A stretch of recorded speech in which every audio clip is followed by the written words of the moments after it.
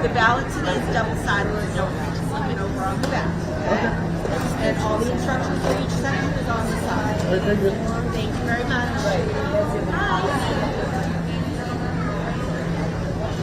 Name and address, please. Allison Farrell, Skylar North. Welcome to Derry. We're happy to have you today. Oh, well, we're happy to have you voting. Allison Marie Connell, 11 Skylark Drive, Derry. Mark by scan.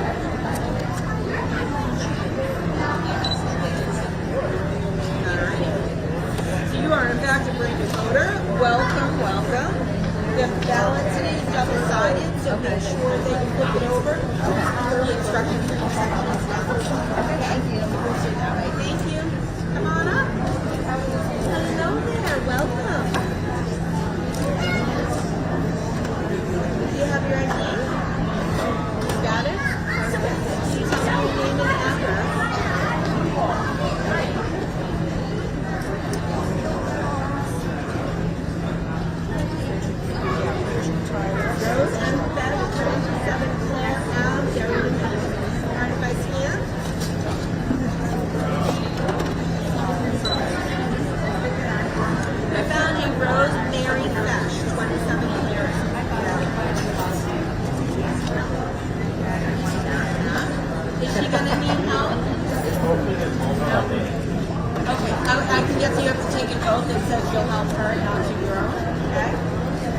Somebody over here to do that. Trisha voting 17. Are you voting today as well? Here's your ballot here. It's double-sided, so don't get flipped over, okay? Can you tell me your name and address, please? John Frederick Fresh, 27 Sarah. I want to find check you.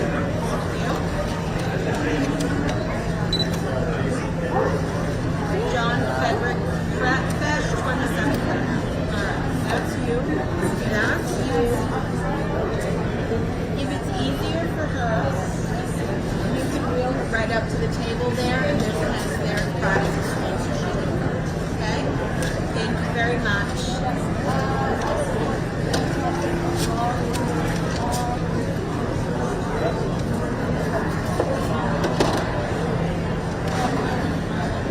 Hi, name and address, please.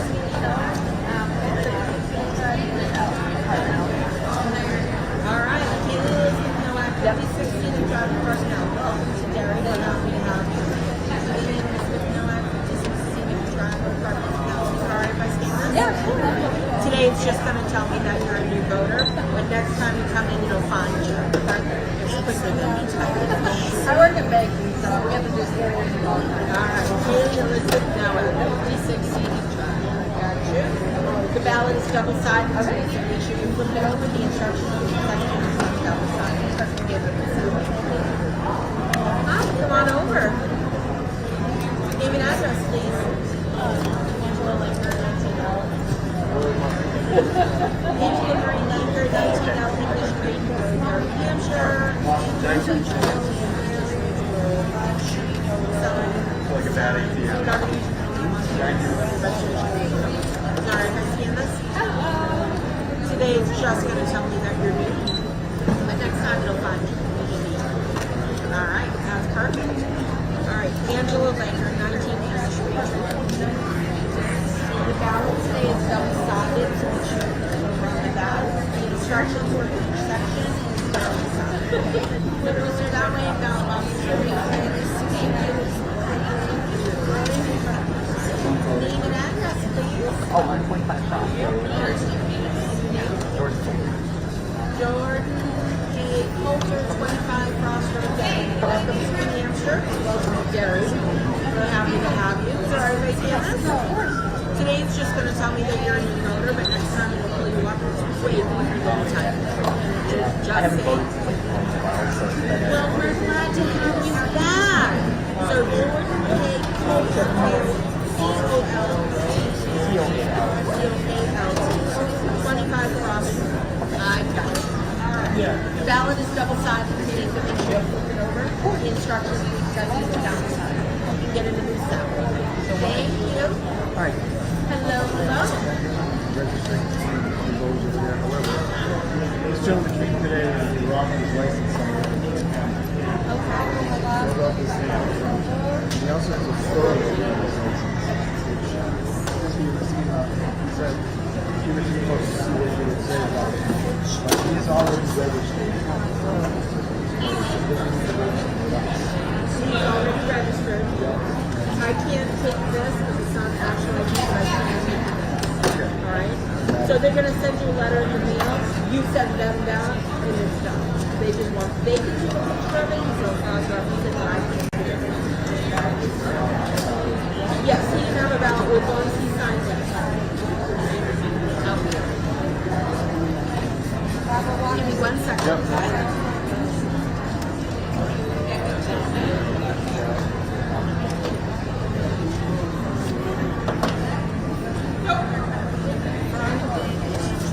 All right, can you please say for me your name and address? Colin Bigelow. I'm gonna type that, okay? So I'm gonna need you to spell it for me. B-I. Okay. And then the first three of your first name. C-O-L? I'm just gonna let the machine do all. So it found Colin Ryan Bigelow, 74 children. That's you. Colin Ryan Bigelow, 74 children. Alright. So I'm gonna take this and this. And then the Secretary of State will send you a letter saying things issued. And then say yes, this is the they'll cross-reference it with your driver's license. If you don't answer them, they'll come knock on the door. Oh, perfect. No, they're just going to ask to see your ID. They just want to make sure that you're actually somebody did it. Good. All right, so the ballot is double-sided, so we should put it over on the back, the instructions on the section on the side. You don't have to fill in all the bubbles. We'll give it to you. Any booth without a body, that's right that way. Yes. Forever and ever. Thank you. Hi. Can you tell me your name and address?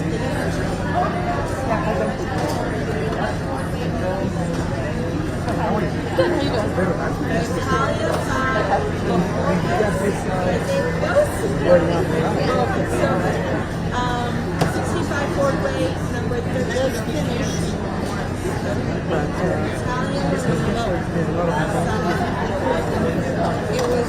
You don't have to cross any of this barrier right now. So when it comes, right now you're here. Once the polls have closed and it's going to be counting, we're bringing this closer. Okay? But that's not until it closes. We have to wait, which means everyone in this line has to have voted before we close that. Most likely not having a vote, probably not enforcing the match. Because that line is massive. So yeah, right now it has to be this one, and then someone will come and change all of these. You get almost right up to that red line right there. Name and address, please. Your nails are okay. Where would you come from this time? Right, we're going to move those tables, right, kind of in between those lanes right there. Yep.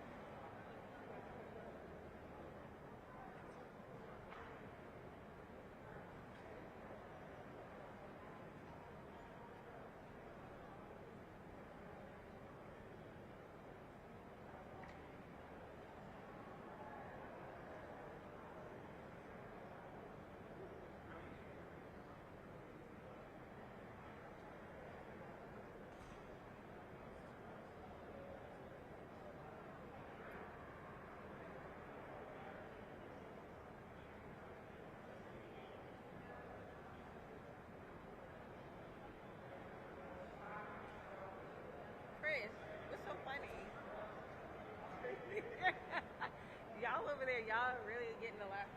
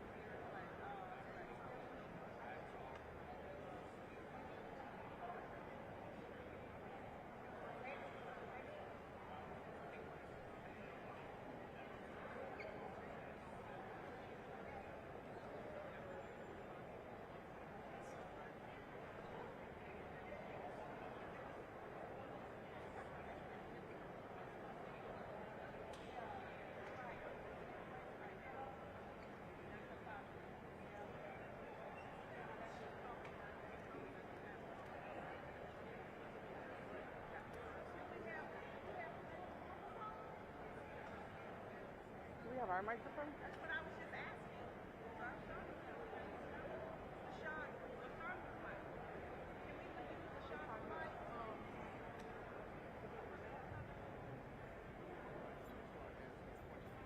Good evening, everyone. Thank you so much for being here on election night 2024. We are here in the Fulton County Election Hub, and we are about to begin our evening briefing, our post-election briefing. My name is Jessica Corbett, and I'm the Director of External Affairs for Fulton County. And just want to thank all the journalists who are here from all over the world covering this election. You are about to hear from several officials here who've been part of our team today. You'll first hear from Fulton County Chairman Rob Pitts, followed by our Fulton County Election Board Chair.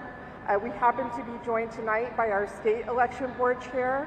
You will also hear from our Director of Elections for Fulton County, Nadine Williams, as well as Fulton County Police Chief and Fulton County Manager. So I'll kick it over to Chairman Pitts. Well, thank you so much, Jessica, and thank you all for being here with us again. I told you in the beginning that we were ready, and the results of today's election proved beyond a shadow of a doubt that Fulton County, Georgia was ready for the 2024 election.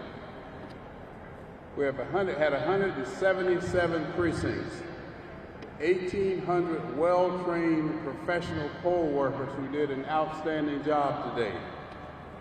In this magnificent facility here, which I think is due in large part because if you recall, those of you who were with us in 2020, we were scattered all over the county, different locations.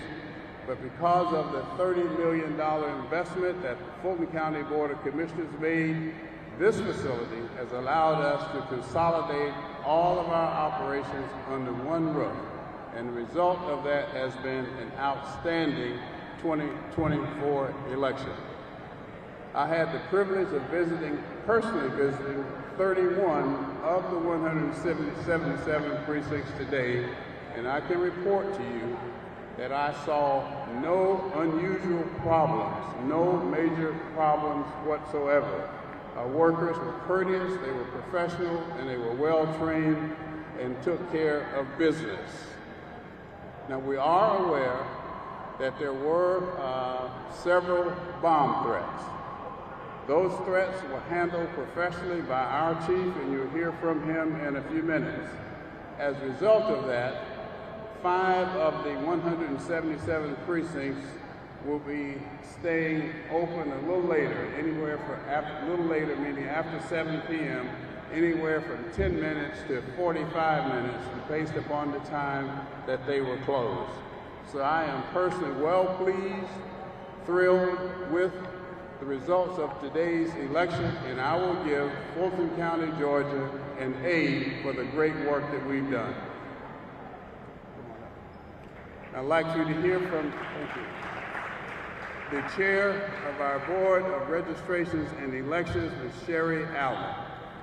Good evening, good evening. Yesterday I said that you were going to see the best run elections in Fulton County, and I think you have. We did have bomb threats, we didn't control criminal activity, but there weren't waiting lines. Things were resolved fast for voters. I personally went out to sites when there were problems and resolved them, talked to managers. I want to thank all of the poll workers, all of the poll managers, all of the monitors, all of the poll watchers, everyone who helped make this a safe, secure, transparent, and accurate election. Thank you, thank you, thank you. And I'm going to introduce the chair of the State Election Board, John Rivera. Well, I really don't do interviews, so I guess I'm going to do all of them at once tonight. My name is John Freer. I'm chairman of the State Election Board. I want to talk about the great things that I've seen because over the last couple of weeks I've had a chance to go across Georgia, from South Georgia to North Georgia, and talk to election superintendents across the state and visit over 20 polling locations. And every one that I've been to, all I've seen is good things. I've seen some extremely dedicated poll workers, extremely dedicated superintendents and poll managers, and I am really optimistic that this may be the best election Georgia's ever held. Chairman Allen has invited me to see many polling locations in Fulton County. We went all the way from the north to the south, saw about 9 polling locations, and every one of them ran efficiently and effectively. The voters were happy, the poll managers were happy, the poll workers were happy, and when I see that happening, it makes you feel good. And the one thing a lady told me today when I was in a poll in Gwinnett County, she said, the people that are criticizing the way the polling's going, if they would just come work a poll one time, and understand all the checks and balances that we have in Georgia to make sure that it's fair and safe election, then they would understand that we do have fair, safe, and honest elections in the state of Georgia. And I want to thank the Secretary of State's office. They've done a great job with that. I want to thank all those poll workers out there and all those election superintendents and Chairman Allen for helping turn around what admittedly was not the greatest election in 2020, but Fulton County hopefully is going to have a great one this year. I have confidence in them, and I'm appreciative for all that they've done. Thank you, Mr. Hughes. Director of Elections, Ms. Nadine Williams. Good evening. On behalf of the Fulton County Department of Registration and Elections, I want to extend our sincere gratitude to the poll workers and election staff for their dedication to conducting today's successful election. We want to provide a special thank you to the County Manager, Board of Commissioners, the Board of Registration and Elections, and the numerous Fulton County departments that supported us in this important effort. We planned, we prepared, and we delivered. Today, over 92,000 voters cast their ballots, adding to the 417,000 who participated in advanced voting, and more than 26,000 absentee by mails that were accepted. These numbers surpassed the total turnout for the 2020 election. Despite a few attempted disruptions, our staff and poll workers remain steadfast in their commitment to ensuring a smooth process. In regards to these disruptions, there will be 5 precincts that have to remain open past the 7 o'clock poll closing. Those locations are C.H. Gallant Elementary School, which will remain open until 7:15, Etris Darnell Community Center, which will remain open until 7:45, Lake Forest Elementary School, which will remain open until 7:10, Southwest Arts Center, which will remain open until 7:43, and Northwood Elementary School, which will remain open until 7:45 p.m. Those dates, those locations and times are posted on our website and have been posted at the precincts. So now we are going to proceed with the election night tabulation, and we'll post final results tonight on our website when completed. You should be able to see the advanced voting and the absentee by mail results before 8 today. And again, we thank everyone who made this election possible.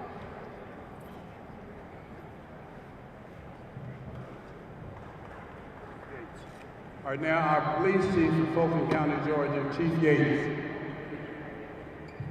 Good evening. As I told you yesterday, we had 177 voting locations that we put. Hold it up. Is that better? Yes, a lot better. Good evening.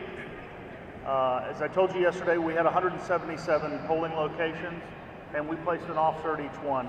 That wouldn't have been possible without the help of every law enforcement agency within Fulton County coming together to make that happen. We planned heavily for the incident of a bomb threat being called in, and it's a good thing we did, because that's the only thing that happened today was 32 bomb threats at different polling locations. 32. We were able to clear 27 of them very quickly without the need for an evacuation. 5 of them, the polls were temporarily closed down at the poll manager's request while we conducted the sweep, and they were reopened. We don't know where the threats came from at this point, and it is an active investigation, but we do intend on doing our best to locate who made the threats and prosecute them fully. Thank you.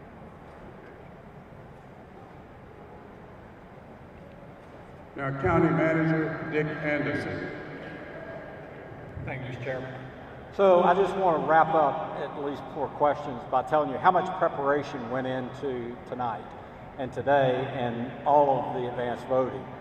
Starting in 2020, we began a whole-of-government approach. While the tip of the spear is Board of Registration and Election, it involved every aspect of Fulton County with a clear expectation set by our chairman and the rest of the board that we would have a tremendous experience for voters and a free and fair election, which we've obviously accomplished. Everything that went into it, from this building that you stand in, to the technology that was used, to the processes that were planned and practiced, to our leadership. And I want to give a special recognition to Nadine Williams, who has led our efforts and done a terrific job. I also, of course, want to recognize Chief Yates for his efforts working with every municipality and all the police chiefs across Fulton County to provide the safety and security necessary today. Thank you. Thank you, Chairman Pitts, for being our MC again today. This time we can take a few questions. Yes, Alexa.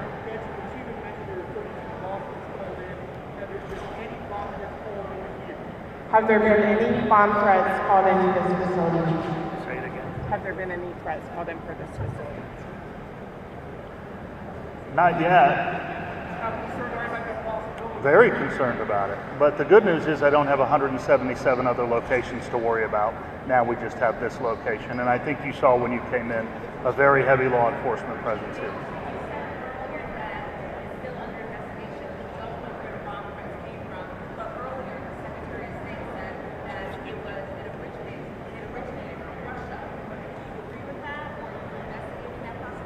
We're investigating that possibility. I have not spoken to the Secretary of State today. It's been a very busy day. So where did he get that information from? I have no idea. You'd have to ask him. Chief, can you give us any more details about the threats that they called, the emails, and what was said? Some were called in to 911, some were called into the location, and some were emailed. You said some were emailed. And some were emailed, yes ma'am. All right, another question? Question? All right, That's it. great, wonderful. Were all 32 polling locations evacuated? No, they were not. 5 were evacuated. Just for clarification, the 32, that was just Fulton County, that wasn't the entire state. Yeah, that's just Fulton County, but they weren't all in one location. They were in all but 2 of the different cities within Fulton County, so they were all spread out throughout the county. No, ma'am. I'm sorry. Yes, ma'am. I have a question. So how were the bomb threats discovered? Was it an email? Was it like... I think he just said that. Yeah, telephone, email, and telephone, email, and 911 center. The 911 center received some, the locations received some, and some were emailed.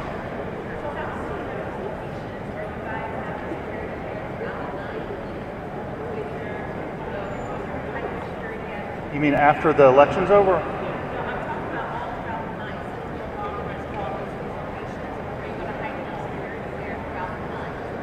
No, ma'am. I spoke earlier today with Georgia NAACP President Gerald Briggs. He mentioned that it appears that the threats that he's heard from the local officials, including some of the Fulton County commissioners, the threats were concentrated in districts and precincts that have higher concentration of black residents. Any thoughts on that? Is that accurate? Do you think that it was targeted towards areas that have a higher concentration of black people? Happened in every city in Fulton County. I don't know the concentrations or the precincts, what they I just don't know those. Yes, ma'am. One.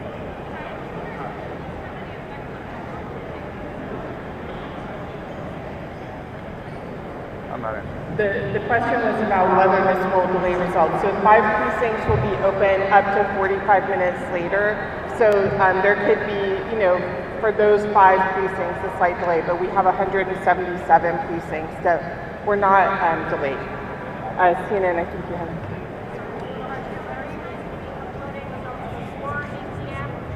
Will be the first round of results will be uploaded around 8 p.m. for early voting and absentee ballots. So it's not 8 o'clock on the dot, but those early, you saw us processing early voting locations this afternoon. Those will still be uploaded this evening. And I think Ms. Williams mentioned we do expect to be complete tonight. Do you have any details on, we're told that there are the 32 that were in Fulton County, there were other bomb threats called in DeKalb or that? We couldn't speak to other counties.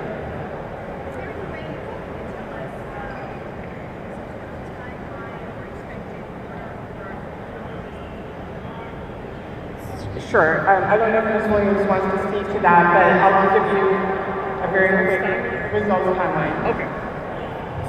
So by 8 o'clock, before 8 p.m., you will see all of the advanced voting totals uploaded, as well as the absentee by mails that were received on Monday. So all that will be uploaded by 8. As far as the 177 locations this evening, they're being transported from 7 different locations. One of them is here where managers will turn in their memory cards. So those will come in increments, and our goal is to have everything uploaded hopefully by 11 p.m.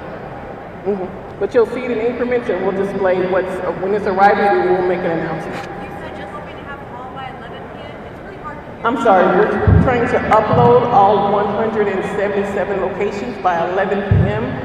if we don't have any delays. But as they arrive, we will make an announcement, and you'll see the precincts that are arriving on the display board. And just to clarify, that includes absentee ballots today, I believe by 11 p.m. Yes. It's, of course, the numbers are subject to change because we have to make sure we have, still have absentees coming in from our offices. We still have provisionals that come in that get verified by Friday, so they will change.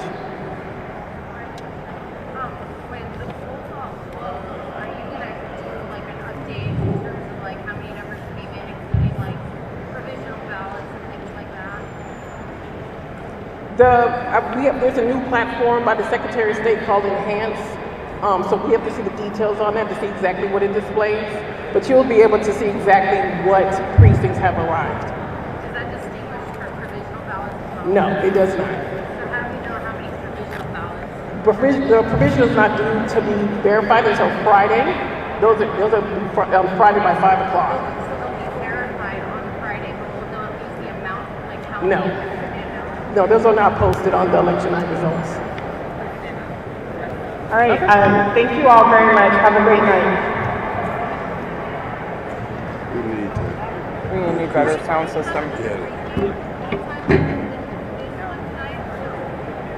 No, we are not planning any additional briefings. We will announce, just quickly announce, hey, we're done, so it's clear, but we are not planning any additional briefings. Yeah, that sounds system.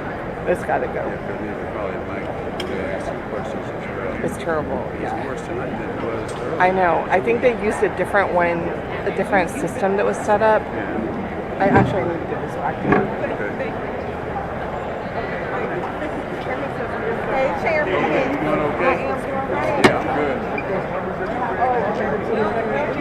It needs to be something that's set up for that purpose. Yeah.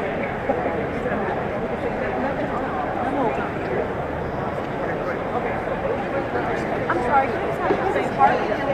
Yeah, sorry.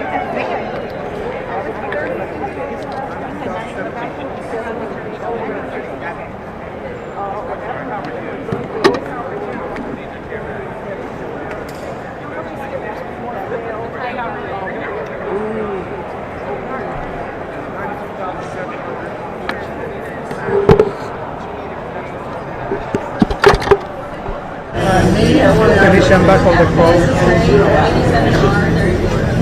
Mrs. Sprague, 87R Gary Hill Road.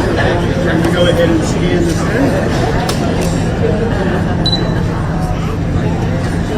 Fantastic. Mrs. Sprague of 87R Gary Hill Road. Here is your Here is your ballot. In urban and suburban areas, and the key will end up being, the decider will be, if he continues to get 25% of the black male vote, this will be the best Republican performance in that group since at least 1960, and it will be powerful. Okay, that's one to watch. Thank you, panel. The countdown is on to a slew of poll closings across the country, including the Big Kahuna. Pennsylvania, one of the biggest battleground prizes of the night. Our special coverage continues here on Fox next.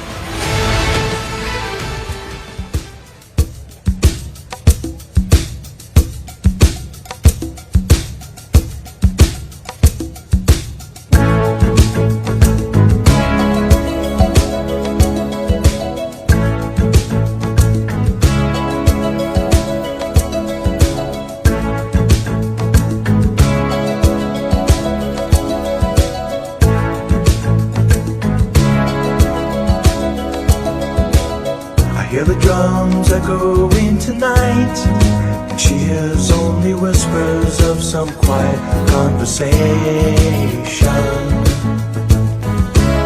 She's coming in 12:30 flight.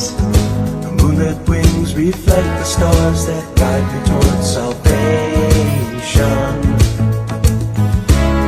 I stopped an old man along the way, hoping to find some old forgotten words or ancient melodies.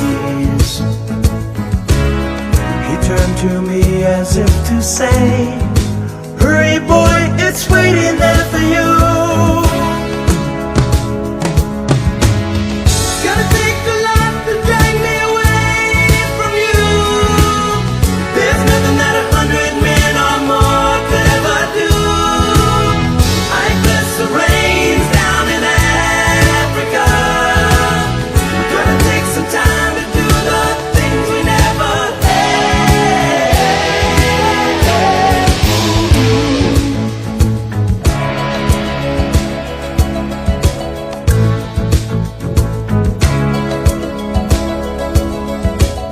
The wild dogs cry out in the night as they grow restless, longing for some solitary company. I know that I must do what's right, sure as Kilimanjaro rises like Olympus above the Serengeti. I seek to cure what's deep inside, frightened of this thing that I've become. It's gonna take a lot to drag me away from you. There's nothing that 100 men or more could ever do. I bless the rains down in Africa. We're gonna take some time to do the things we never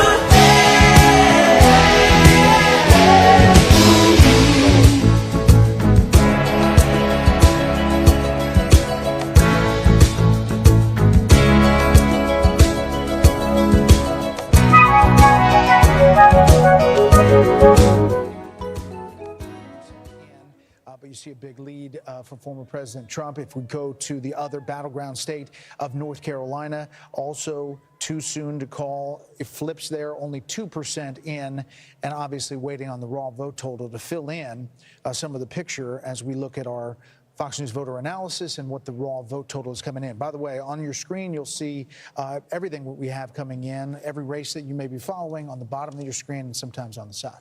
And also it depends on whether they're starting to count with vote that came in early and then what sequence they start to, then it will shift as they start to do the day of vote in these states as well. So you're going to see a lot of very big shifts, no doubt, as we continue through the evening. Some states do it differently. Every state has their own unique way of doing it, which makes it really interesting to cover. And juggle.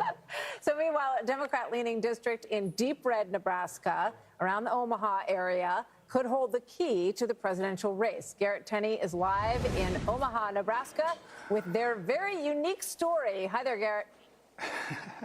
Hey, Martha and Brett. Polls close here in just over an hour, and pretty quickly we should get a sense of where things are heading here in the 2nd Congressional District. Remember, Nebraska is not a winner-take-all state, and here in Omaha, it's known as the blue dot in this deep red state because Democrats won this district's single electoral vote in both 2008 and 2020. This time around, they have spent millions of dollars to try and make that happen again, given how close this race is going to be. That single electoral vote could be a difference maker for Kamala Harris's campaign. Here in Douglas County is where to watch. Election officials will release the first results at 8 p.m. These will be early ballots that have already been counted, and election officials say those votes will make up about half of the entire vote here in Douglas County. What Democrats are going to be looking for as these results start coming in is the areas north and south of Omaha where there are a lot of Black and Latino voters who haven't turned out in recent elections. Democrats have spent a lot of time and effort this time around to change that. We'll have to see here in the next hour if it pays off. Brett and Martha. All right. Thank you, Garrett. Throughout the night, Harris Faulkner is getting real-time reaction from real voters as results unfold. With voters' voices, they'll be talking about the issues that drove them to the polls. Harris, great to see you. Good evening. Great to see you too, Brett. It is so exciting to finally be here this night. Welcome to Voters' Voices. We have a live audience of Americans making their voices heard throughout the night. And I'm your host, Harris Faulkner. We are witnessing a race for the White House like no other. We know that. Former President Donald Trump and Vice President Kamala Harris put 7 particular states in focus. And in those battleground states, if you live there, you know it has been intense. Voters are telling me all about the tidal wave of campaign ads and polling experts trying to dig in and learn how they voted and why. Well, that's because in recent years, those states have been key in determining the next president. But voters all across America know their power. And with me for the evening, the linchpin of our great republic, the Voters' Voices. You guys, it's good to see you. Welcome. They fall all along the full political spectrum, and over the next several hours, we will hear their take on the race for president and what the issues were that swayed them one way or the other. And the other person who's with us tonight is a friend I've invited, polling expert Lee Carter, president of Maslansky and Partners. Warm welcome to you, Lee. You got a big night. Thank you. Big night. Yeah, so excited to be here. Yeah, we've been talking to voters and so on and so forth. And let's just start off with a show of hands real quickly, because the numbers for early vote, 84 million just now, and still counting all those mail-in ballots. So it's huge, incredibly large, setting records this year. How many of you voted early?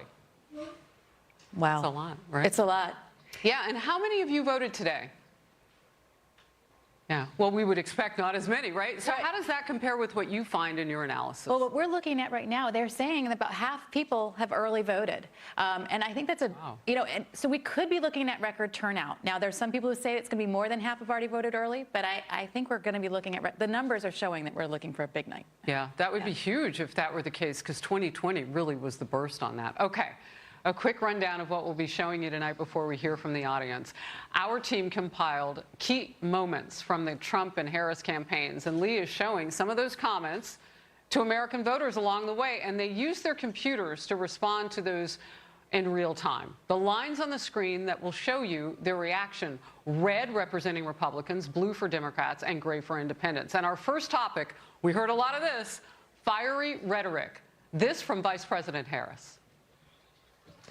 So listen, so much is on the line in this election, and this is not 2016 or 2020. We can all see that Donald Trump is even more unstable and more unhinged, and now he wants unchecked power.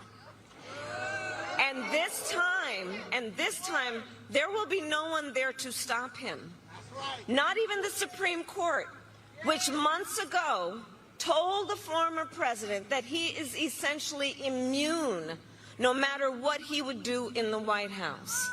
I'm mostly watching the gray line because we've been told so much about independents and how important they are. What did you learn with this? So you could really see Democrats responded favorably, but independents gave this a D, while Republicans gave it an F. And one of the things that we heard from independent voters is that Kamala was supposed to be this joyful candidate. She positioned herself right off the bat as somebody who was going to be different, bring us together. She said we have more in common than divides us.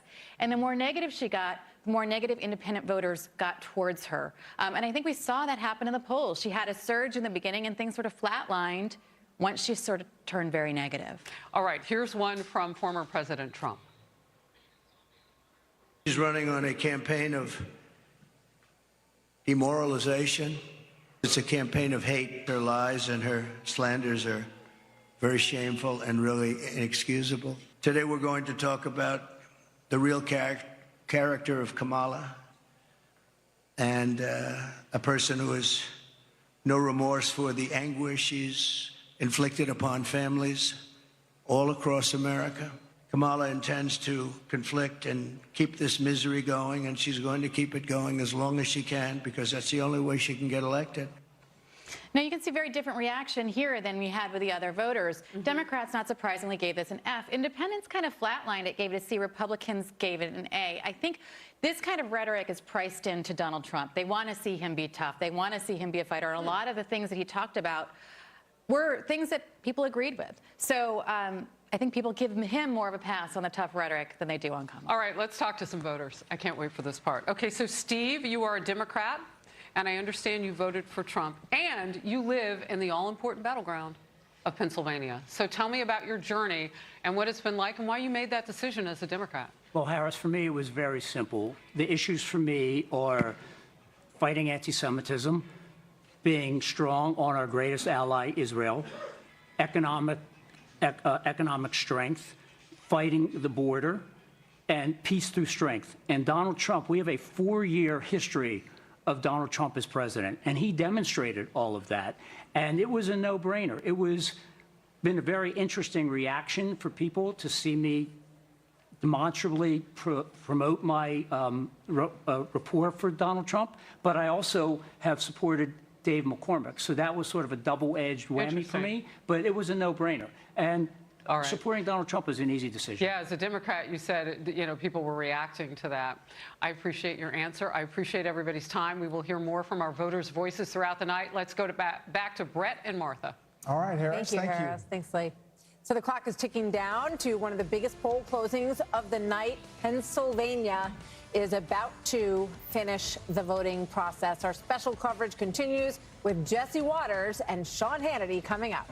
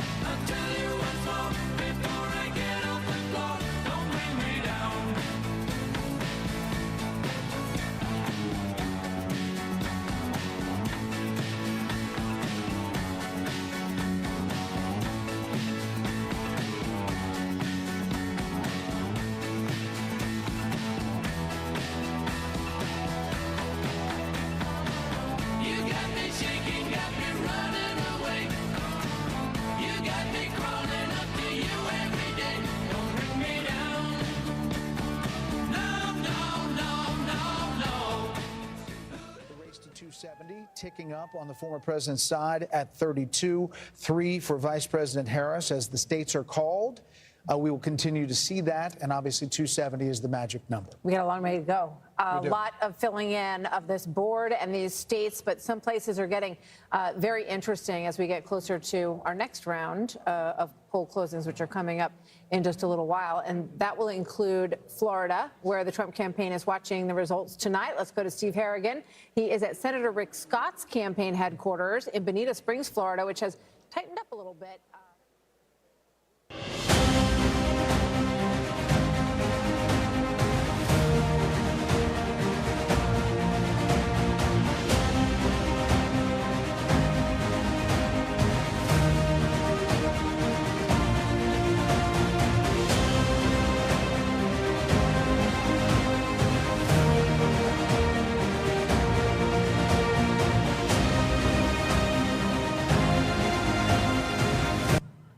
Expect counties could go as high as 90% voter turnout. A couple of items could complicate things throughout the night. One is an abortion initiative on the ballot that would extend Florida's strict abortion law. The other would be to legalize recreational marijuana. Both of those items will need 60% to win. Martha, back to you. All right, Steve Harrigan, thank you very much. The delay on the TV, they just got it. They just saw it. We're back with our panel, and we add Kellyanne Conway, Jesse Waters, and Jessica Tarloff. Kellyanne, you see some other things that you're watching? Looking at some suburban bellwethers coming in. Hamilton, Indiana, 70% of the vote is flipped back to President Trump. Loudoun County, Virginia, we know has really been trending toward the left. It's been a swing to the right by 8 points compared to 2020. So you look at something like that, you understand why Karl Rove today said it could be tight in Virginia. Fayette, Georgia, Trump +2. That's a place that I had said early on, Harris will have to do well there to compete in Georgia. Also, as Pennsylvania closes its polls, Brett, I think it's worth noting, Martha, that this is like political malpractice that she didn't pick Josh Shapiro between the fracking, the school choice, the Jewish Americans. But yeah. I think that we'll be talking about that tonight. We will look a lot at Pennsylvania. Election night in America just getting started. We are seconds away from 17 states plus Washington, D.C., including New Hampshire, Illinois, Tennessee, Florida, plus the critical battleground. If we win Pennsylvania, we win the whole thing. It's very simple. Pennsylvania, it all comes down to this. With 177 electoral votes on the line, we have the results as they come in. The moment is here. America is watching.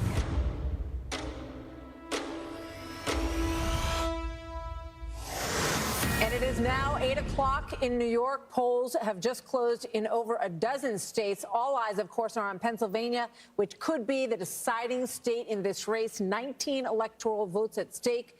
Fox News Decision Desk says that this is obviously too early to call in Pennsylvania, as we will be watching that one really until the bitter end. So Fox News is projecting that former President Trump will win the state of Florida, putting him 30 electoral votes closer to the White House. Too early to call a winner in New Hampshire, where Vice President Harris has an edge. In Maine, the Fox News Decision Desk says that it's too early to call the statewide race. Maine gives 2 electoral votes to the winner of the state and 1 vote to the presidential winner in each of their congressional districts. Harris will win the 1st district, the rural 2nd district. Too early to call in the state of Maine. In the Southeast, Fox News can project that Trump will win Tennessee, a longtime Republican stronghold. Not a really surprise there. Further south, the former president will again win Alabama. Big numbers there. And the former president will win neighboring Mississippi. Trump will cruise to victory in Oklahoma as well, where Democrats haven't won a single county since 2000. And Missouri will also deliver a win for the former president. Vice President Harris will also take some big victories this hour. The Fox News Decision Desk can project that the vice president will win Illinois, adding 19 electoral votes to her tally. She will also win New Jersey, another reliably Democratic state. Some people had thought New Jersey might be a little bit tight, but we're already ready to call New Jersey in my home state. Exactly. Voters in Massachusetts will deliver a clear victory to Harris as well, so no mystery in those states. Staying in the Northeast, Fox News can project that the vice president will win Connecticut, She will also win Maryland, that state worth 10 electoral votes. There's an interesting Senate race there. Yeah, Harris will also take Rhode Island, another Democratic stronghold, and she has a lead in Delaware, President Biden's home state, of course, but it is too early to call in Delaware at this point. The vice president will win the District of Columbia, which has never voted for a Republican, and it continues not. If you look at the Electoral College and the race to 270, it obviously changes with all of these numbers. It is in the corner of your screen, 105 to Harris 72, and there you see it full screen. As we start to fill in this map, little by little, we're going to get closer to 270. Remember, there's some big states, including California, all the way out in the west, that'll adjust this number for the vice president. We're back with our panel. Jessica, Jesse, and Kellyanne, we added you. Jesse, thoughts? Are we sure about New Jersey? Oh, man, I voted next to a guy this morning wearing a garbage bag, so I thought the state was a lock. I guess I was wrong about that. I also just heard from a person who was not going to vote, and then his girlfriend called him and said, if you don't vote for Kamala Harris, we're breaking up. So he just drove 2 hours to the polling station and waited 2 hours in line. So I still don't understand people. And I'm not going to give you the county by county because I don't have that in my wheelhouse. But I will say I was just watching something interesting in Georgia where she's not performing as well with black voters as Joe Biden. And Donald Trump has flipped the script with indies. He's up 11 with independents, whereas Biden had beaten him by 9 with independents. So those are just interesting things to look at. Other than that, if you look at these exit polling or the Fox News voter analysis, you think this would be a runaway Donald Trump victory. I don't understand if only 13% of Americans feel they're getting ahead financially, that Kamala Harris is even competitive. And bravo to the Democrat machine to make this race competitive, because she came out of nowhere. No one knows who she is. She didn't run a very specific campaign, and she is making it, they are making it a very competitive race. I mean, we haven't called anything surprising except for New Jersey. You were surprised. I was. Jesse Tarlow, welcome. Good to see you. Yes, thanks for having me. Your thoughts so far on the evening? Not surprised by New Jersey, and I'm sorry for you. You had been bragging about that one for months to me. Okay. I was wrong once. One time. It's been interesting to see, obviously, what's going on in the suburbs. If this is a harbinger of a good night for Kamala Harris, that's where it's going to happen. Obviously, you need the urban turnout to be huge, and I think Philadelphia was a big story this day, already in the first hour of Election Day polling, that they were smashing records, and we'll see where that all turns up. But what I'm really focused on is seeing, once all the exits are out, you know, what ended up being the 1, 2, and 3 most important issues. Because in Ann Selzer's final poll of Iowa, she had preserving democracy as #1. That also showed up in the Marist polling. Yep. And if it is preserving democracy, then that bodes very well for Kamala Harris's evening. And if it goes preserving democracy, the economy, and then abortion, that's definitely a good night, especially to your point, Brett, from a few minutes ago, where you said that she had closed the gap with Donald Trump in terms of who's best to handle the economy and is leading on protecting the middle class and cares about people like me. Harold, can we talk a second about Florida? You know, it wasn't close. We just called it for the former president's a big electoral vote haul. But if you think about it, you know, in elections past, Florida was a swing state. Yep. 2022, Ron DeSantis changes that and makes a red state. And even in Miami-Dade County, the Republican is taking home a vote, including Latino vote, which could bode something else beyond Florida. DeSantis will probably be a big part of that story. It's important to note that they also had an abortion initiative on the ballot there in Florida, and it looks like it's going to win the right to an abortion initiative, 57-43, almost like the same numbers that Trump won with, maybe a little bit better. So people split the ticket there, those that were going out, and indeed, perhaps some Republicans voted for that. But you got a strong governor like you have in Florida. You have one in North Carolina. She's going to need that governor, Kamala Harris, to help her get over the hump there. I mean, you got a Democratic governor there and a Democratic that's now been elected. I'm curious about these suburban areas. I listened to Carl and now Jessica, now Kellyanne. It may be that even in Virginia, and you were talking, Britt, you look at the issue around LGBTQ+ and how those issues have played in the Virginia school system there. And that Loudoun County number is an interesting number. Yet you see in some of the other suburban areas in Indiana, he has not performed quite as well. So it's interesting to me to see this, and maybe it's not, these states are a little different now than voters are in these suburban areas. Yeah, Bill, you have Loudoun County up there? Yeah, we that's Fairfax County. That's an ex-urban county. Yeah. What was 2020? Yeah, let's look at 2020 versus now. Okay, so I want to show you guys the Fox insights that we have, and we can go into this county here. You see this green outline? So we can show you what the vote was at this point 4 years ago, okay? Let's go ahead and click on this and find out together, okay? Loudoun County with 96% of the vote reporting in that county. Trump's got a 3.3 jump higher than he was performing 4 years ago. Now we'll clear this off here. How it computes here on the computer with 4 years ago, that's a slip about 4.5 points for Kamala Harris in that county. And Harold, maybe it is the issues in the schools. Maybe it is the transgender issue that the Trump team pushed so much during this campaign, and maybe that's having an impact on that. Let's move away from Virginia. There's a couple interesting stories I just want to bring our viewers up to date on. Just punching around this map here. You can find a little good news for Kamala Harris. You can find good news for Donald Trump. And I'm going to show you why here. Down in Florida, just looking at Duval County and Jacksonville, okay? This is advantage Trump from where he was 4 years ago in Duval County. You see that? You see that swap? Flipped it by 5 points there. Now I want to go up to Georgia here. And in the rurals, east of Atlanta and to the south, now the Fox Insight here, right, okay? That's Baldwin County. The county seat in Baldwin County is Milledgeville.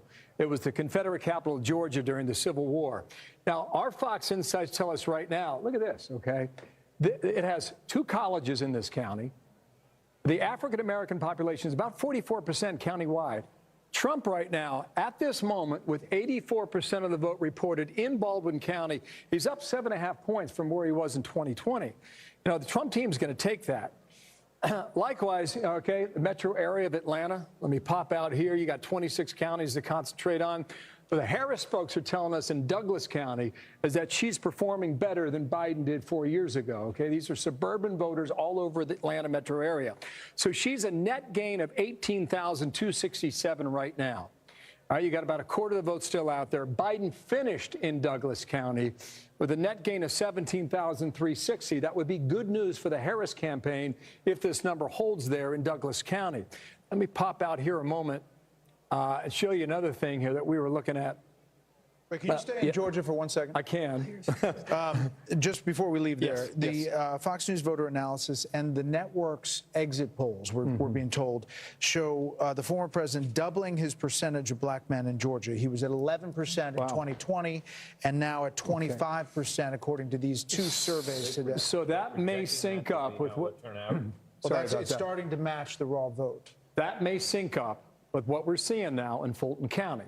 Now, you got almost half the vote still out there, okay? Yep. 52% is the estimated number of votes that are in at the moment, okay? So roughly 48% out there. This is Fulton County. This is Kamala Harris. She's going to win the county, okay? But look at the raw vote total here. It's impressive, 129,000. But look what Joe Biden did in the same county, okay? 242,000. You'd have to go into the precincts to know where the rest of the remaining vote comes from, and maybe we take a look at that in a moment here. But that would be, you know, you're one of 159 in terms of population. So maybe what you're saying, Brett, about the African-American male vote there is true in places like Fulton County, Georgia. Just want to caution you, there's still a lot of vote out there, but we're going to keep a very close eye on Fulton County starting right now into the night here in Georgia. And Bill, do you have any indication that turnout is a bit lower than 2020, because that would affect some of what you're doing in these comparisons as well? I can tell you this, Martha. Before Election Day, Brad Raffensperger, the Secretary of State, set up an awesome website. And I mean, just county by county with the early vote. I was on there every hour of every day just trying to analyze it. One thing that was evident from the early vote, don't know about today just yet, but based on the early vote, the African-American population in Georgia is about 33% statewide. What the political analysts will argue is that you need, in order to win statewide as a Democrat, you need 30% of that vote. And the early vote indicated that Kamala Harris was just a tick above 26%. So that's another indicator, maybe another data point that we need to keep an eye on throughout the night as to what Brett was talking about a moment ago. Brett, what are you looking at? Well, I've been keeping an eye on this issue that was raised in our voter analysis. It said that fully half of all voters say the future of democracy is the most important factor in their vote. That's a big number. I mean, that's a lot of people worried about that. Now, Trump gets some of those voters, but 60% of them or more going for Harris. I think that issue, democracy, is about one thing, about Trump and fear of Trump. But it's the same factor we keep coming back to time and again is, the Trump factor in this race is, is he able to overcome the resistance to him, which has been so dominant in three previous cycles? And that's what that vote is about. Because if you were just running on the issues that include the most important, economy, immigration, right. You wouldn't see. Wouldn't see that, but you got half of people thinking that's important. And that's a Trump. That's a Trump. A huge issue for 2020, and it also resurfaced a bit with candidate selection in 2022. It certainly did. That he got blamed for. So the question is, are we going to see the increase in his approval numbers translate into something positive for him tonight? And if you work your way back to what that's about January 6th. Can I clarify something? The price he paid politically for January 6th is still being paid. And it also was hammered over and over again by current President Biden, the former candidate. The threat to democracy was really on his lips pretty much every minute. And Vice President Harris didn't take that ball for a lot, but she did come back to it towards the end of the campaign. The other thing about it I think is striking is it shows you the power of the media, because in many ways, it's a BS issue when you think about it. I mean, think about it, go back to January 6th, which was supposed to be the moment when we all thought we should fear this, that our democracy was fragile. It was the premise of the January 6th special committee that we, as the co-chairman of the committee put it, we came critically close to losing our democracy. It's ridiculous. I mean, that our democracy is pretty sturdy. Our checks and balances worked. The thing was over in a matter of hours, and yet here we are. It's still a factor. And here we are with a political rise from January 7th, 2021, to a candidate who is at least tied and in a good position and has a path to 270 to win the White House. Stand by, panel, if you would. Speaking of that, let's go check in with Aisha Hasni at the Trump campaign headquarters. She is in West Palm Beach, Florida tonight. What's the mood over there? Long way to go tonight, but how are things looking, Aisha? Things are looking good here. The crowd behind me still hasn't really filled up the convention center, and that's because I'm told that there's a long security line. Apparently, a lot of folks are at the Hilton partying right next door and still haven't made their way over, and that's because there's a really long security line. They got to go through the max before they get in here. So that is what's holding up the people, the spaces that you see behind me, and why that hasn't filled up just yet. I want to just talk about, you guys were on the big screen when you called Florida in here, and everybody erupted into a cheer. I was just talking to Congressman Mike Waltz of Florida, of the great state of Florida, and he was telling me how it was a record early vote turnout, and that's why. And he thinks that's going to resonate across the country today. People are going to come out and vote for Trump. Back to you guys. Thank you, Aisha. Aisha, thanks. Let's check in with Jackie Heinrich. She's at the Harris campaign headquarters in Washington, D.C. Hi, Jackie. Hey there, guys. It's quite a different scene out here compared to where Aisha is. I should note that at Harris headquarters, we don't actually have Harris campaign officials because they're all in Wilmington tonight. So we're trying to get a sense from campaign officials about who was invited to this event, how many thousands will be here, and who's in the crowd. But I am hearing from people close to the vice president, sort of watching these reports come in. They started tonight very anxious about Georgia, and the first batch of data that they're getting is leaving them feeling pretty buoyed about it. A source close to the VP says that they're seeing really high turnout in the metro Atlanta area, and as of a short while ago, they had a 10-plus point lead among women showing up. And also, they noted that black turnout was slow to start, but it is finishing strong, and they attribute that to their Get Out the Vote effort. One thing they've been wrestling with is whether or not they underestimated Trump's Get Out the Vote effort. So far, they're not seeing signs of that, but they're definitely feeling happy about that first report coming out of Georgia, guys. All right, Jackie, thank you so much. Before we make some race calls, Harold, you wanted to clarify something you said? The 58% 42, the Florida abortion initiative, that it didn't pass, though, because you had to have 60%. So I misspoke, but it got 58%, but fell by 2. And matter of fact, they had a marijuana initiative which I would have voted against. But it didn't reach the number either to get to 60. Yeah, and so both failed. Governor DeSantis is touting both of those things down there in Florida. Okay, we have some calls. We begin in Pennsylvania, home to a razor-thin Senate race between incumbent Democrat Bob Casey and Republican businessman Dave McCormick. The Fox News decision desk says this is too early to make a call in Pennsylvania on that race. This could be a big cheer. Fox News can project that Rick Scott, the Republican senator from Florida, will win his second term. We'll pause for applause down there with Aisha. In Maryland, it's too early to call the race between Democratic County Executive Angela Alsobrooks and former Republican Governor Larry Hogan. Alsobrooks has a lead, however, in our Fox News voter analysis as we wait for the raw vote total to come in. And too early to call Missouri's Senate race between Republican Senator Josh Hawley and Democratic Attorney Lucas Kunce. Republican Senator Marsha Blackburn, though, we can tell you, will win once again in the state of Tennessee, another reliably conservative state. In Mississippi, longtime GOP Senator Roger Wicker will take home another victory. The Fox News decision desk can project that in Massachusetts, Democratic Senator Elizabeth Warren will win her third term. Connecticut's Democratic Senator Chris Murphy will also win a third term. Not enough data to project the main Senate race quite yet. And in New Jersey, current Democratic House Rep Andy Kim will win his Senate race, putting him in the upper chamber for the first time. This is the Bob Menendez seat. In Delaware, Democratic House Representative Lisa Blunt Rochester will win her first Senate race. In Rhode Island, Democratic Senator Sheldon Whitehouse will return for a fourth term. And let's take a look at the balance of power and how it shapes up at this point in the evening. 8:18 on the East Coast. You have 43 Republicans securing their seat. One seat was flipped. That is West Virginia. The former governor will now be Senator Jim Justice in West Virginia. 34 Democrats have secured their seats in the Senate, and a long way to go in the upper chamber as well. We have a lot of raw vote totals starting to dump in from those early states. More Democracy 24 coverage ahead as we await the next round of poll closings.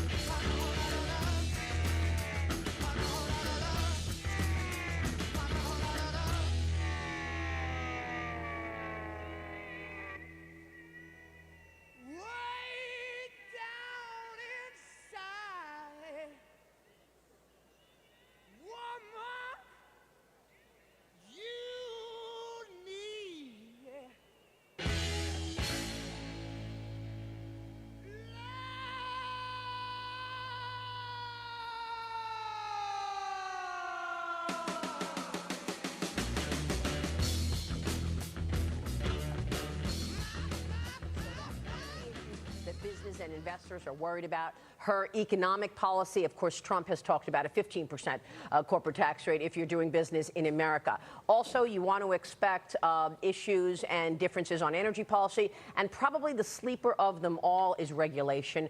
Kamala Harris is likely to come out with a whole host of new regulations around the climate change agenda, which has been a real issue for the Biden-Harris administration already.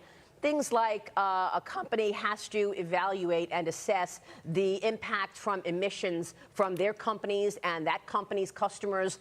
Very expensive, creates the need to hire lots of consultants, and that's what business is worried about when it comes to economic policy. Maria, thank you. Larry Kudlow joined the party here. Tell us what you're watching as we start to get more of these numbers loading in here on the Electoral College map. Well, I think right now, you know, I'd like to be in Trump's shoes right now, but I don't think it's conclusive. We need more numbers, need more data. Some good news, but I just don't think there are enough numbers. You know, I agree with the assessment that Maria made on the policy front. But be honest with you, number one, I don't think the stock market yet knows who's going to win or what the policies are going to be. It's watching like a hawk, but I don't think it knows yet. I mean, I don't know. We've got to see what happens tonight. Number two, Trump has this working class coalition. It's a different Republican Party. You know, it started with him in 2015, 2016. It's ebbed and flowed. I think it's closed in high tide. The question is, with that kind of coalition, working folks, whites, blacks, Hispanics, young people, others, will it work? Will it hold? Was there enough of an expansion in Mr. Trump's base to put him over and win? I mean, a lot of people think he is. He's going to get much better numbers with Hispanics than he ever had before. He's going to peel off a lot of black votes for it, young people's vote. That was his strategy. I think it's a good strategy. It's not your father's Republican Party anymore. It's not that they hate business, but the business roundtable CEOs are not the center of the new party. The question is, could he expand that working class coalition enough to win this election? And give me another hour or two, and I'll try to answer that question. We'll try to get you some more data there, Larry. Charles, you know, the Republican Party has changed, but the issue of the economy, the vice president has closed that, according to the latest polls. I mean, he was up big when you asked that question early, but as she closed, it got to within 2, 4, it was 6 points for us in the closing days. Yeah, Vice President Harris benefited from a couple of things, I think. First, the media. Every time economic data comes out, it's great, phenomenal. Of course, Friday, we learned that last month, we lost 28,000 private sector jobs. And by the way, you can talk about all the storms you want. All the experts who they put together to come up with these consensus numbers also factor that in. Our jobs numbers have been going down steadily since 2021, and now wages are really beginning to drop big time. Last week we had what they call the employment cost index. Wages are dropping, and that's bad news for everyone, particularly folks who are already having trouble keeping up. The inflation issue, and Trump went out on a dangerous limb when he talked about tariffs, because conservative economists hate it. Obviously, the media is going to hate it. No one will talk about the fact that the tariffs that he put in already have worked tremendously, have really hit China really hard. And by the way, the Biden administration pounced on them. They didn't take them away. They actually added to them. So, but all that negative press to go out there and say, I'm going to do this, when everyone's saying it's going to hurt the economy, a lot of people are listening to that. But still, folks know the bottom line is that the top 20% of Americans are doing 40% of the consumption. They have made all of the money on their Biden-Harris policies, including flooding our country with cash we did not need. It was fun for regular folks when you got the stimmy check and went to the mall, but now everyone outside of the top 20% suffering big time. May I add one thing, Martha, to the comment on jobs? Because here, too, it goes right back to policy, and that is the open border policy. The open border has not just had the effect on national security and our own personal security. The open border is an economic issue. For the last several years, what we have been seeing is an increase in jobs for non-citizens, illegal and legal, and a decrease in jobs for American citizens. That's important. People understand Kevin that. O'Leary, just with the quick time we have left, she has talked a lot about being from the middle class. It was the first sentence out of her mouth a lot. President Trump has been promising a golden age in an American economic future.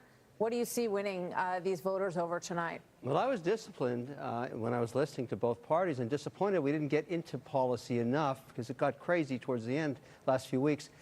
Let's go back to taxation. We compete internationally. It's not like this is just isolated to the U.S. A 28% tax rate takes us into the bottom quartile of competition. That means capital goes to other places. That's not a good outcome. So I would have liked to talk more about that. The idea of taxing unrealized capital gains is beyond insane. Nobody ever discussed that in the last 2 weeks. I look at that. I have to invest tomorrow morning no matter what happens. And the idea of price controls, that's a bad idea too. We left those alone, and they are very, very dangerous ideas. But don't you think, I mean, with all due respect, Trump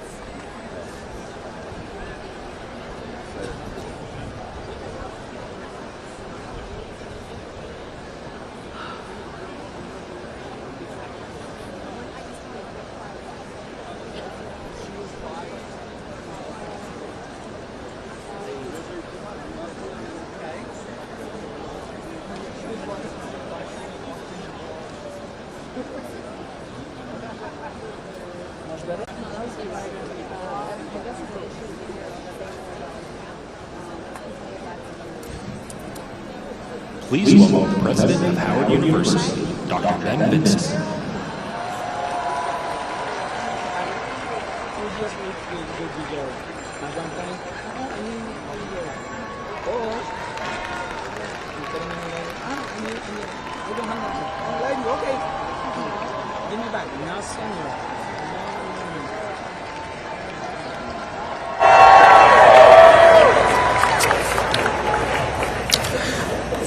Good evening, everyone. Let's give it up one more time for Ms. Howard and the Howard Gospel Choir. They were amazing. 97 electoral votes. They spent over $100 million. I like them all very much. I'm glad they're part of the party. Donald Trump has expanded this party. Good candidates expand their party demographically, geographically. Florida, Iowa, Ohio, these are states President Obama won twice with well over 50% of the vote. We don't even talk about them as swing states anymore.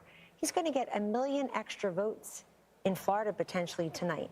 So I have to push back a little bit about, is it this disaffected Republican? Every time there's a Republican of note, of name out there that goes and supports Kamala Harris, Liz Cheney and John Kelly and this, everybody just has to cover, the mainstream media has to cover it. They're missing the big story, which is the millions, maybe tens of millions of would-be, could-be, have-been Democrats voting for Donald Trump. They're rank-and-file people. They don't have big names. They're not going to go on MSNBC and crow about it and go campaign with Kamala Harris. They're showing up today, and they're showing up early. And the fact that he has converted this into the party of the worker, and he has told Americans not everybody has to be stuffed into a 4-year college degree, that the welders, the steel workers in Pennsylvania, the coal miners, they've got a seat at the table. They can work again. It's a big deal. Yeah. And she's not doing that. She's not winning black men. Folks, Barack Obama did not help her bridge this gap, at least in Georgia so far. We'll see in Michigan, Jessica, we will see that because that blue wall will really tell us something. But it is changing. The party's changing. There's a lot of Reagan Democrats in this coalition. One of the things to note right now at this hour, we have not called the state of the Commonwealth of Virginia. It is a lot closer than people thought it would be. The Trump campaign did a stop in Virginia. They thought it was closing. We're not calling it yet. No, not yet. And we'll see when that happens. My expectation is still that Kamala Harris will win it. But I understand that President Trump ran an unorthodox campaign in terms of where he went and certainly the things that he was saying. And that's really what I'm paying attention to and what's gone on in Florida. Now, that's great for him, a feather in his cap. Ron DeSantis has done incredible work to make Florida a place that a lot of my own liberal friends are happy to be living. But that is inefficient vote when you are trying to become president. And Donald Trump went to a lot of places, like having a rally here at Madison Square Garden, going to Coachella to give a rally, spending time in New Mexico, which he lost twice.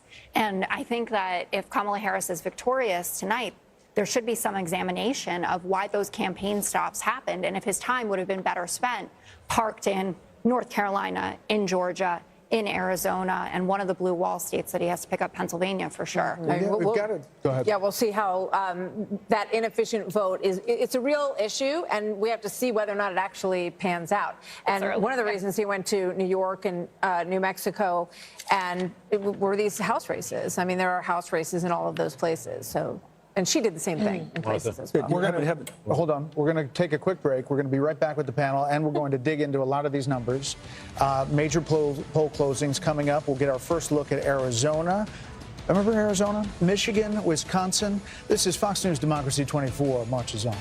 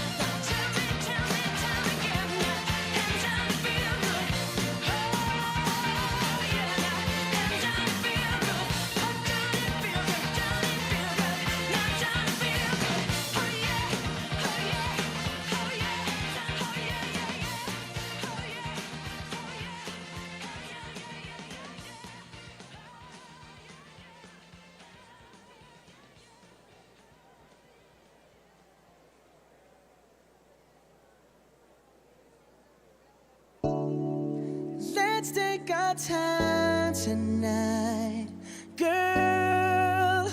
Above us, all the stars are watching. There's no place I'd rather be in this world. Your eyes are where I'm lost in.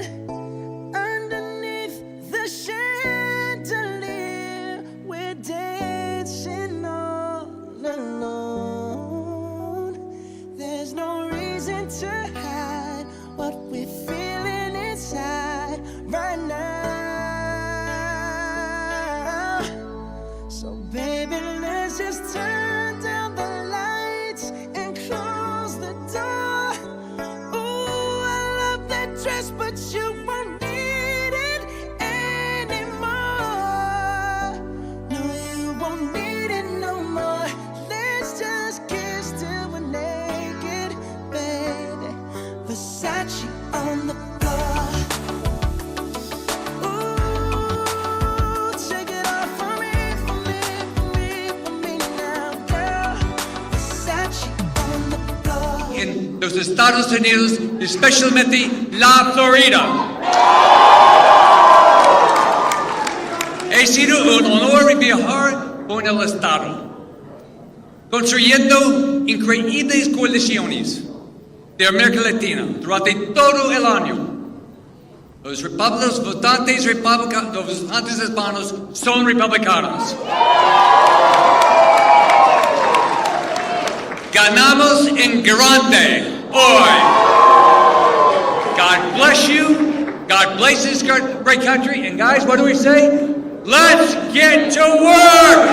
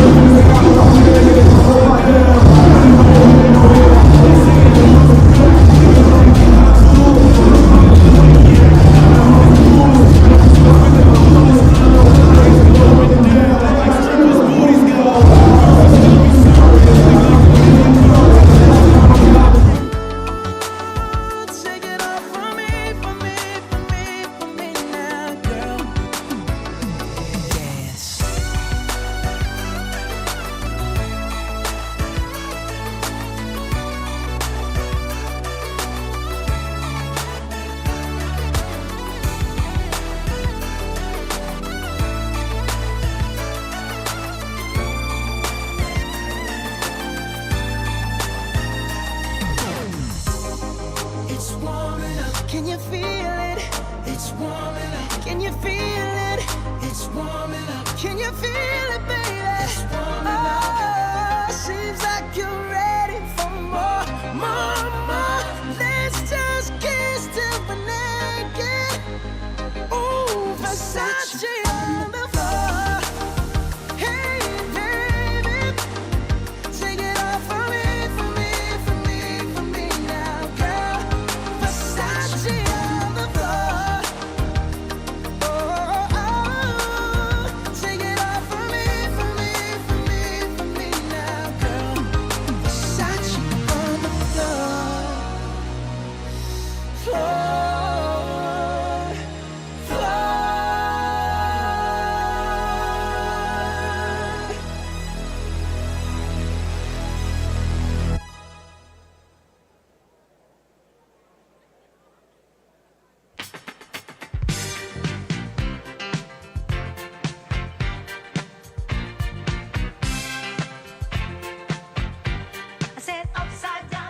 All right, still at 16%. Kevin, go ahead and arm up and look at Cobb County, just to the northwest of.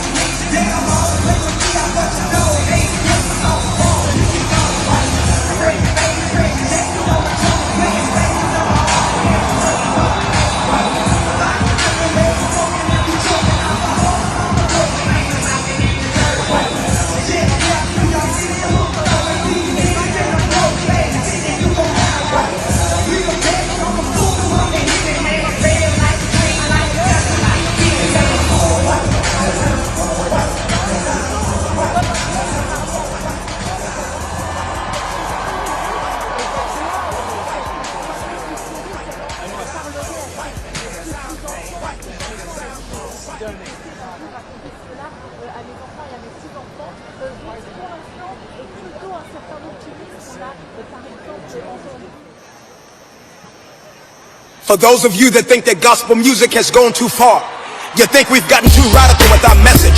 Well, I got news for you. You ain't heard nothing yet. And if you don't know, now you know. Can we have a little party real quick, sir? Woo! You better put them hands together and act like you know up in here. GP! Lately I've been going through something that's really got me down. Put your hands together. Somebody to help me come and turn my All ages, all races. Some church up in here. Everybody say. I can't explain. I can't obtain. Jesus, your love is so, it's so amazing. It gets me high up to the sky. What you do? Think about your goodness. It makes me wanna stop. You can't take my joy, devil. Makes me clap. Makes me clap my hands. Makes me wanna dance. Oh, you better put them hands together and have a Holy Ghost party with me. My brother, can't you see? I've got the victory. No weapon formed against me shall prosper. I'm more than a conqueror. Can I get a witness up in here? Lately I've been going through something that's really got me down. Put your hands together. Put your hands together. I need someone, somebody.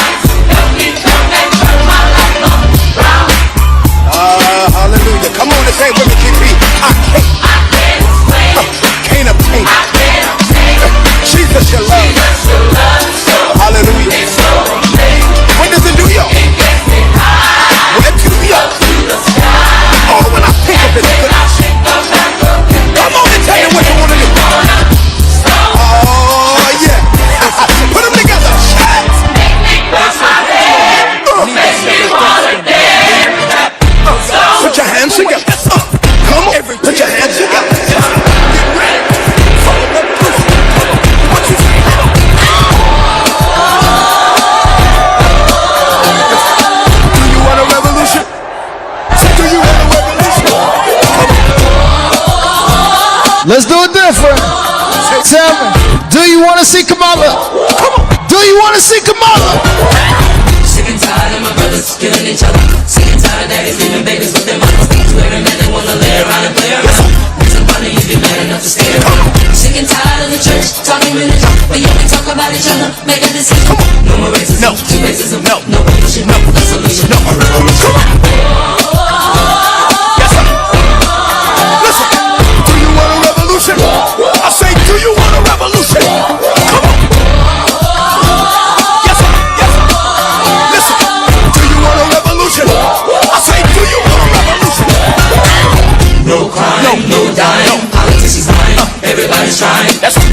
To make a dollar. It makes me wanna holler. Come on. The way to do my life, the way to do my life. There's gonna be a brighter day. All your troubles will pass away. A revolution's coming, yes it's coming, coming. Revolution's coming, yes it's coming. Revolution's coming. Listen, listen.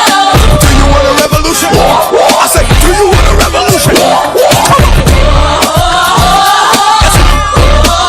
Come on, people. Do you want a revolution? I say, do you want a revolution?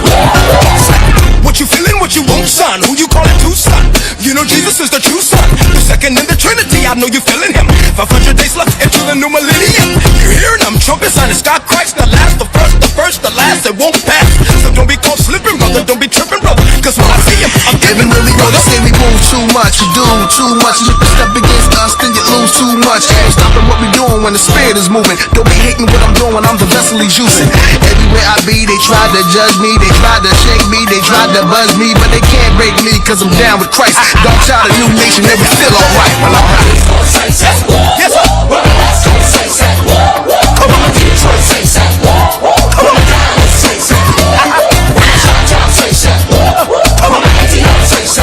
Come on. Jersey say so. Come on. Come on. Come on. Come on.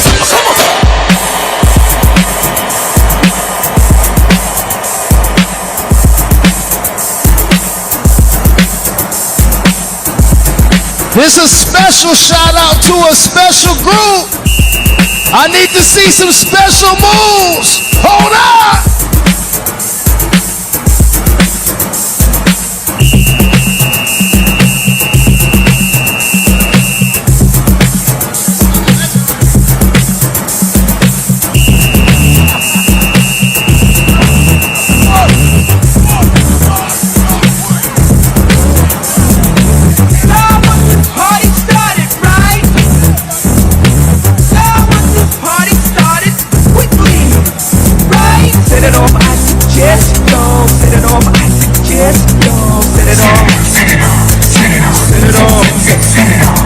Set it off on the left, y'all. Set it off on the right, y'all. Set it off. Come on, let's set it off. Y'all want this party started quickly, right? Set it off, set it off, set it off, set it off. Set it off at the chest, y'all. Set it off at the chest, y'all. Set it off, set it off. Come on, let's set it off. Set it off. On the left, on the right, on the left, I suggest while we're left. On the left, on the right, on the left, I suggest while we're left. Set it off, I suggest, y'all. Set it off, I suggest, y'all. Set it off, set it off. Come on, set it off. Set it off on the left, y'all. Set it off on the right, y'all. Set it off. From spark to flame, a little thing can. Desire's burning. Live us this day. You want to party? Come on, you got me. Out on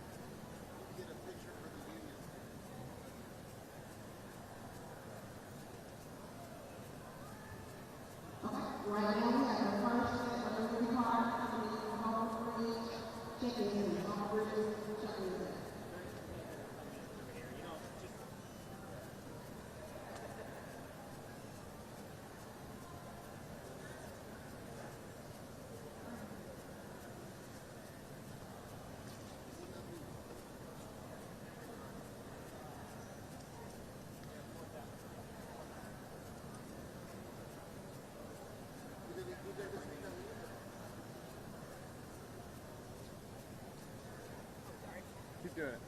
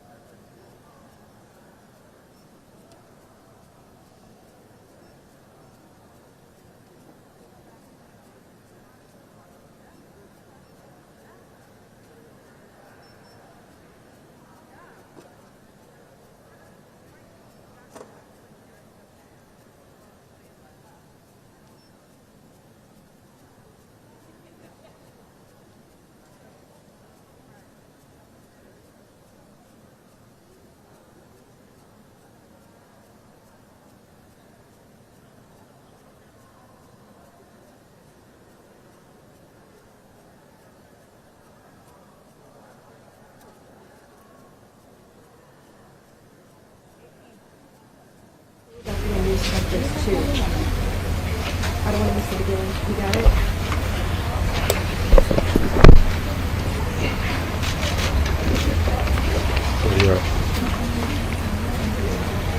Everybody ready? Let's do this. The Philadelphia City Commissioners are a 3-member bipartisan board of elected officials in charge of elections and voter registration for the city of Philadelphia. The city commissioners were created by the Pennsylvania Assembly in 1711 with a focus on taxation and held various regulatory powers throughout the centuries. The commissioners started maintaining voter lists in 1799 and took on more election-related responsibilities, but didn't emerge into its current form until the adoption of Philadelphia's Home Rule Charter in 1951. Good evening. I am Chairman Omar Sabir of the Philadelphia City Commissioners. We the people, life, liberty, and the pursuit of happiness were principles that founded this great nation. And at the core of it is open, free, and fair elections. I'm proud to stand beside our colleagues. Philadelphia, we showed the world how beautiful Philadelphia is.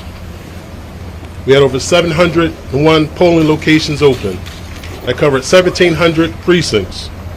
We had 11 satellite locations that were open before Election Day. We had historic investment from City Council, our mayor, and we also had funds from the state. I would like to thank the Republicans, Independents, Democrats, everyone who stood up for democracy today. Just think about the sacrifices. Chris McZadix, Octavius Catto, Medgar Evers, Dr. King, the 4 little girls in Birmingham, Bloody Sunday, Think about it. Every block, every voice from Philadelphia was heard from today. We mailed out 240,000 mail ballots. As of today, we returned 189,000 ballots. We posted 115,000 mail results, and our next update will be by 11:55 p.m. at vote.phila.gov/results. I'd like to thank everyone again for a historic day, and I'm going to pass this over to our Vice Chair, Lisa Dilly. Thank you so much. Thank you, Chairman. Thank you all so much for being here. You know, it is really unbelievable to see again the resilience of Philadelphia voters and how they are so determined to have their voice heard. And how fitting is that? In the city where our nation was built, to see democracy flourish today was beautiful. In every neighborhood, on every block around the city, we saw people engaging and voting and having their voice heard. We can't say enough about all the poll workers, our neighbors and our friends, our family members who worked the polls for us today for that in-person voting, 14 plus hours, many of them like working nonstop, no break today because the lines were long and people were voting. It was wonderful. It was a wonderful day for democracy in Philadelphia. And as I always say, there's nothing quite like in-person elections in Philadelphia. They're just about as Philadelphian as Rocky and Tasty Cake. Thank you, Philadelphia. You did us proud.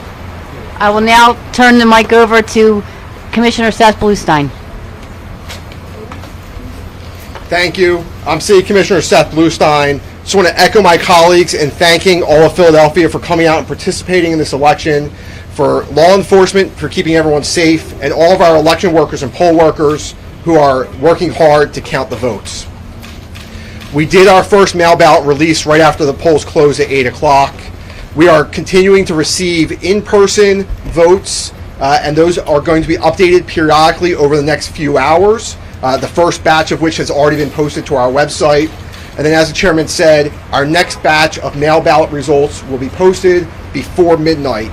At that point, we will continue to count the ballots throughout the night because we are going to be here 24/7 until the job is done. Every Philadelphian who cast a vote today deserves to have that vote counted. They will be counted accurately, and we are going to continue doing so until the election is certified. Thank you. Can you say how turnout was, either by numbers or anecdotally? So we can't say by numbers yet. As the results are coming in, we'll see what turnout looks like. But anecdotally, we heard that it was a good turnout in Philadelphia today. How many mail ballots have you guys processed so far? Our first release was at 115,000 mail ballots. Behind us in the building right now, they are continuing to process mail ballots as we speak. So that number will go up, and that next batch will be released before midnight. Commissioner, on Truth Social, former President Trump has accused Philadelphia of having cheating going on. What's your response to that? The allegations about massive cheating in Philadelphia are absolutely false. There's no evidence whatsoever of massive cheating. We worked closely with the RNC and everyone across Philadelphia anytime that they had a complaint about anything. We handled it in real time, and if anybody has evidence of widespread cheating, please send it in because we'd like to see it. And I guarantee you there won't be any. There were a number of bomb threats called in. There was a number of bomb threats called in some polling locations. How many, and how did it affect voting today? So we're working closely with our law enforcement officers, and we'll publicize that, as because again it's an ongoing investigation, so you don't want to upset the investigation. Can you say how it affected voting? Did you keep the polls open? How many locations? Can you talk about that a little bit? Well, the polling locations were extended, and we know that every Philadelphian was eligible, was able to vote. Can you tell us what law enforcement agencies you're working with? The FBI, Philadelphia Police? Can you talk about? We said them all. Philadelphia, state, all our law enforcement agencies. Yes. Commissioner, at some point you had all mentioned the importance of pre-canvassing here in Pennsylvania and the delays that it caused. But you had also talked about some of the new technology and the lessons learned. With how smoothly things have been going today, do you still feel this way, all three of you, about the pre-canvassing process in Pennsylvania? Well, first answer to that is yes. I mean, we definitely would like to have as much time as we can to do the pre-canvassing. But again, we have a great staff. We purchased new equipment, and there's going to be less mail-in ballots than what they were in 2020. So the process is going to be a lot faster. There's going to be less time with the poll book reconciliation process. We have electronic poll books. So again, it's going to be a lot faster. Again, that number that we had in 2020 was approximately 350,000 mail-in ballots. So as you can see right now, we're up to 189 return. We possibly expect a little over 200 to be returned.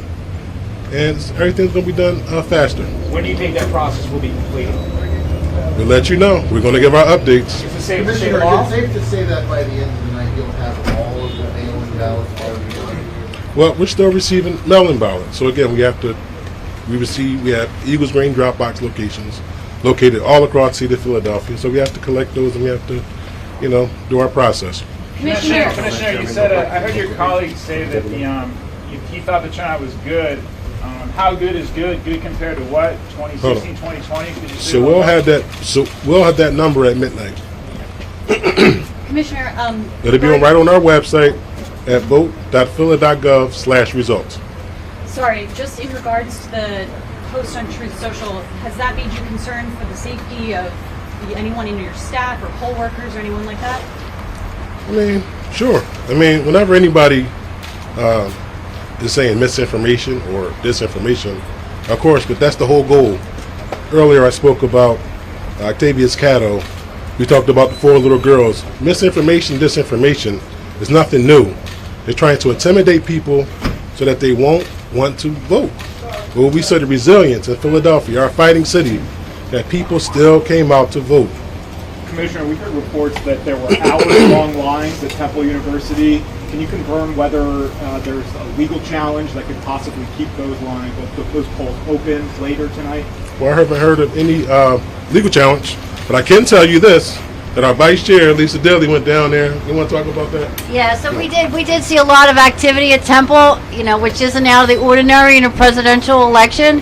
But because of the technology that we've deployed in the commissioner's office with the electronic poll book, we were able to get down there.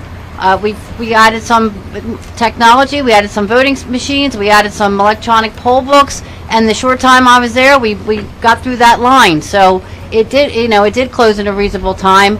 And resilient, yes, again, those young people down at Temple, they were determined. So we got through that line as fast as possible. But we are excited about what we've learned since 2020.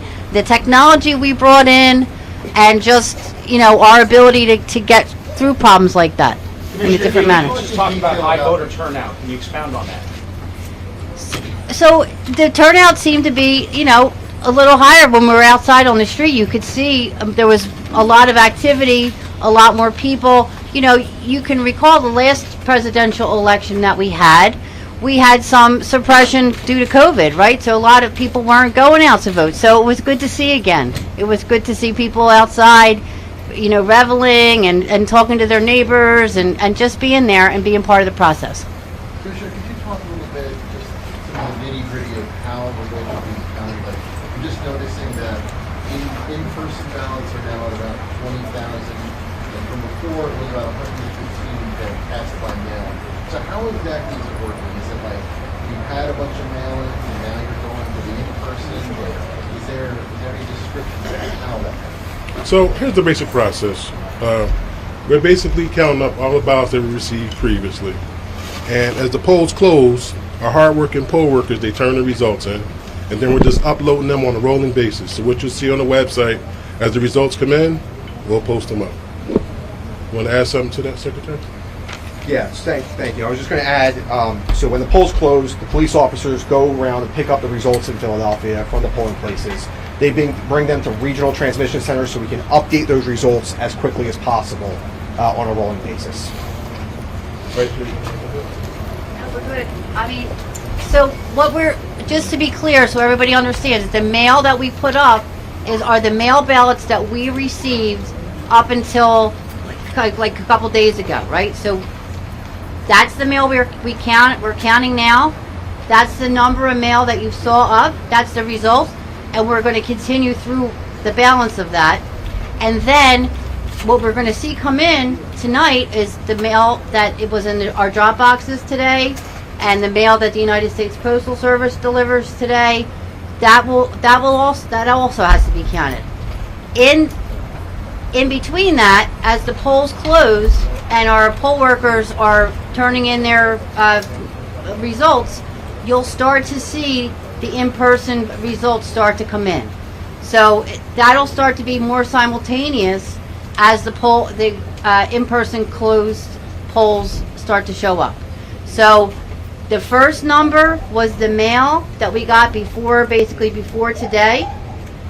That's the mail number. Now you're going to start to see the trickling in of the in-person vote, and then, as was stated by the chairman, we're going to post again around midnight, 11:55. That'll be the balance of the mail that we had, and then we still have to get through the mail that we're getting. So it's a process, and as you all know, especially those of you that were with us when we showed the tour, and we're building up, right? So it is a process, and that's what makes the difference with the pre-canvass, because we have to be able to build up to get to a number where we can start to count. So there's a lot that goes into that. You have 2 envelopes, you have to take the ballot out, you have to unfold it, you have to backbend it. It's a lot of work to get to that point. So that's where we're at. But we're really happy about our status right now, and we're happy you're all here. And just to follow up to that, in what form do the in-person ballots come here as? It's a drive and a hard copy? Can you explain that? Sorry. Yes. So with our voting machines, the results are on a USB stick and the paper ballots. Every single vote that is cast in the Commonwealth of Pennsylvania has a paper ballot trail, and that's true in Philadelphia as well. So the paper ballot results and the USB sticks will all make their way back to this warehouse where they'll be stored. Any reports of electioneering or any shenanigans at the polling places outside of the bomb threats? Yeah, it was a smooth day. It was a beautiful day. I'm not going to let misinformation, disinformation, a few people trying to, throw some rain on our beautiful picnic. It was a smooth day. It was a great day. And again, we'd like to thank poll workers and thank our bipartisan, nonpartisan staff. Commissioner, what about provisional ballots? In 2020, there were tens of thousands that we had to wait for Friday for the count. What's the status this year? So we will once again be counting provisional ballots starting on Friday after the official canvass begins at 9 a.m. So we will be organizing them and sorting the provisional ballots in the meantime, and then we'll begin that count starting on Friday. All right, just 2 or 3 more questions, guys. We're good. Thank you. Any more information you guys can give us about the bomb threats, even just the number of poll places that were targeted?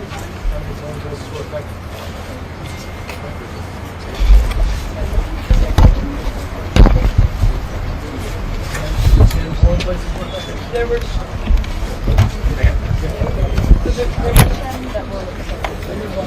Come around. Where most of those big circles are, which means, in a place like Fulton County, where, 78% reporting in Fulton County, that's actually interesting. We'll see what comes out. It's a big, because of the population center, it's a big chunk of votes, but she's running at 73% right there. Look at that. Look at that. 72.6. 72.6. That's funny. It's a mirror image right there. So I always look at the ones a little bit farther out. 80% now in Cobb County. It's 57.4. You go back here. It's 50. It's just she's running.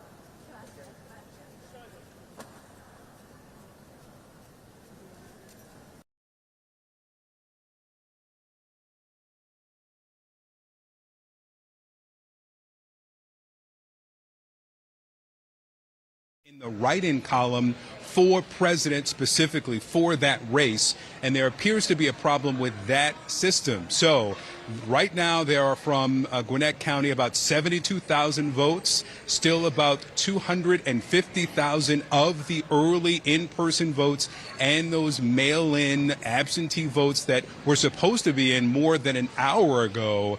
And he's on the call right now to determine what happens next and explain to the Secretary of State's office what they're doing and probably look for some guidance on how to move forward, Jake.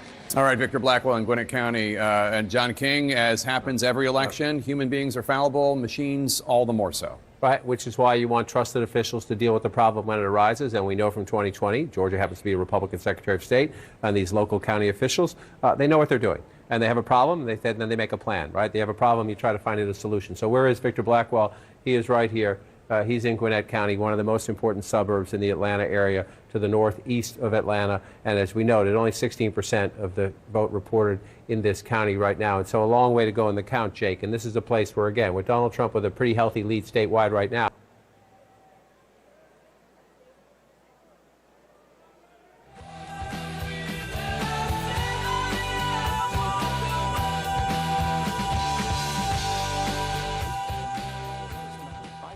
Some good news for her by a point here, a point there. You're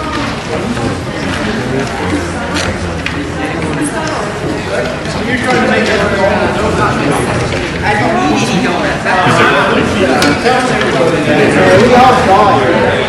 Yeah, I think you're objecting too much. Okay, what's up? Here we go. Not yet.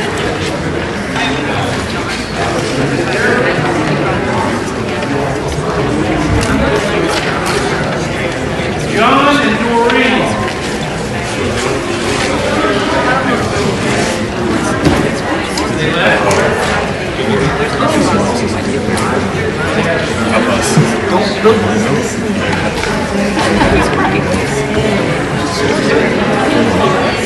Frank and Emily. That's you guys, right? I need 2237. Oh, here's 30, please. All right, thank you. I'll let Shelby know so she can get what they want.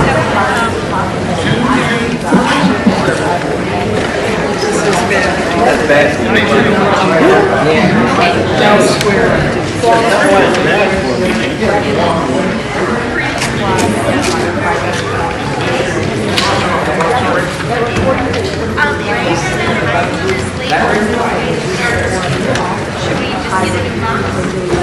How many do you have right now? In here, there's 7.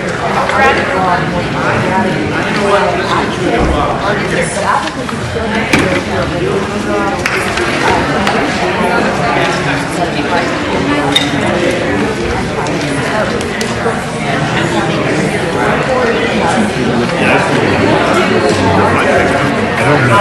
I thought it was going to be like that, but when we talked about it, it's basically until I told her.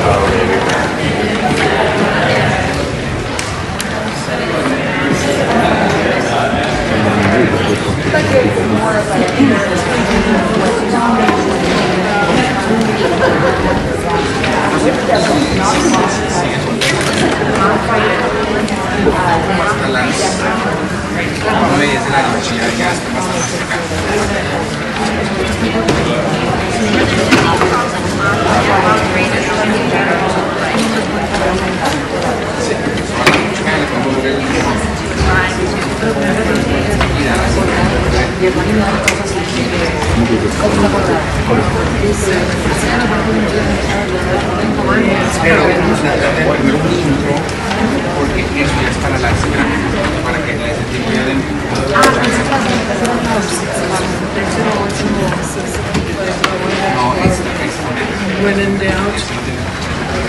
Okay, sobre eso si quieres hacer copy paste a la de abajo.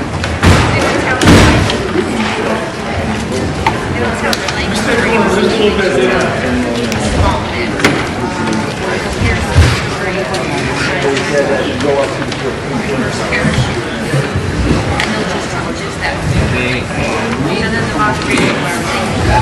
España, en estos momentos, los trabajadores de España dando y seguramente verificando el contenido de esas boletas.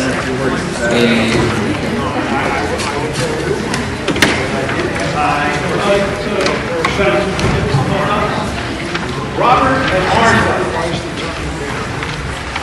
Robert and Martha.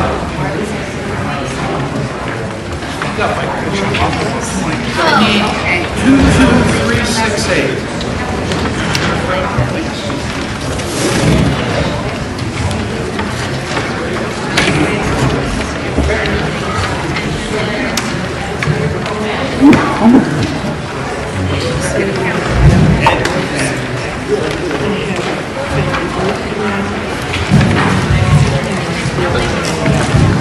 Make sure you cross it off the bottom. Thank you. I like it.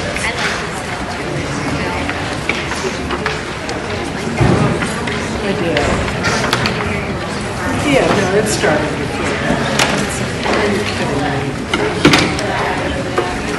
Carmen. Carmen.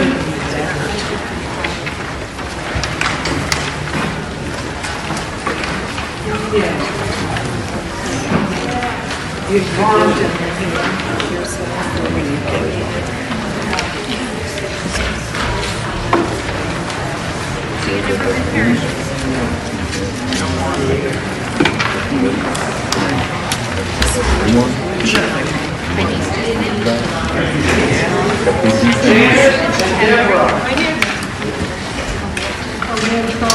No, 22389.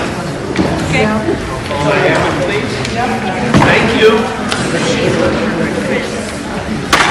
Well, you guys are the winners of an extra 2 hours work.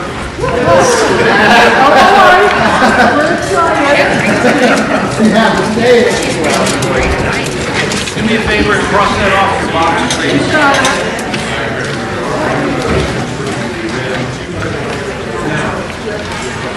What you really say is real human control. Well, I'm tell you about the box. I know, I'm expecting it though. It could be in the jail in here somewhere. Detention facility. Yeah.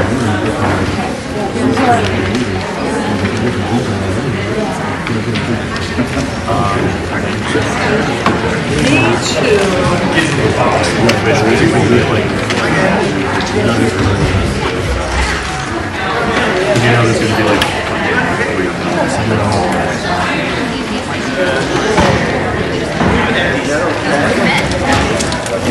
No, you're better than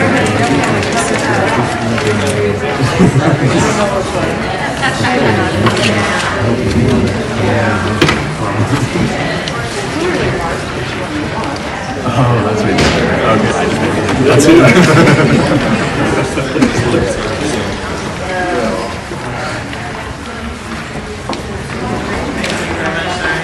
Just filling in.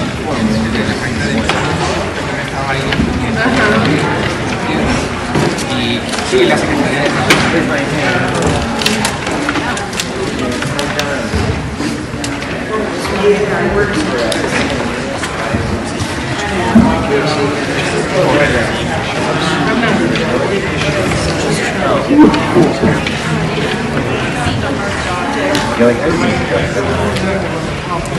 En el distrito 3 empezó por el trabajo y en atrás.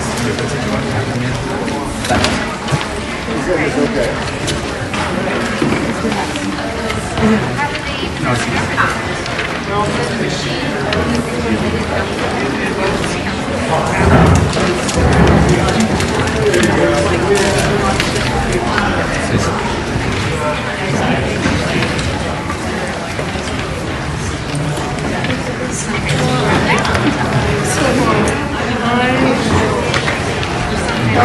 just like me.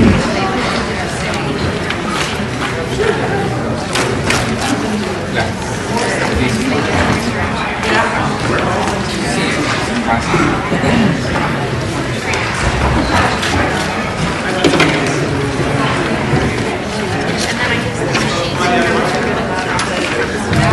get the temporary presidency?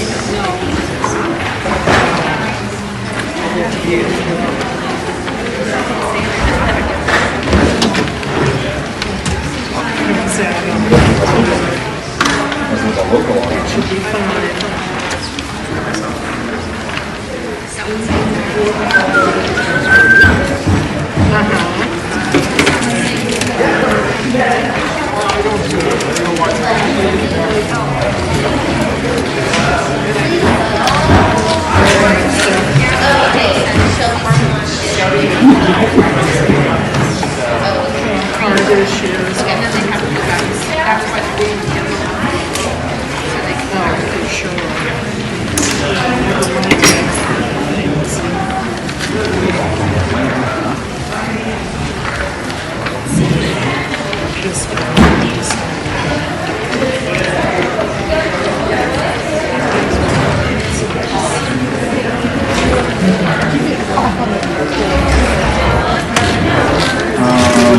From here,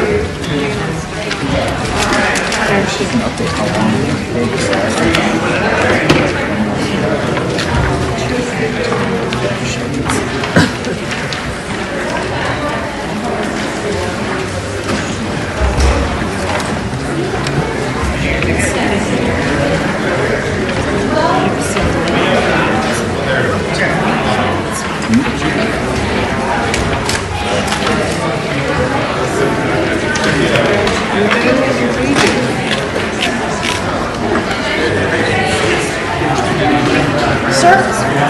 Sir, we get the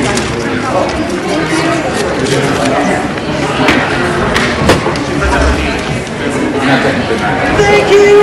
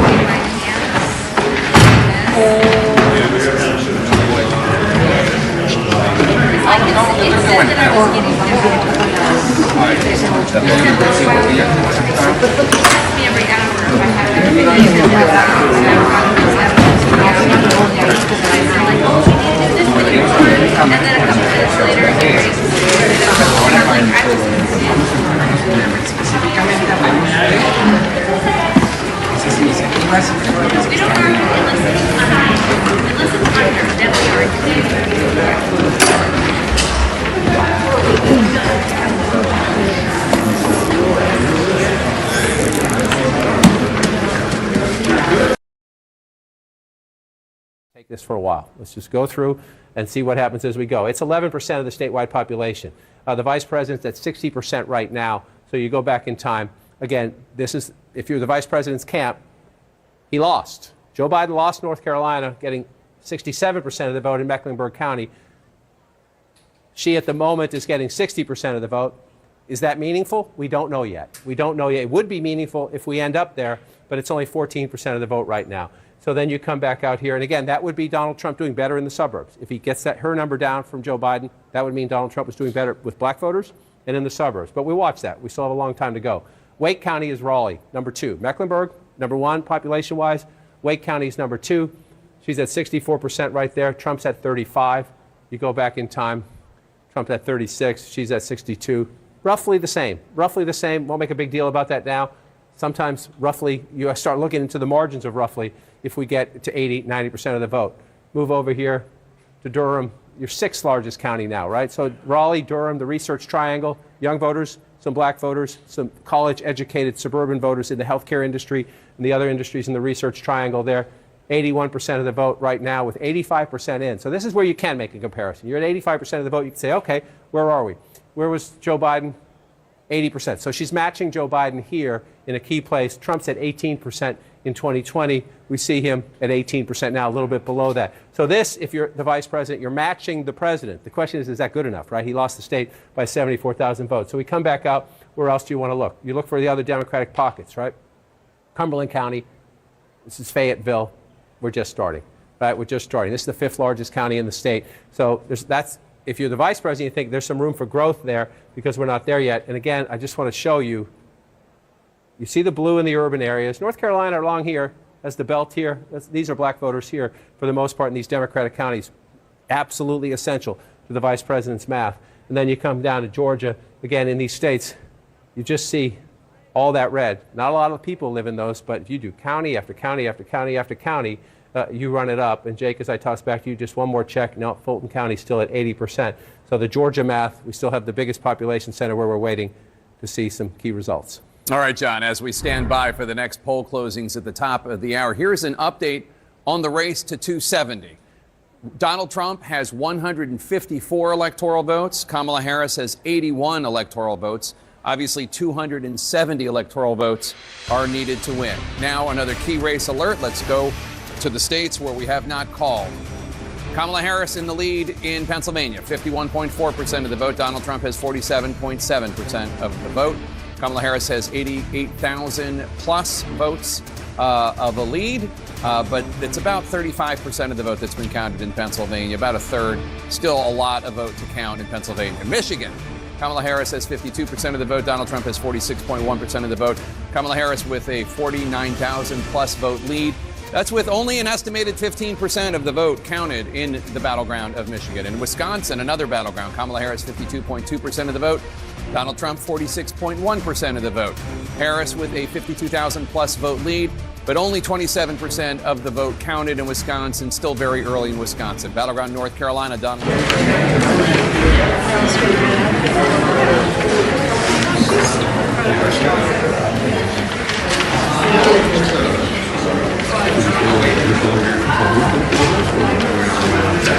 I don't know.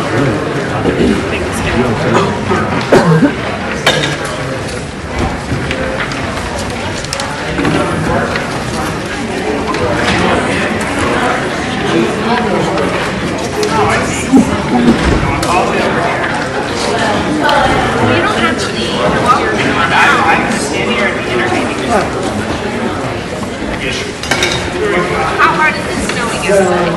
That's the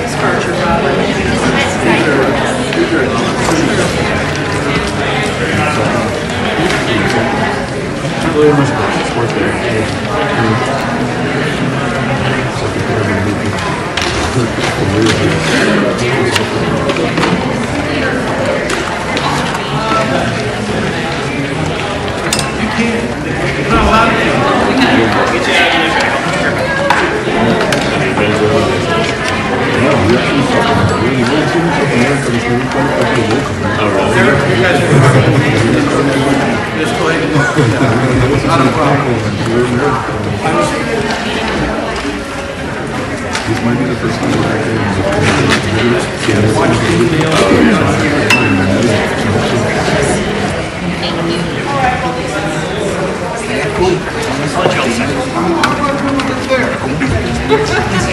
Is it okay like that?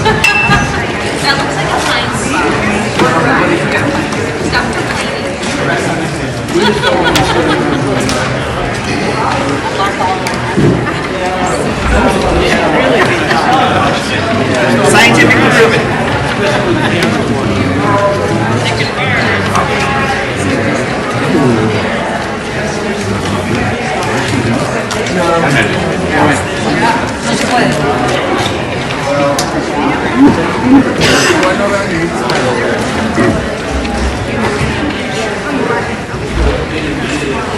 yo tampoco vi eso.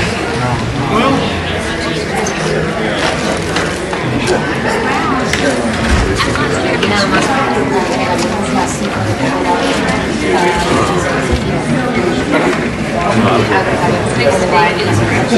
I said I would walk away. I wouldn't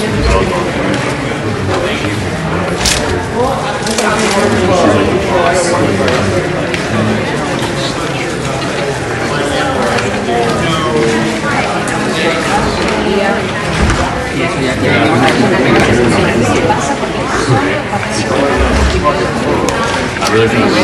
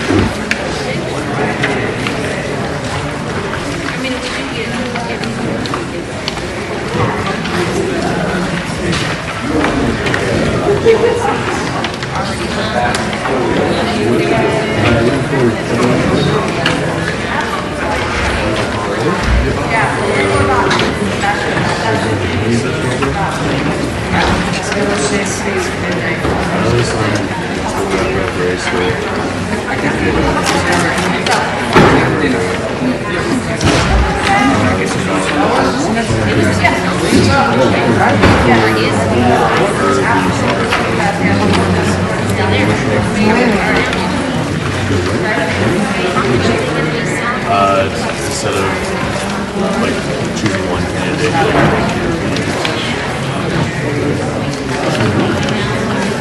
I think it's ridiculous for like.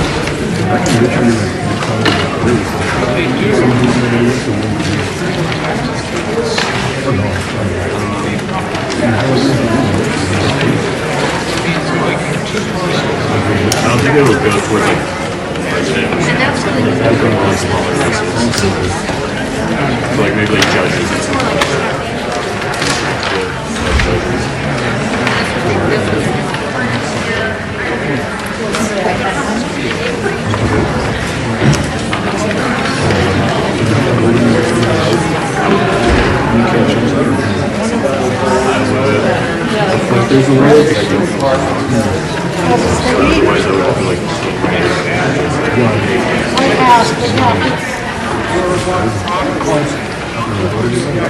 Y estos son 3 de dentro, ¿verdad? Sí. Sí, Bill, what did you throw us up? No, what I'm saying is, they took the states,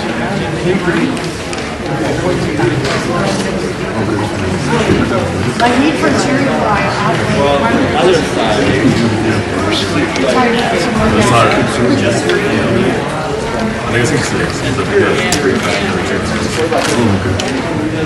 So that's not going out.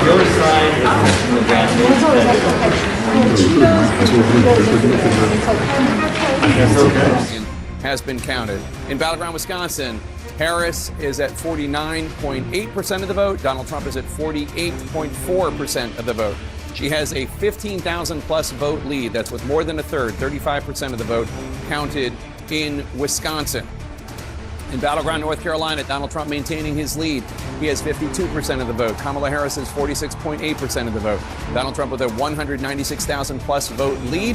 That is with 2/3, 66% of the estimated vote in North Carolina counted. In battleground Georgia, Donald Trump maintaining his lead, 51.9% of the vote. Kamala Harris, 47.1% of the vote. Donald Trump with a 208,000 plus vote lead. That's with 79% of the estimated vote in from the battleground state of Georgia. We're now getting an update on the vote in North Carolina. Let's go to John King, actually, right now. John King, what can you tell us? Well, Jake, you see the map, and again, as we get later in the night, this is where you start to see things change, especially if a candidate pulls out ahead in a state that not normally is in their lane, if you will. And by that, I'm going to refer to Iowa. Just a moment ago, I was showing you Iowa with the vice president ahead. Still competitive, but you see Iowa is now red. There was that late Iowa poll that showed the possibility of the vice president maybe being a little bit ahead of Donald Trump. No clear leader. It was a competitive poll.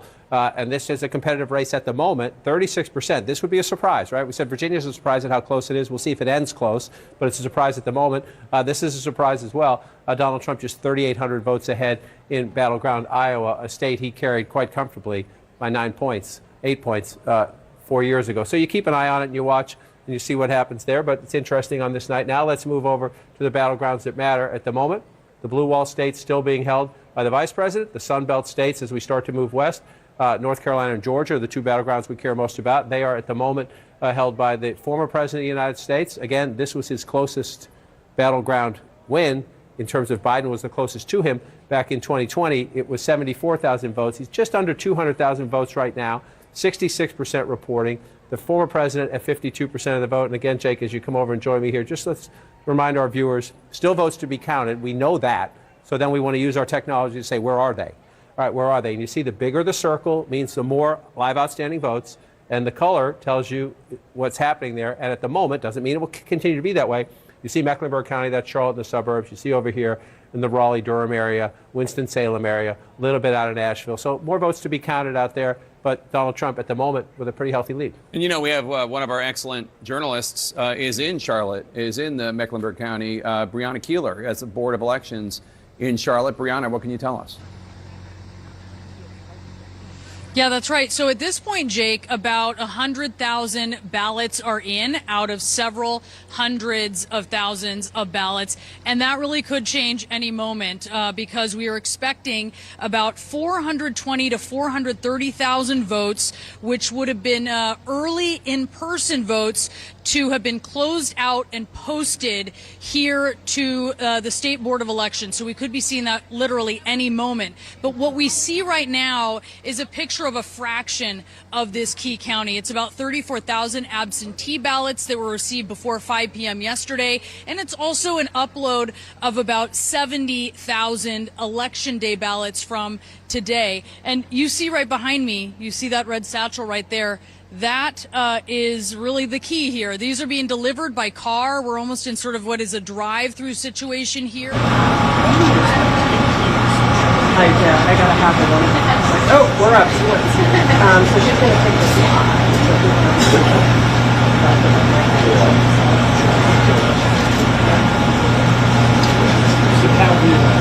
Other side of that,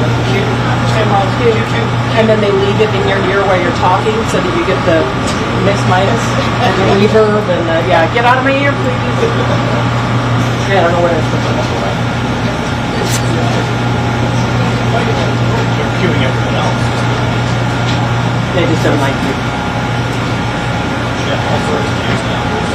Yeah, that's I'll text the train and get rid of that. I will text you when we are getting close to the line.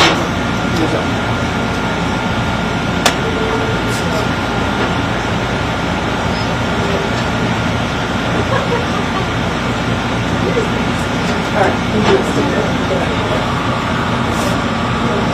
are you going? Are you going on the hold?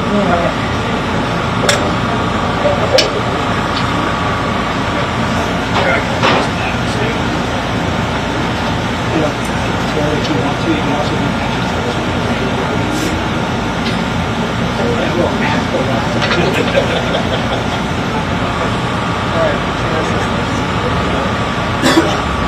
three extra dollars.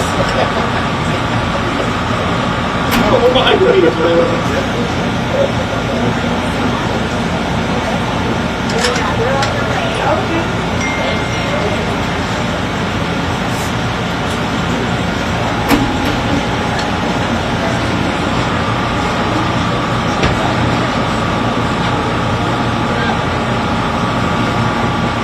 For the users, we're a 747 hit, and my video and sound is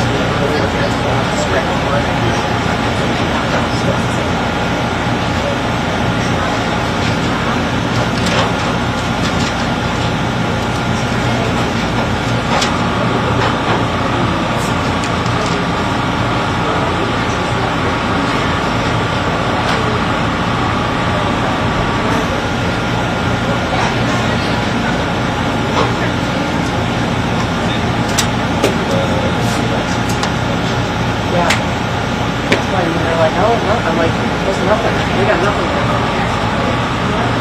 And this thing is not going to be used for now. USB sticks. So it's like, plug it in and that's the other.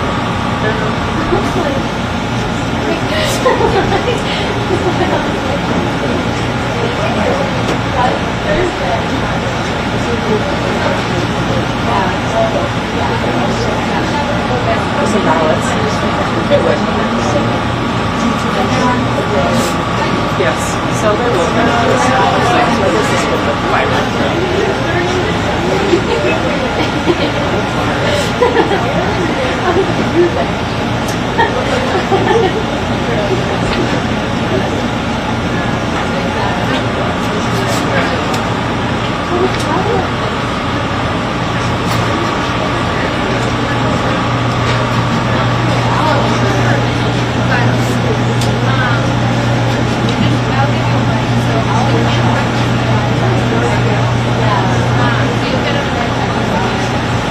Oh, it is kind of.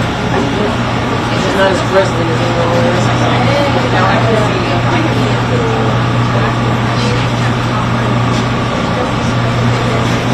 Then they go back to back. See how hard it is? Go back to back. There's the left there to stay in the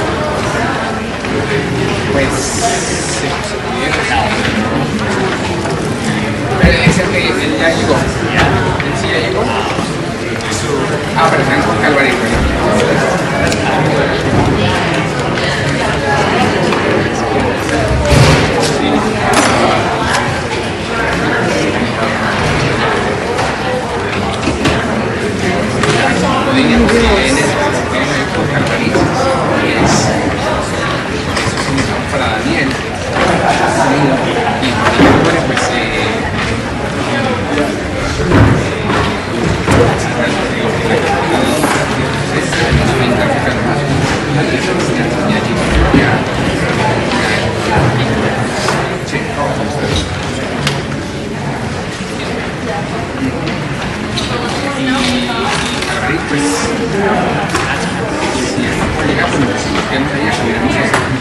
might still look good.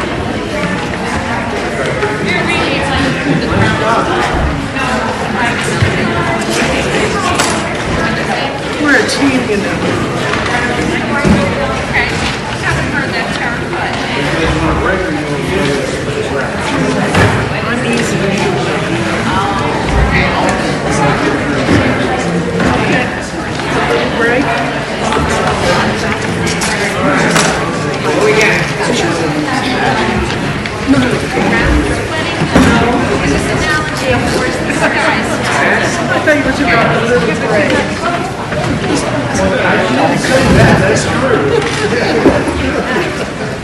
You got me.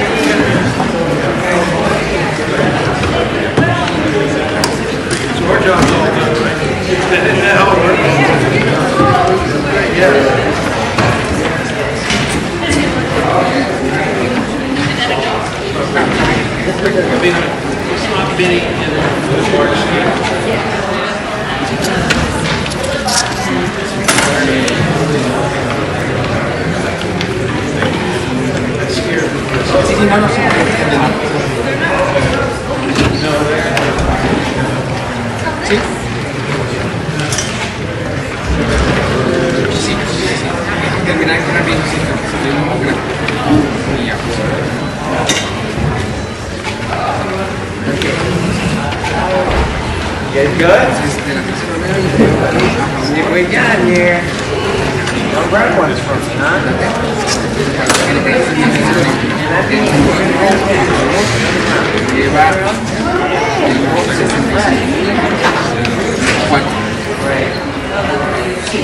Good to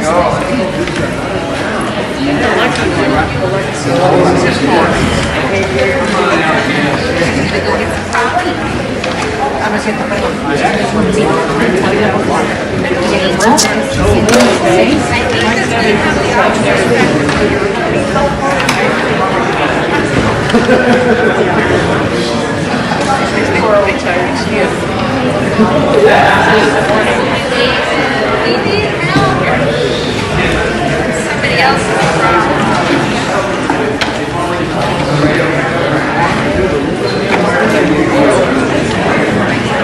Say the unaffiliated press. Yeah. Say the unaffiliated So press. I think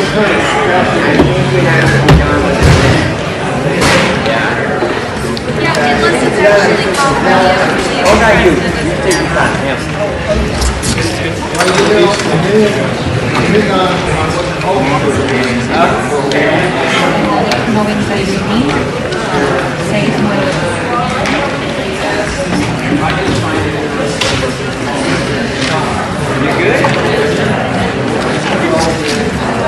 Yeah, what percentage of the account?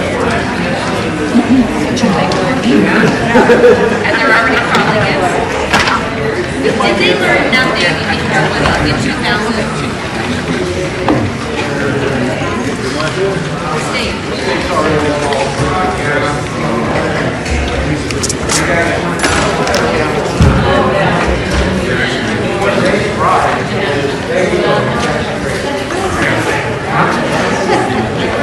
That's a little She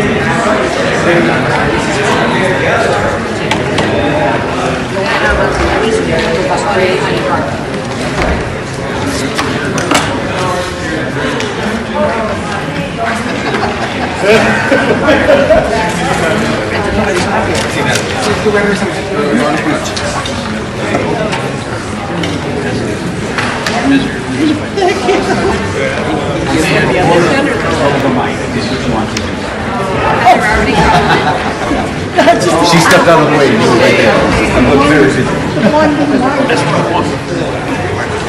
Can't make it.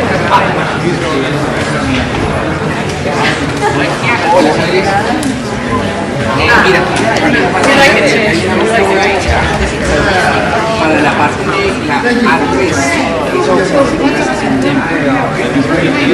son dos prácticas diferentes, una con la explicación de cada modelo y la otra con la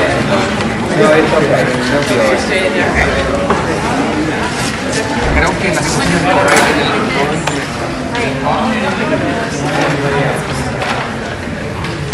y la dos. Ahí échenle nomás un vistazo, a la spelling.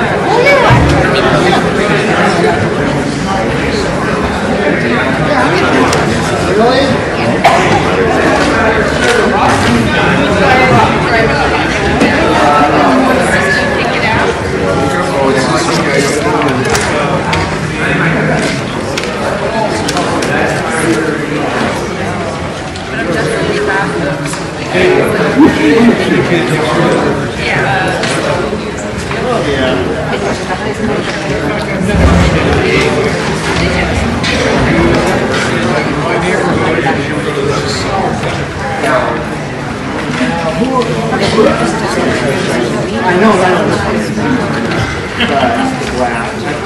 And you reciprocate that point of the arts.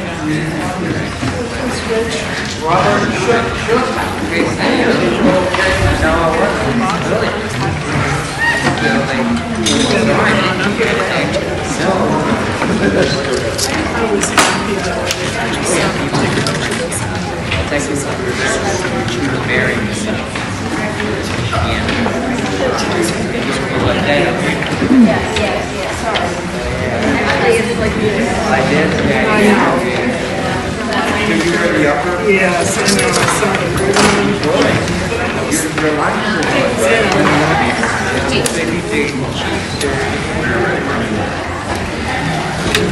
Oh, where's your balance? I just did. Yeah, it's much better.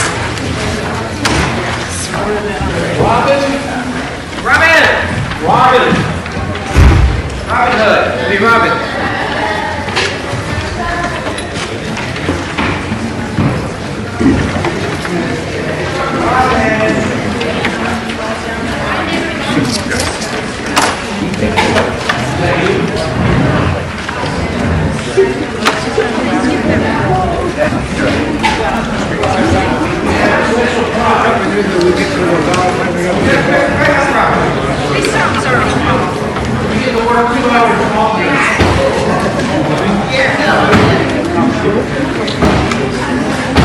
Yes, you may. How about Wanda? Is there a Wanda here?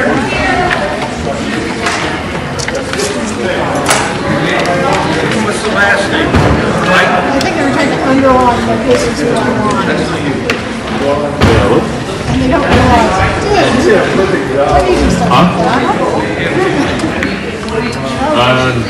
Nothing, I just said she's still waiting. Yeah, I saw AP there too, but no.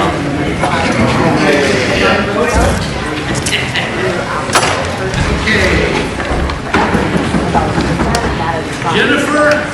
Alright, cool. I'm good. Jennifer? I really thought it'd be immediate, but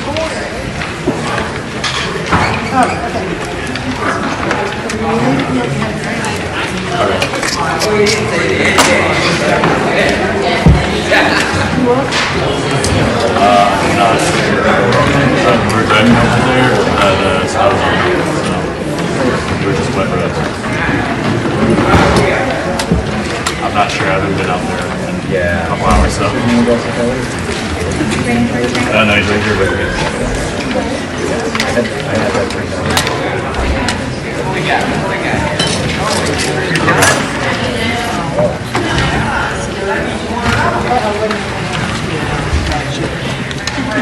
Christopher? Alright, sounds good. Christopher? Yeah, of course. Well, Alex said if they don't announce anything, we're going to make it 10 minutes to go.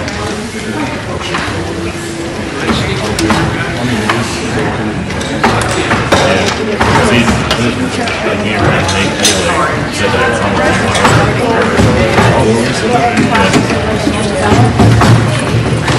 I don't know why it's taking so long. Yeah, we don't hear anything about it.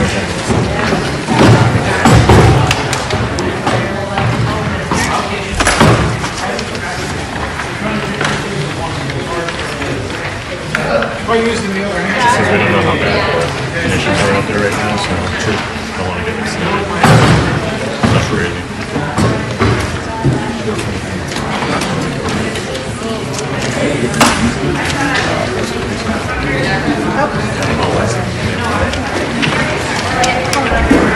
Thank you. 6016. Hands in the air like you're real clear. All right. Yes, I am. You just released it. That's right. Here we go. Oh my goodness. Yeah, we should have.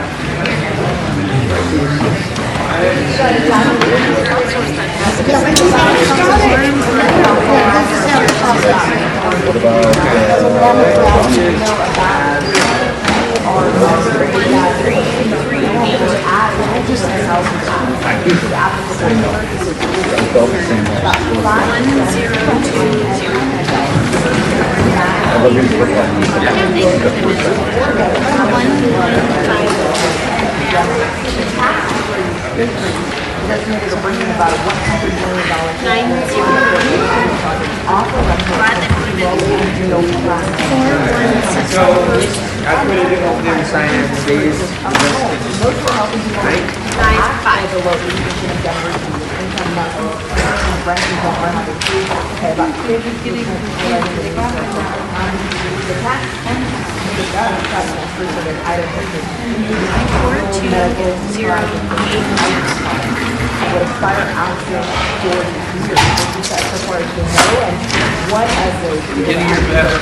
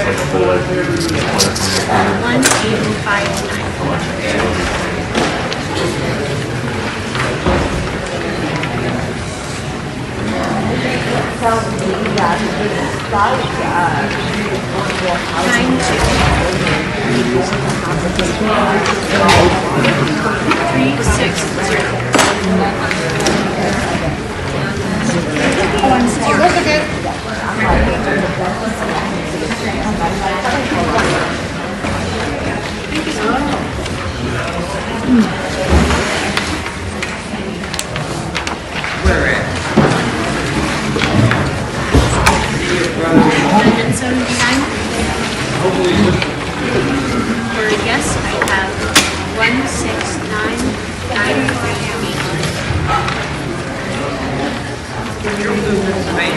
Every time I drive through,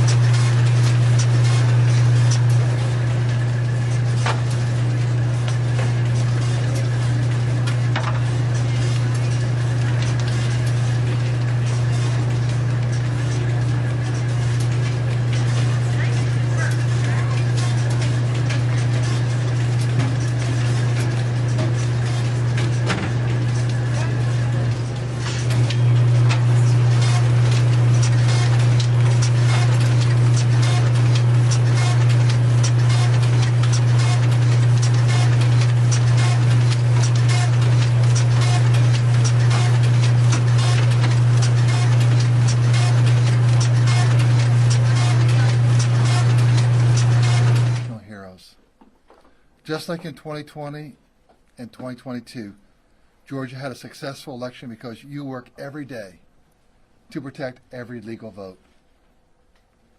Today, I am grateful to the voters of Georgia. I work every day to protect you, the voter, and that is what I've done. I have put you first. That is why I have led the effort to ensure only American citizens vote in our elections, and why I fought for election security to add photo ID for all forms of voting. I ran on that, and I delivered.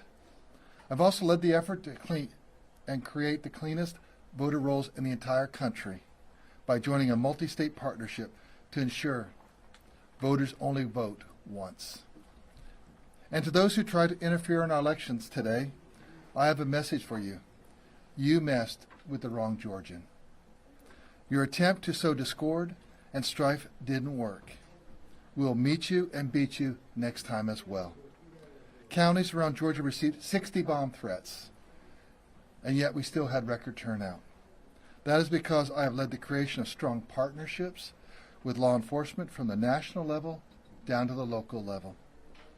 I stand here today ready to defend every legal vote, regardless of the results, just as I did in 2020, 2022, and now. And that is real integrity. Thank you. I think you probably are following where we are right now, and where we see the numbers, 4.7 of the total votes have already come in. That achievement of being done by 10:30 at night is a first in our history out of the 5.2 million. Also, if you look at who's leading the race right now, Donald J. Trump has an insurmountable lead with the number of votes outstanding. But at the end of the day, if you look at what we did and accomplished in Georgia, I want you to think and ask yourself, what other state in America actually had today an average 3-minute wait time that got as low as 1 minute for many periods of the day? What other state in the country had a 49-second check-in time so that you had end up with less than a 5-minute wait time during the whole process, and you're voting in and out the door in 10 minutes, things like that? I can't think of another one. I know of no other one, and neither do you. We've worked hard to build a team. We built hard to provide the voters the very best voting experience. And then tonight, counties were required by state law to get all the results up for all that early voting that we had, the 4 million ballots. And that was the absentee and the early voting in person. And in spite of the bomb threats that Fulton County had, they still got theirs posted by 8 p.m. So many other counties hit that mark too.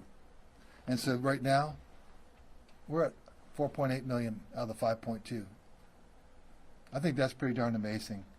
That goes to the strength of our department that we have here, also to the counties, the hard work that they've done, and the poll workers. So I'm grateful for every one of them working so hard to bring the voters the very best voting experience in the United States of America. So I'm quite willing to take any questions you might have, but it looks like it's going to be short night tonight. I didn't want to promise and not deliver. So I said, end of the night. Well, looks like it ending early tonight, because it looks like this is pretty much done.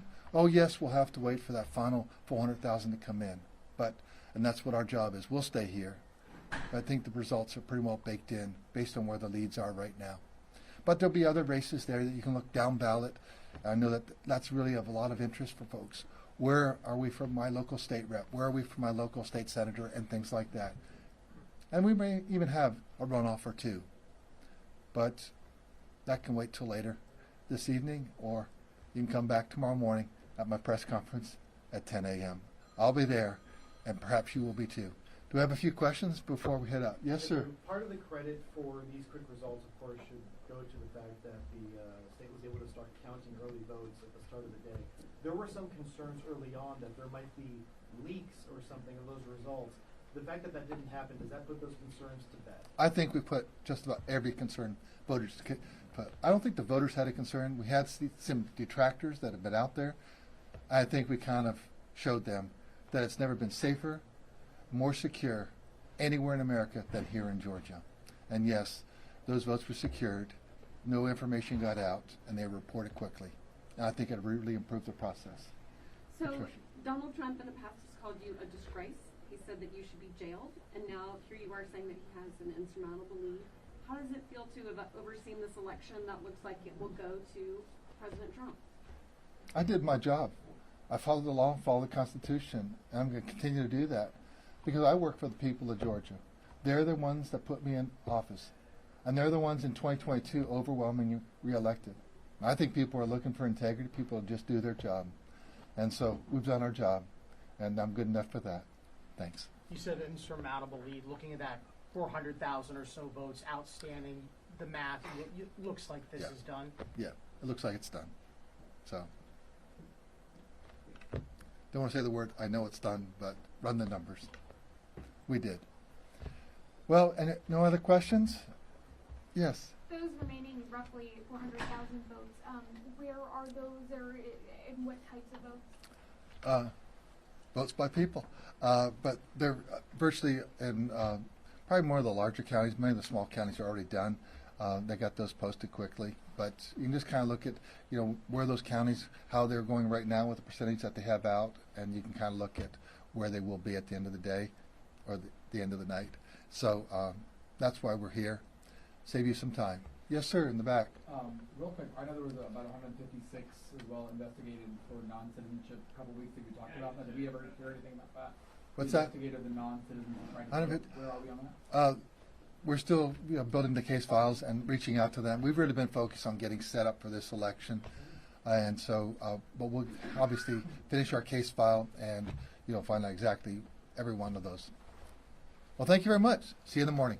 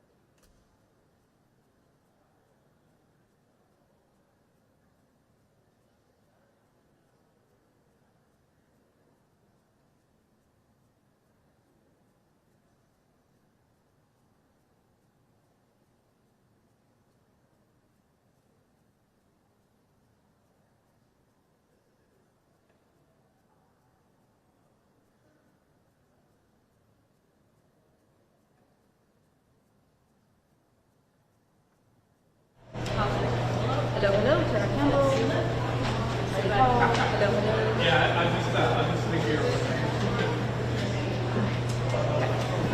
Still 6 or 7. Show starts at 4. Oh, I'm sorry. I thought you said you have. Oh, no. Yeah. It has to be like.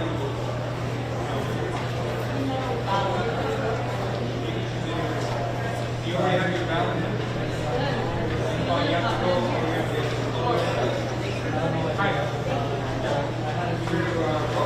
You gotta go down somewhere.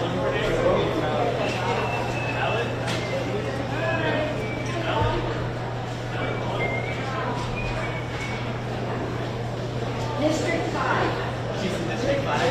Right here? That's right. Thank you.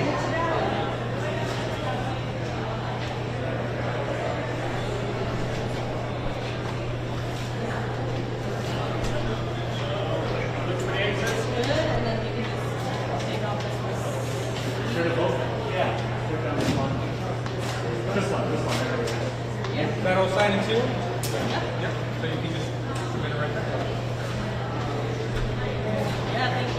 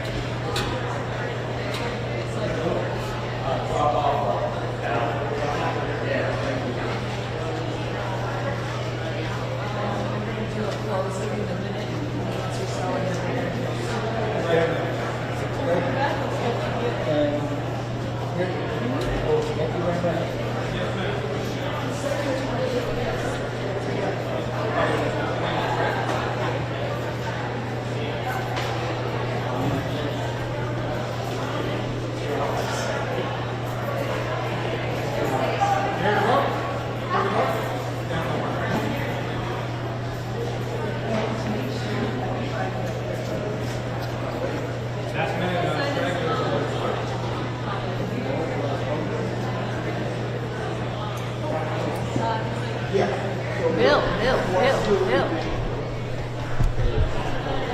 Oh, good.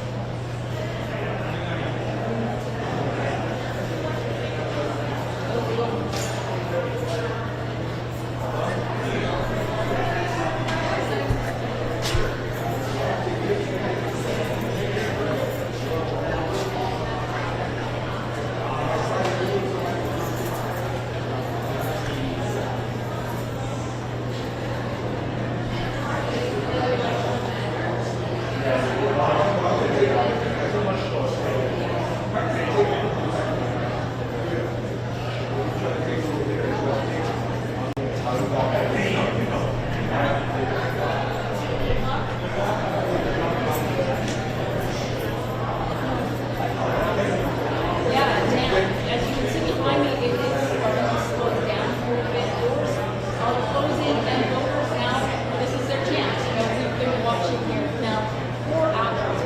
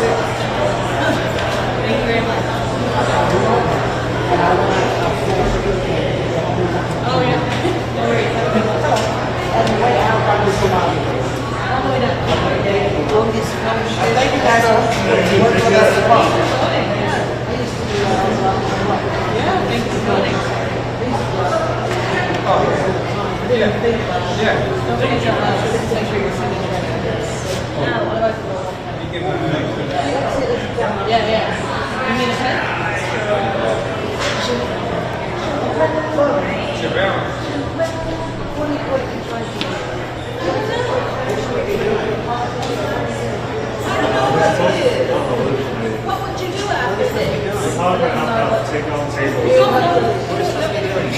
I don't know. Clean it up. Clean it up. What is supposed to do?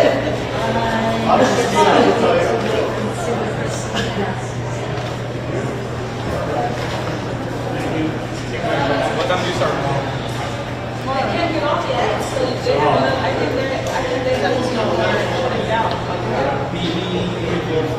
I gotta go to the cafe. Normal.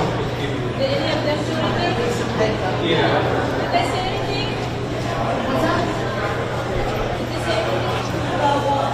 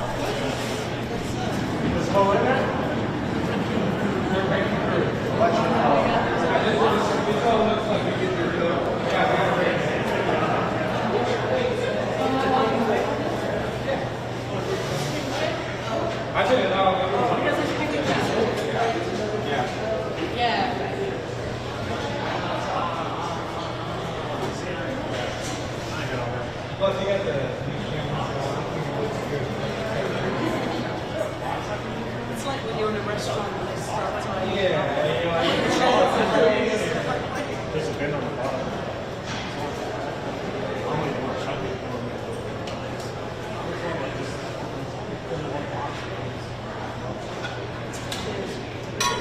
He'll be there. I won't be here. I'm not liable. Just call. I'm going to show you.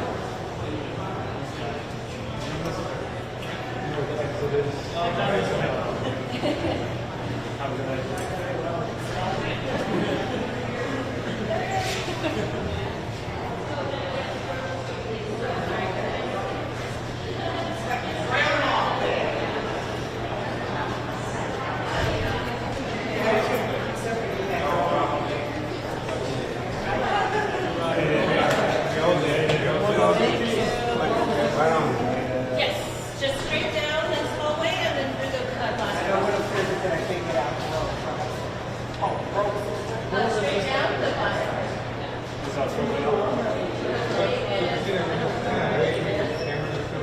No, because voters are still voting. So if voters are still voting, then yes. If you want, start collecting from the empty spaces. You can probably find it somewhere. If you go down the meeting hallway, they may have the mail tray.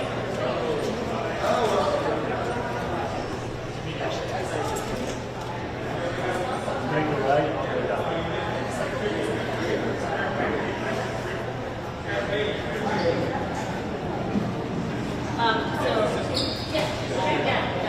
So just start collecting pens, start picking them in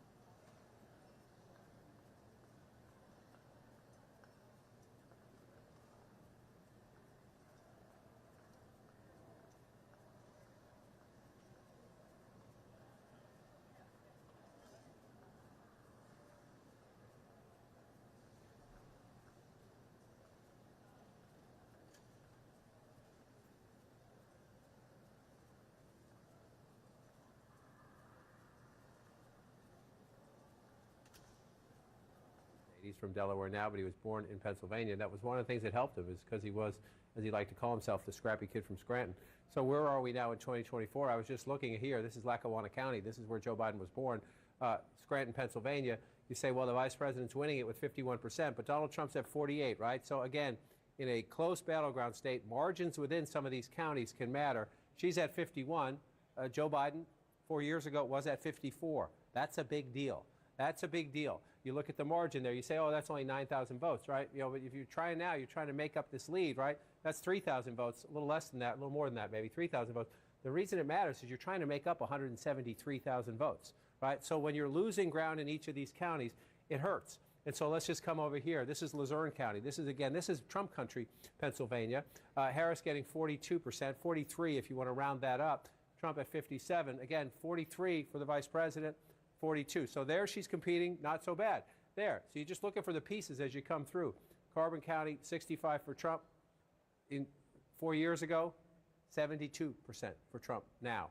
That's white workers, blue-collar workers, high school educated workers. You want to check back in here. Lehigh County, vice president getting 52%. There's a little bit out here. Again, you're looking for population centers now. This is the 10th largest of the 67 counties.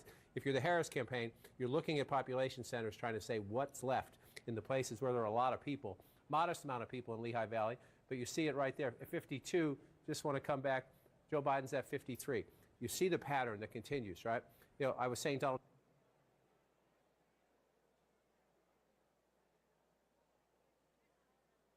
Trump has to improve his standing a point or two in the suburbs. She has to match Joe Biden in these. Look around, see what you do. Everybody smiles at you.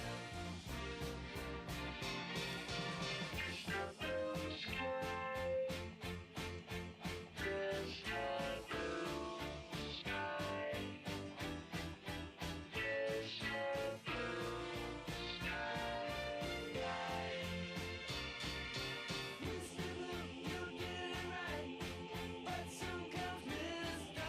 Night, creeping over, now it's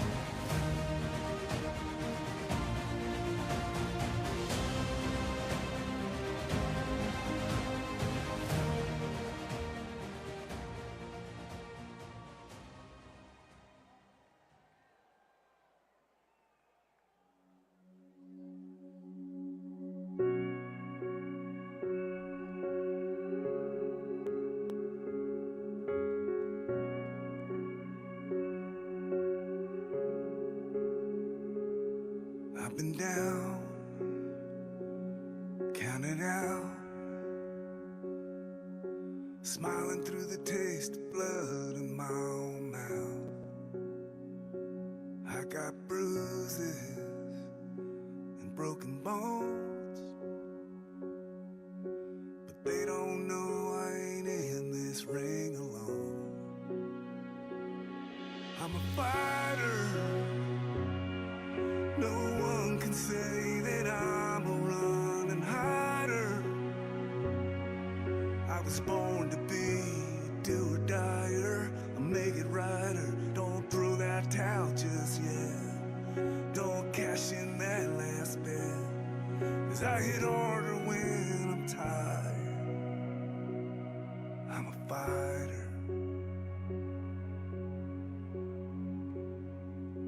I get back up, that's what I do. I didn't soldier on this far just to lose. So take your shot, is that all you got? I'm a fighter, no one can say that I'm a running hider. I was born to be a do-or-dyer, a make-it-righter. Don't throw that towel just yet, don't cash in that last bet, 'cause I hit harder when I'm tired. Yeah, I'm a fighter. Oh, no one can keep me down. They didn't know, but they know now.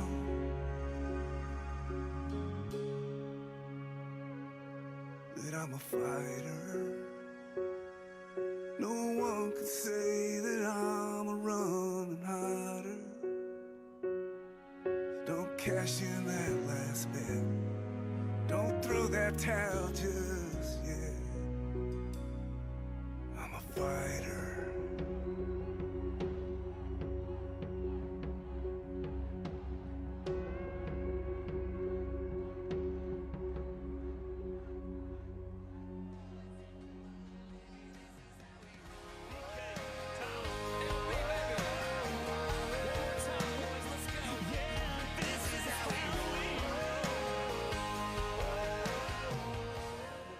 Wisconsin. Just want to point out two things in Wisconsin. I want to compare that to what's happening in Pennsylvania, because I think there's a trend that is favorable toward Trump, okay? So here we go, Dane County. I'm going to take you back to 2020. I'll just compare the numbers for Biden and Kamala Harris, okay? So this is Madison, University of Wisconsin, et cetera. Ton of Democratic votes in this county. So she is underperforming Biden's mark by about 1.7 points. And that translates to, it could be tens of thousands of votes. Trump, meanwhile, is up about 1.4 going back to 4 years ago. Let me come up here to La Crosse, all right? You get Democratic votes here in La Crosse, right along the border there with Minnesota. So this is Biden 4 years ago. It's not quite 2.5, but it's close to it, where she's underperforming in a county where she should be doing better. And here you go, Trump doing 2.5 points better in that particular county in Wisconsin. So we'll keep an eye on that. Come out a little broader here. Come back to 2024. Hang on one second, guys. And we'll go into Pennsylvania and try and prove a similar theory, all right, in two places. One is Allegheny and Pittsburgh. The other is Philadelphia. So we'll put this map into motion here. Put the slide bar out, okay? She's nearly meeting her number in Allegheny, off a half a point. Trump's doing slightly better, just 0.6 points. The last time I looked at that, she was dead even with the number from Joe Biden from 4 years ago on a percentage-wise.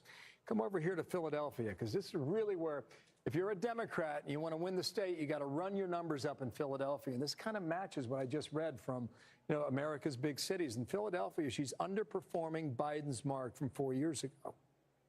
And Trump is outperforming, overperforming where he was 4 years ago. So, when you think about the number of votes that are available in Philadelphia, and you have 300,000, right? And that's a huge difference. I mean, you can run the totals up and never look back oftentimes in Pennsylvania if you're a Democrat running with a number like that. So let's take this off the screen and come on back to 2024, and you guys are asking how come we can't call North Carolina. Well, we may be getting closer because Mecklenburg is in and Wake is pretty much in. This is Guilford, that's Greensboro. You had a lot of campaigning down there. It's a fast-growing area, too. There's about 22% of the estimated vote is still outstanding. It's an impressive number. I haven't looked at this yet. Let's just go see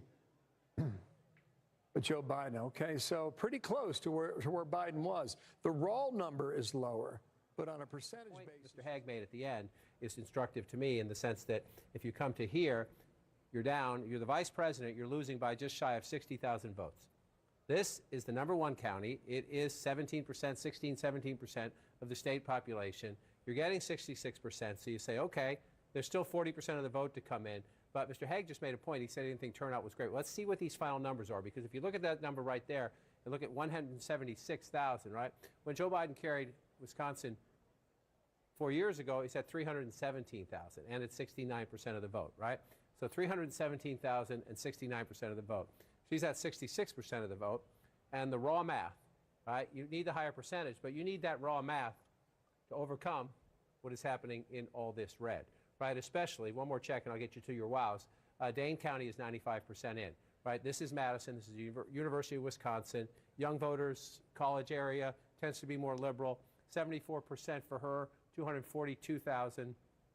Again, Biden's number's higher, and the math is higher. That's what happens in battle. That's how you win or lose battleground states. Get out the vote and get out the vote and in the right with a higher places, percentage. right. Yeah. And so in a place, the state won by 20,000 votes. You saw the margin even just right there. So let's go to the wows. You're going to go to Waukesha County. Was just here recently, right? This is a place the Harris campaign was hoping, hey, women, you don't have to tell your husband who you're going to vote for.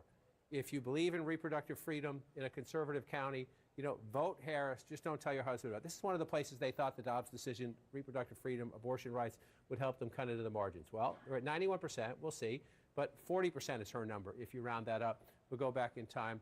It's a tiny bit, but it's not a significant jump from where the president was 4 years ago. And Trump's at 60% if you round up then.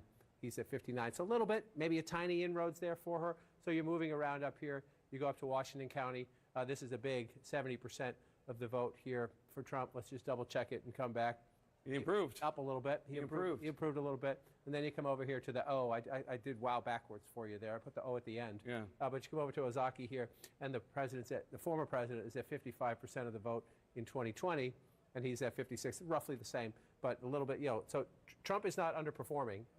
It's maybe within the margins, but when you see that well behind where President Biden was, and now you're waiting on this. I mean, there are some other small things. Let's take a look and see what else is out there. But as you can see, the biggest thing is here, and some of these votes up in here, if you're in the Trump campaign, we're talking about, can she come back? But if you're in the Trump campaign, you're also saying, do we have a cushion?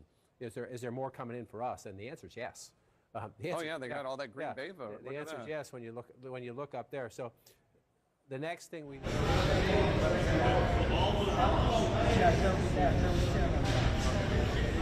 Come on, dude.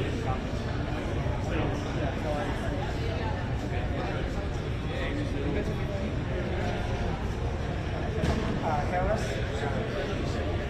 No, we got 14. That 8 doesn't count.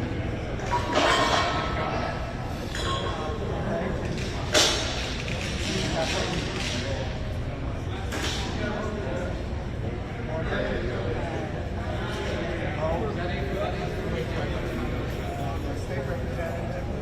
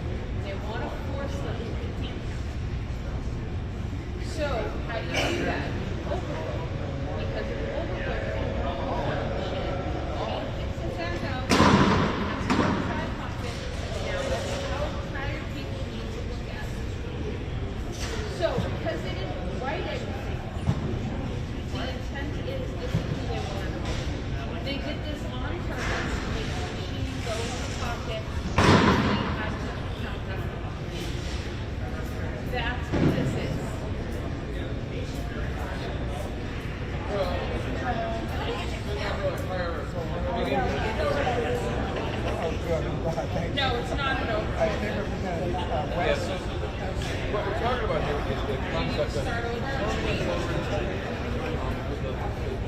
you need to have more likely than not.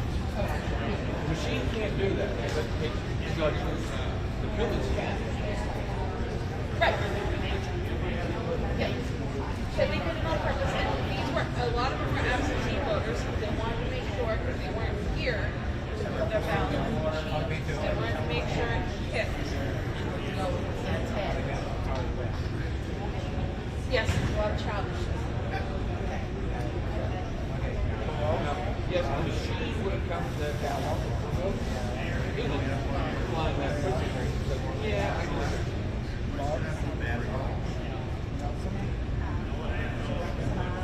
Jay.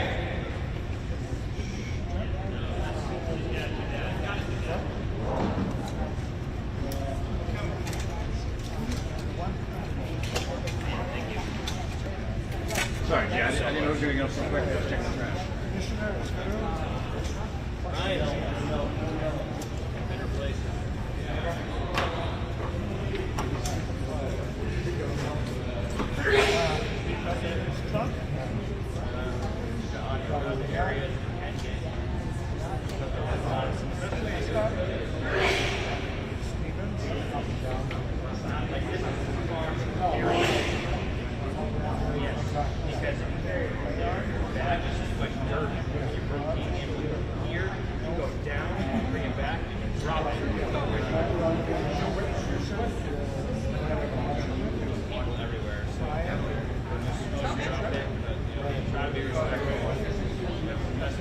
What was that?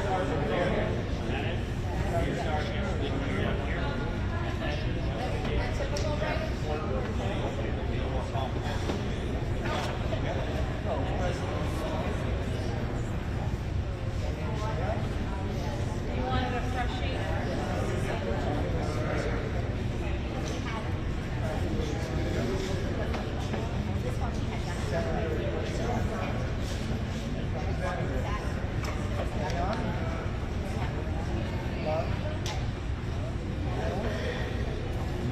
Well, it's not that it's a rule, it's cheating with the voter intent.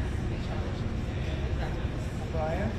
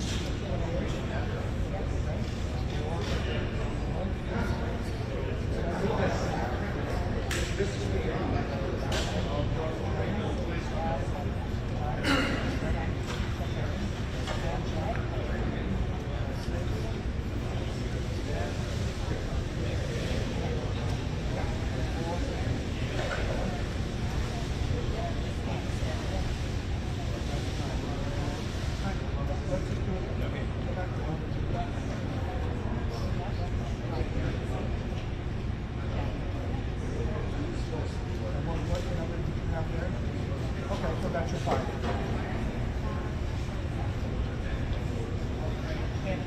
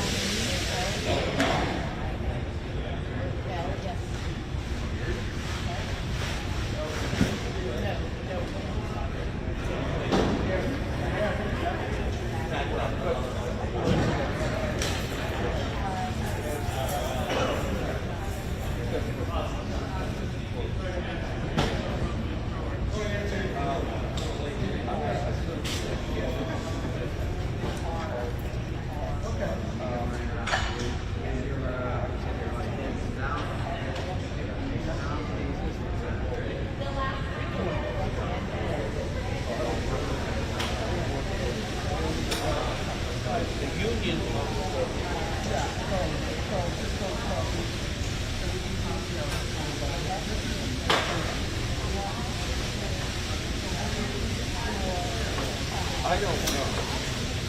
You're gonna have to judge me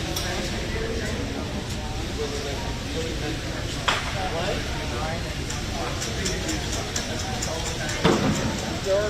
There are going to be cases where you really can't figure out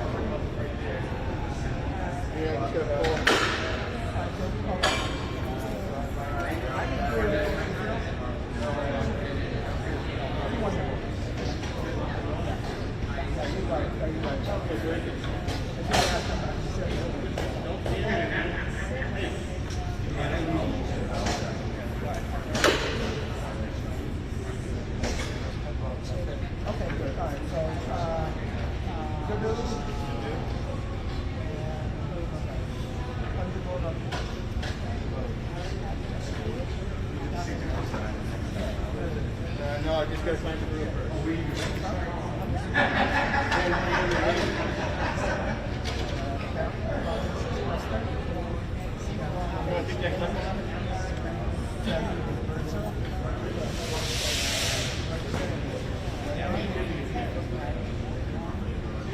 watching him, that's why.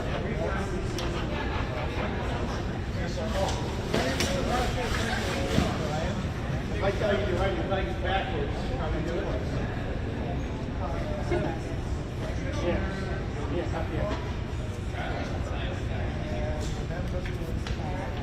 That's good. Okay.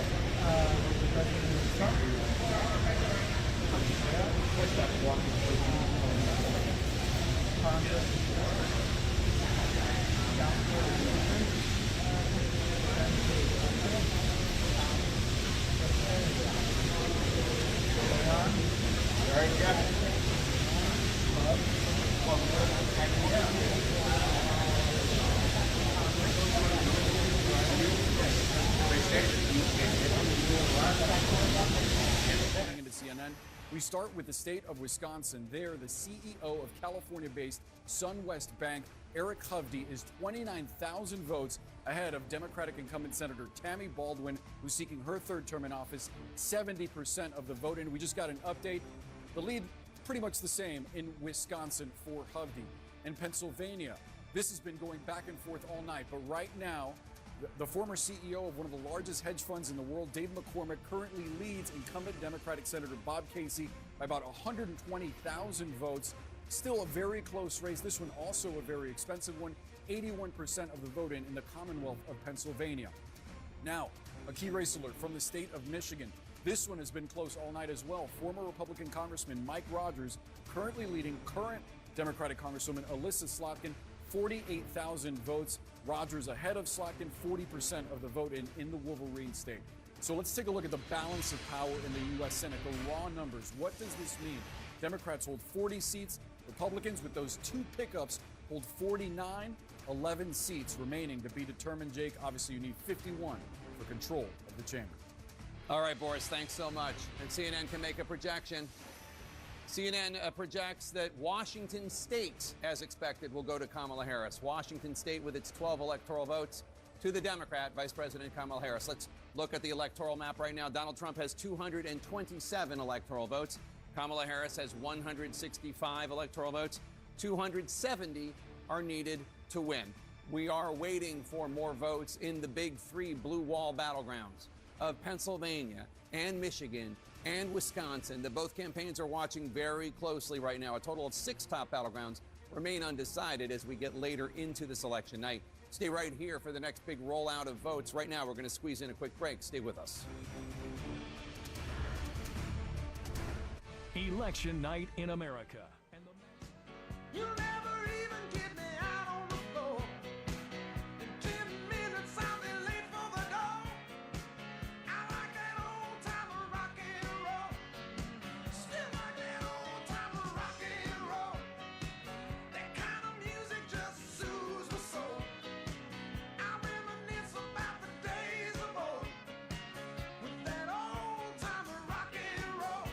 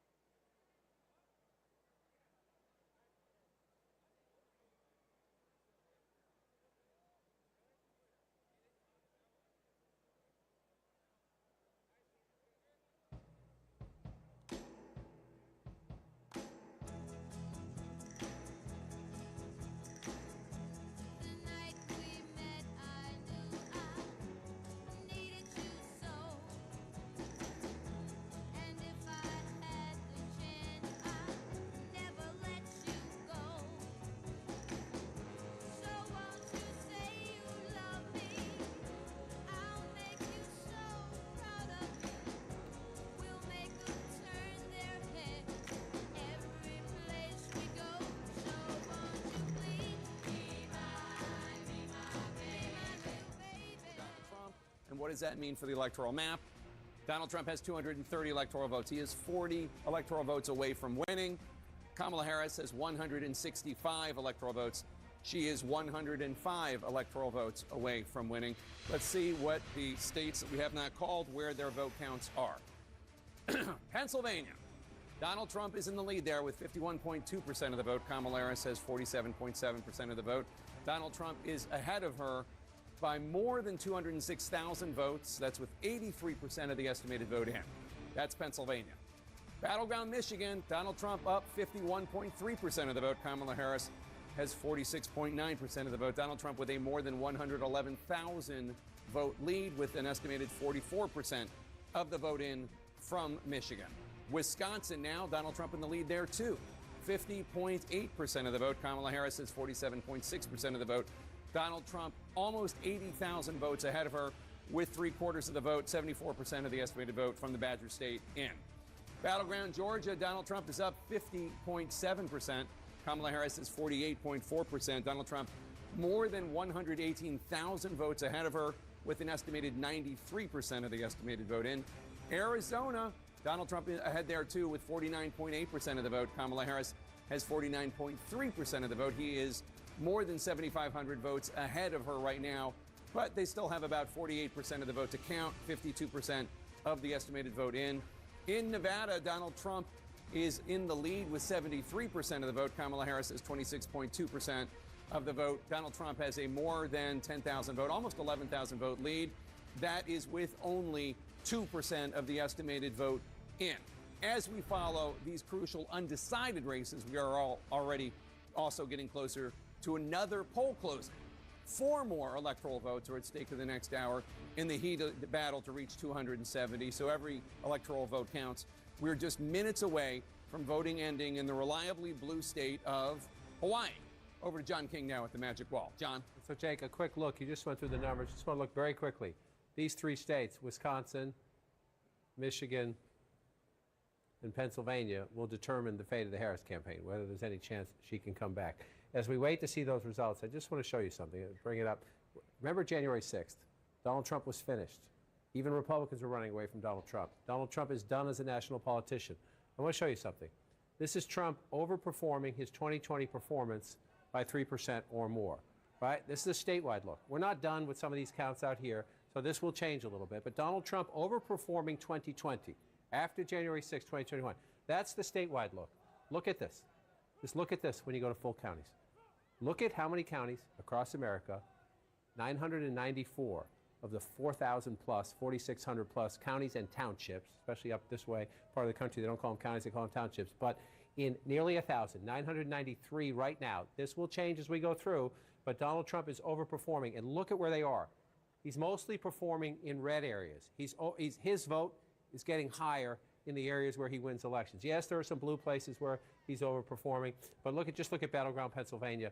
Look at all these red counties, places that Trump wins, where he's overperforming by 3% or more what he did in 2020. Then you come out here, let's go up to Battleground Michigan. These are the decisive states left on the board right now. Look at in the areas, those are his base areas, he's getting more. The same over here in Battleground Wisconsin. So the former president of the United States, given up for dead, Jake, after January 6, 2021, is running stronger now than he did in the last campaign. All right, John King, thank you so much. Every electoral vote counts, and 4 more are on the line right now as polling places are about to close in Hawaii. And we project Kamala Harris will win the state of Hawaii with its 4 electoral votes. Not a surprise. Hawaii, a reliably Democratic vote. But that does mean a pickup of 4 electoral votes for Kamala Harris. Donald Trump has 230. He is 40 votes away from winning. Kamala Harris has 169 electoral votes. She is 101 votes away from the 270 needed to win. John King. So, Jake, let's look at the map where we are right now, and then we'll go through some of these battleground states where we're still waiting. But just look at the map right now. You see a lot of red, right? So let's look at the 2020 map. You see the blue, right? The blue wall states, Georgia, Arizona, Nevada, right? Now watch, this is where we are now. 2024 looks a lot different than 2020, but at the moment, looks pretty similar to 2016. Donald Trump won the blue wall. Donald Trump won North Carolina. Donald Trump won Georgia. Donald Trump won Arizona. The only difference would be Hillary Clinton in 2016 did carry Nevada. Donald Trump leads there right now when you come back to 2024. But it's just, sorry, 2024. Let me come up here and do this and hit this, and you go there at 2024. So that's the one, it's just a dramatic change when you come here. And so Donald Trump is remaking the map again at the moment. And the question is there any way for Harris to come back? Again, we've given Donald Trump North Carolina. So let's see where we are in Georgia. If Donald Trump also carries Georgia, the vice president cannot afford to lose Pennsylvania. Yes, Nevada's out there, Arizona's out there, Michigan and Wisconsin are out there. 19. I'll show you what I mean in a minute. So can she come back in Georgia to stop that from happening? She's limiting her. If he wins Georgia, her path is so limited. So it's 118,000 votes right now. In a state decided 4 years ago by 11,700 votes, Donald Trump with 93%, that's an important number, of the vote counted is ahead by nearly 120,000 votes. So you're looking, this is where they would have to be. You can pick up votes elsewhere, but that's where most of the votes are. That's close to half of the state population, right in Atlanta and the metropolitan area around it. So what's out there? Are there live outstanding votes out there? Well, let's take a look. The answer is yes. Let me get rid of the coloring so you don't have to see that. The answer is yes, they're out there. You're at the point now where you're talking about drawing to an inside straight flush, essentially. You need these votes to come in overwhelming numbers for you. But you do see there's the mathematical possibility. This is why the Harris campaign is on the phone. This is why I assume that Donald Trump has not come out yet to say anything, because he's hoping that this one comes off the board as well. You're looking at the math right there. It's possible. So we're waiting for more votes in Georgia. So then you come up, Jake, and we'll look at the blue wall states in a minute to see if any of the math is changing. But if you look at the map right now, you would so much rather be Donald Trump than the vice president. All right, and we have a projection, John. CNN can project that Kamala Harris will win the Commonwealth of Virginia. Commonwealth of Virginia, with its 13 electoral votes, will go to the Democrat Vice President Kamala Harris. What does that mean for the electoral math? Let's take a look. With 270 electoral votes needed to win, Donald Trump is only 40 behind that with 230.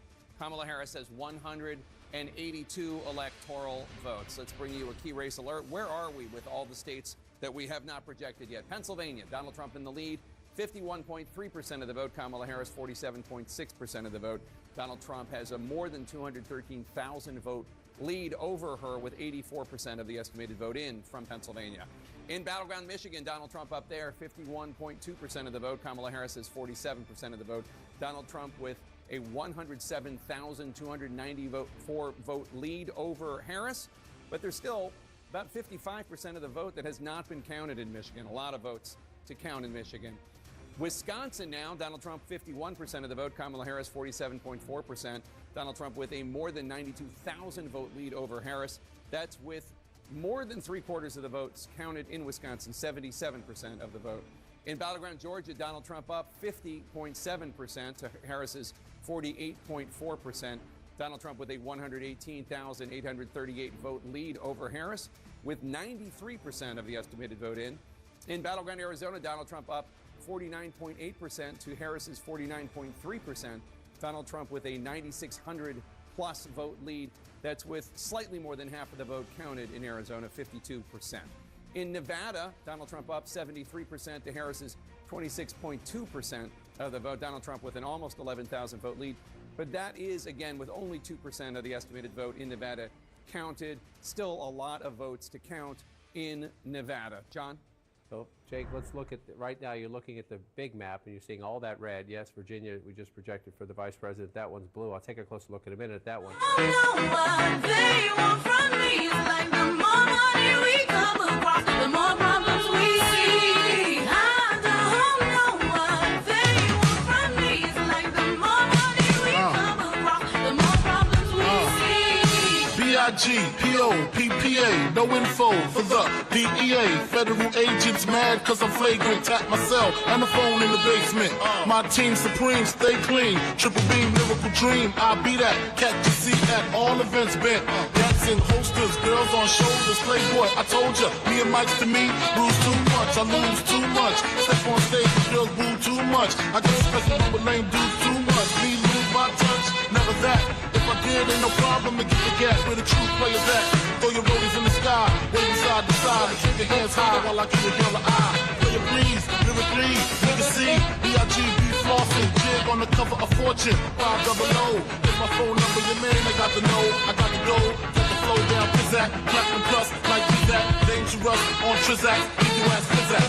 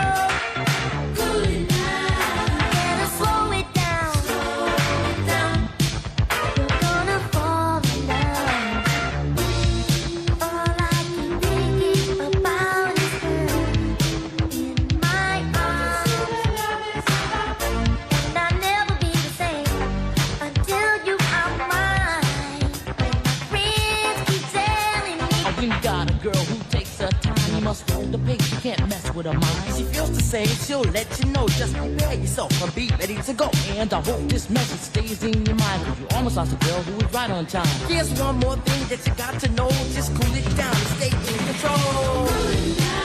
You got to cool it down. Watch out. You're gonna lose control. You better slow it down. You're gonna fall.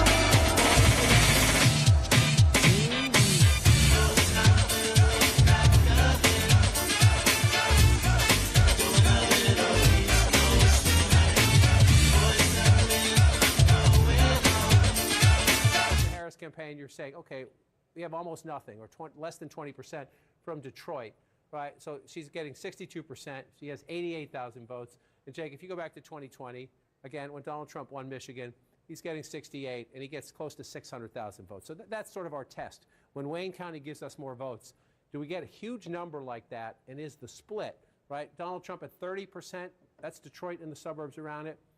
Donald Trump right now, it's only 20%. It's less than 20%, 16%. So, you know, but that if he's even above 30, right? Anything he's above 30 is an improvement for him. And so we can't see it all on this map. We have to get more granular.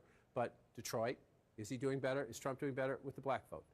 Or where is overall turnout maybe down a little bit from 2020? That's a big question too. And then here you have Hamtramck and you have Dearborn. They're not on the map, but they're right here. Those are two very important pockets of Arab American voters that were 200,000 plus voted for Joe Biden 4 years ago. We don't know. We don't have that granular detail just yet, but that was one of the big questions in the campaign. Spent a lot of time on my trips at Wayne State campus, younger voters, a lot of Arab and Muslim students at Wayne State, and a lot of young progressive students at Wayne State. Did they lose the youth vote there? A lot of the questions. Now, I'm raising questions that we'll answer in more detail tomorrow and next week and the week after that when we have final results. But if you're 158,000 votes ahead, only halfway in Michigan, I mean, I hate to say it, but like you're looking at this and like that's the best of the three blue wall states. Let's go to Wayne County right now.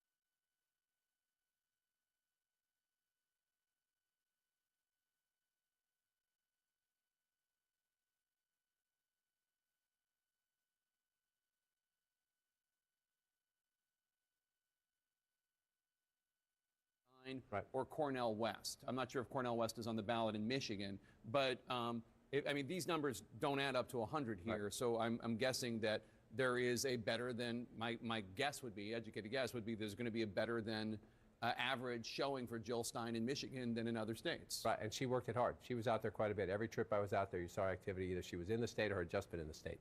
Yeah. So just to explain it. Now, one of the other things I heard about people talking about Michigan is everybody in the media, all you talk about is the Arab American, Muslim American vote, but really the issue in terms of a big sizable, bigger chunk of votes is white working class voters, union voters, because the Trump campaign ran ads slamming Harris's position on electric vehicles, EVs, and that is actually going to be more significant ultimately. That was, this is just their projection, than the Arab American, Muslim American vote. Is there any way we can gauge that, how well or poorly she did compared to Biden when it comes to white, non-college educated union voters? David would have the exit polls. We could look at union households. That's a question on the exit polls. I can show you some counties where we were. 3 times I went out there to talk to union auto worker groups. And I want to just say this up front. There are more automobile manufacturing jobs in the United States today than at any point during the Trump presidency. I repeat, there are more auto manufacturing jobs in the United States today than at any point in the Trump presidency. However, the EV debate is a debate. Stellantis just laid off 1,100 people, right? And in part because they say they have electric vehicles sitting on the lot. The union says that's BS. It's corporate greed. They're not keeping their word. But this is a conversation. Are they going too fast? At a minimum, are they going too fast? There are some auto workers who say, why are you forcing this on us? There are others saying the infrastructure is not in place. Culturally, people aren't ready for them. Why are you going so fast? So one of the places you'll find that is right here in Macomb County. We met Joseph Knowles, just laid off from Stellantis, a black union auto worker. No one in his family had ever voted Republican for president. He was voting for Donald Trump. He said everybody in his family was mad at him. This is where you find them right here. Bill Govier is another Ford worker in Macomb County who wanted to vote for Robert F. Kennedy Jr. When he dropped out and backed Trump, Bill Govier said, that's great. I love them both. And he voted for Trump a 3rd time. So some of them have been in Trump's camp, like a Bill Govier. Joseph Knowles is a +1, voted Democrat all his life, right? So there, Macomb County, we got a long way to go here, 36%. But Trump at 58, when you round that up, Trump at 53 right there. So again, we'll see if that sustains itself. Yeah. And the Biden number at 45, the Harris number at 40. If that's the number at the end, then it's very hard. Well, to there see you go. And you Michigan. can see why. And not all of that change is from that one issue or that one demographic I described, but that is quite significant if it holds. Let's go to Pamela Brown at the voting desk. Let's jump to Wisconsin if we could, because Pamela wants to talk about Milwaukee and what's going on there. Pamela? Yeah, I've been talking to officials there in Milwaukee County as well as the city. Let's look at Milwaukee County right now. A large portion of the vote that remains is from Milwaukee City itself. This is the largest county. This is the largest city in Wisconsin. According to a source in Milwaukee County, 9 out of 19 municipalities are completely reported. And the source also says that the county clerk there expects all results from Milwaukee County to be reported between 2 and 4 a.m. tonight, Central Time. So these results coming in overnight there from Milwaukee County. That is the expectation. Now, let's dive in here to the Milwaukee City. I just spoke to an official there. Milwaukee City has 27,724 mail-in ballots left to be counted so far. In addition, officials are still waiting for results from 4 wards still, and those would be the day of votes. So from election day. So there's still quite a bit to go to count tonight there in Milwaukee City. For context, 69% went for Biden in 2020. And as I mentioned, this is the largest county in Wisconsin. So we're keeping a close eye on this. All right, Pamela, thanks so much. Let's take a look at Wisconsin as long as Pamela drove us here. So a critical point she makes, 4 wards in the city of Milwaukee still have not reported their election day votes. And again, anecdotally, just texting people out in the state, they said turnout was good. They weren't saying great or gangbusters, they were saying good. So we wait, you wait. But again, so we're waiting for the city. This is Milwaukee plus the suburbs around it. The county is what you see here. But she's at 66% and Joe Biden's at 69%. So when those city of Milwaukee votes come in, that not only does that percentage need to move, but that math needs to change quite significantly if you're trying to make up that. Now, 96,000. That's better than 150,000, right? Simple math, people. We always say politics can be very complicated. Sometimes it comes down to basic arithmetic. Are there enough votes still out there to overcome a 96,000 vote lead? And so if Pam says 4 big wards are still out in Milwaukee City and there's a little bit more in Milwaukee County, the answer is maybe, right? Again, you're getting to the point where you're drawing to an inside straight flush, but maybe. So then you look around in other Democratic areas, and again, Eau Claire, she's getting 55% of the vote. I just want to compare that. That's okay, a little better maybe, but it's not a ton of. It's just not a ton of people there. Then you come down to La Crosse. You're looking at the blue areas, and you're saying, is there anything left? Not much left, right? It's not a huge swing anyway. So even if you pick up some votes, you're not picking up a ton there. So if you're looking at this map now, I just want to check what was our percentage here? 95% in Dane County. And these other blue counties around it, I'll hit them for you. You just see they're pretty small population-wise. I mean, not tiny, but again, you're at 95% Rock County, 95% Greene County, 92% Lafayette County. That one is a little bit smaller. So again, the math's getting really hard if you're trying to figure out, can Harris win back in Wisconsin? And I would say simply that it comes down to that, and those Milwaukee precincts that are out better be gangbusters. May I do a personal prerogative? May I see the Commonwealth of Pennsylvania? We haven't checked in there in a while, and that's obviously a place near and dear to my heart. And I have questions about it. One of them is Allentown, which is blue right now. Allentown, the city of Allentown is 54% Latino, 54%, and Pennsylvania, as we've discussed, has the third largest Puerto Rican population on the mainland, behind only New York and New York and Florida. So my question is, how is she doing in this Latino area compared to Joe Biden 4 years ago? Again, cannot go granular just into the city of Allentown, but you can look at Lehigh County here, right? And I can already tell you, 51 to 48, if you're the Trump campaign, sure, you'd like to win it. But you're looking at 48% in Lehigh County, and you're feeling pretty good because you were 46 last time. Right? And again, within a battleground state, you think margins within the margins, the battlegrounds within the battlegrounds. So Joe Biden at 53% with 98,000 votes, the vice president at 50% with 93,000 votes. Now, we're not completely done there, but that 5,000 votes makes a big difference. It just does, right? So and that's there, right? So then you come out here and you come up, let's just move on up, right? Carbon County, look at this, Trump getting 73% of the vote. He's improved. That's one of the places he's overperformed himself.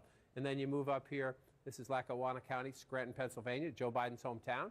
It's a tough, competitive blue-collar area, but 51 to 48 now, 54 to 45. And if that movement of 4% can be the whole thing. It's a couple thousand votes here. It's a couple thousand votes there. I want to show you something By the way, else. can I just point out Erie has now flipped. Erie, which has always voted with the presidential victor in Pennsylvania and nationally, is now with Trump. Has flipped, and let's see where the turnout is there. Again, it's one of the 25. They're at 95%. It's very close, but it's always very close. So you see Erie County, very close there. And I just want to come across the state, Northampton County. So you're on the your Buffalo, New York border, and here's New Jersey here. You've got 52 to 47 there. Not done yet, but the two multi-pivot counties, twice for Obama, then for Trump, then for Biden. At the moment, they're going back to Trump. I just want to show one more thing we haven't shown tonight. I just want to bring this up and bring this out. It's not here. It is here. No, it is here. Sorry.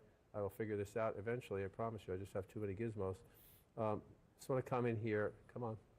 And show you this. So let's go out nationally first. Everyone's been talking all night long about the headwinds. There'll be a lot of questions asked about this after the fact. This is not a good environment for any incumbent. Kamala Harris is the incumbent vice president. What this shows you is not votes. This shows you the darker the county, the more that county has been hit by inflation. Meaning, the darker the county, the more cost of living, energy prices, gas prices, housing prices in a lot of places have outpaced wage increases. Right? Try to find me. See the green? Yeah, what does that mean? That's the county where your wages have outpaced inflation. You can use a hand.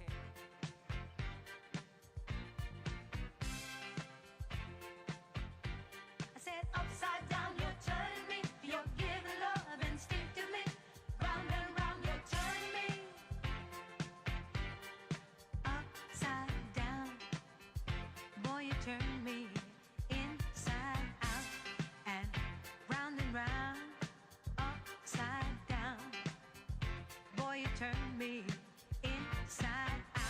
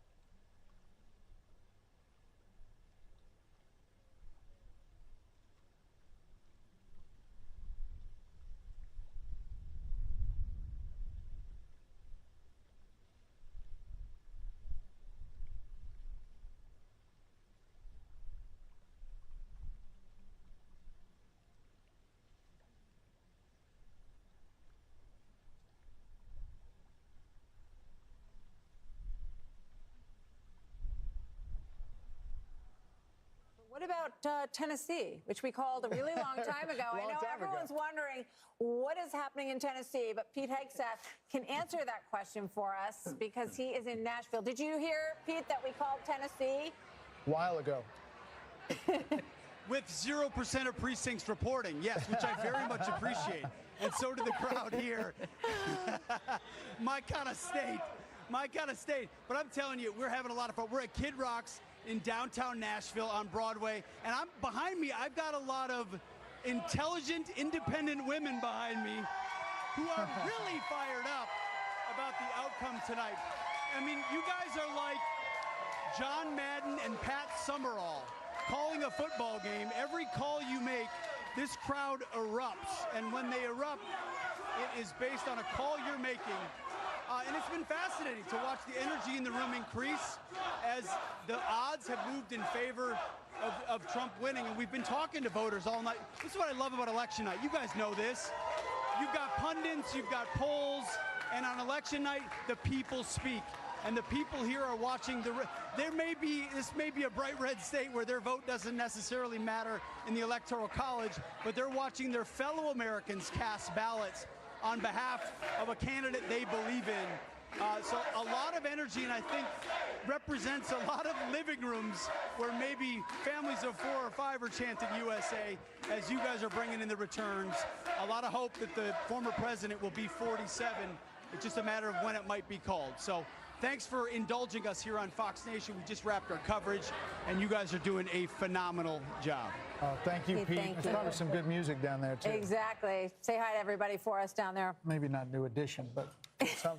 Let's bring in our panel. Welcome back, Karl Rove, Jessica Tarloff, and Sandra Smith, and our regulars to the right. Sandra, great job looking into the Fox News voter analysis. What are you looking at? All right, a few things. We haven't really talked about fracking in Pennsylvania, as we do wait on results to continue to come in there.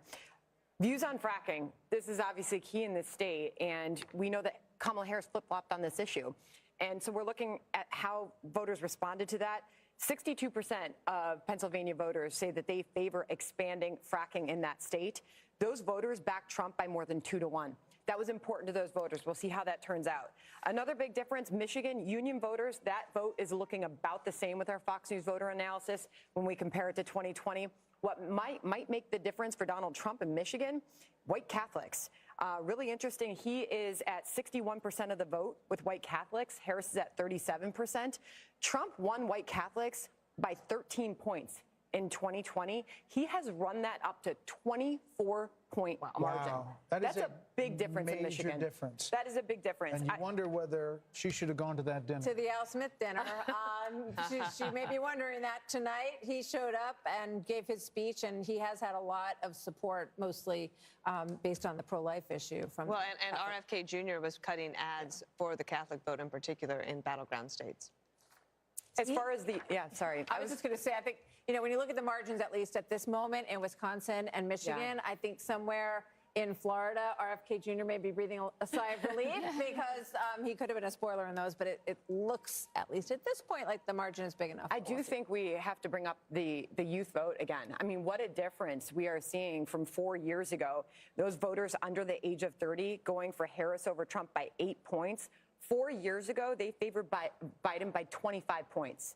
I mean, this is a huge difference. And we dive in at the state level, you are seeing what a difference that makes where he is outperforming what we saw earlier leading into this in the polls. And how crazy is that the younger candidate, there was a lot of talk that a younger candidate would draw younger voters, but Joe Biden drew them in a larger numbers than she appears to have. Karl, you've been on the back end of nights like this. You have been digging into the numbers. What board do you have for us now?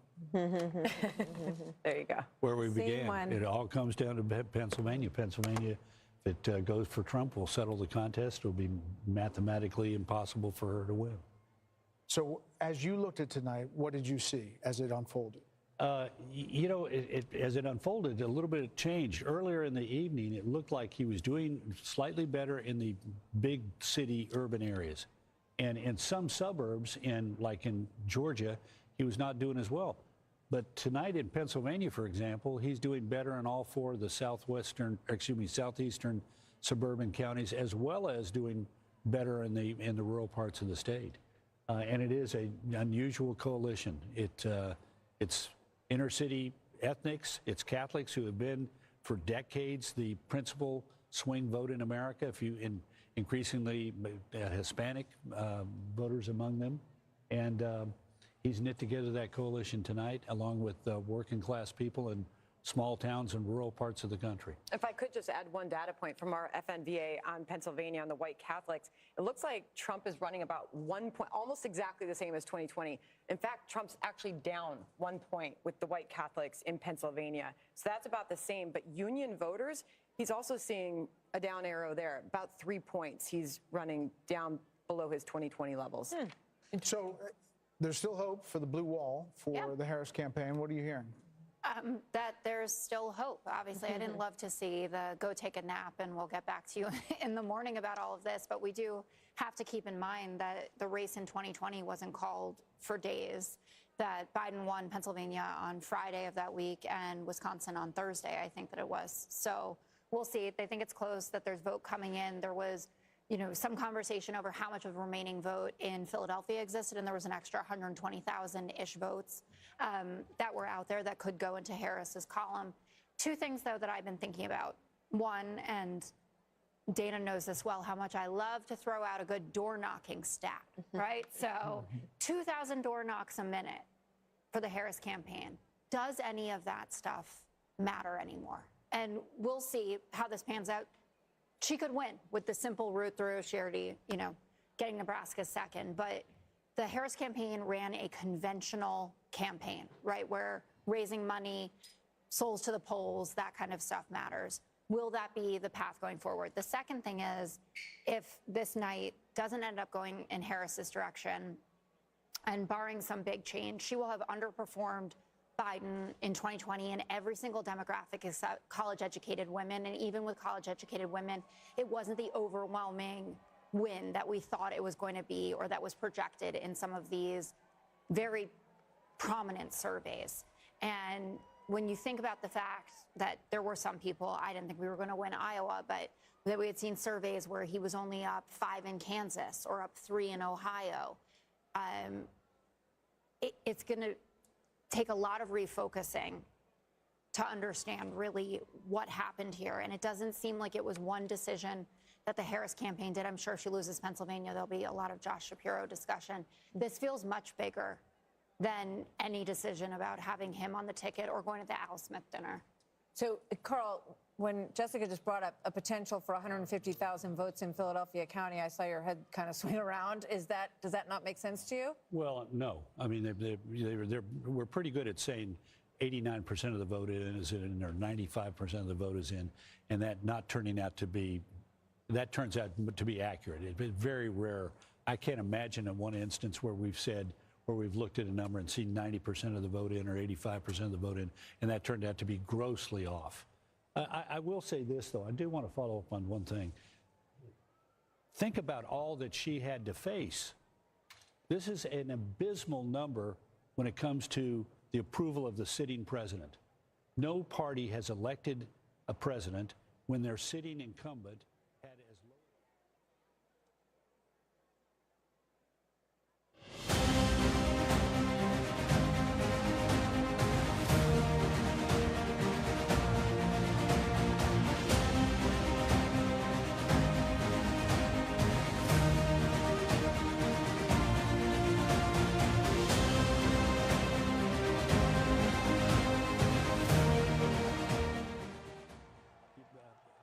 Britt made the point earlier, the Electoral College will serve the purpose of translating a relatively small difference between these two people. Look at Pennsylvania, 50.9 to 48.1.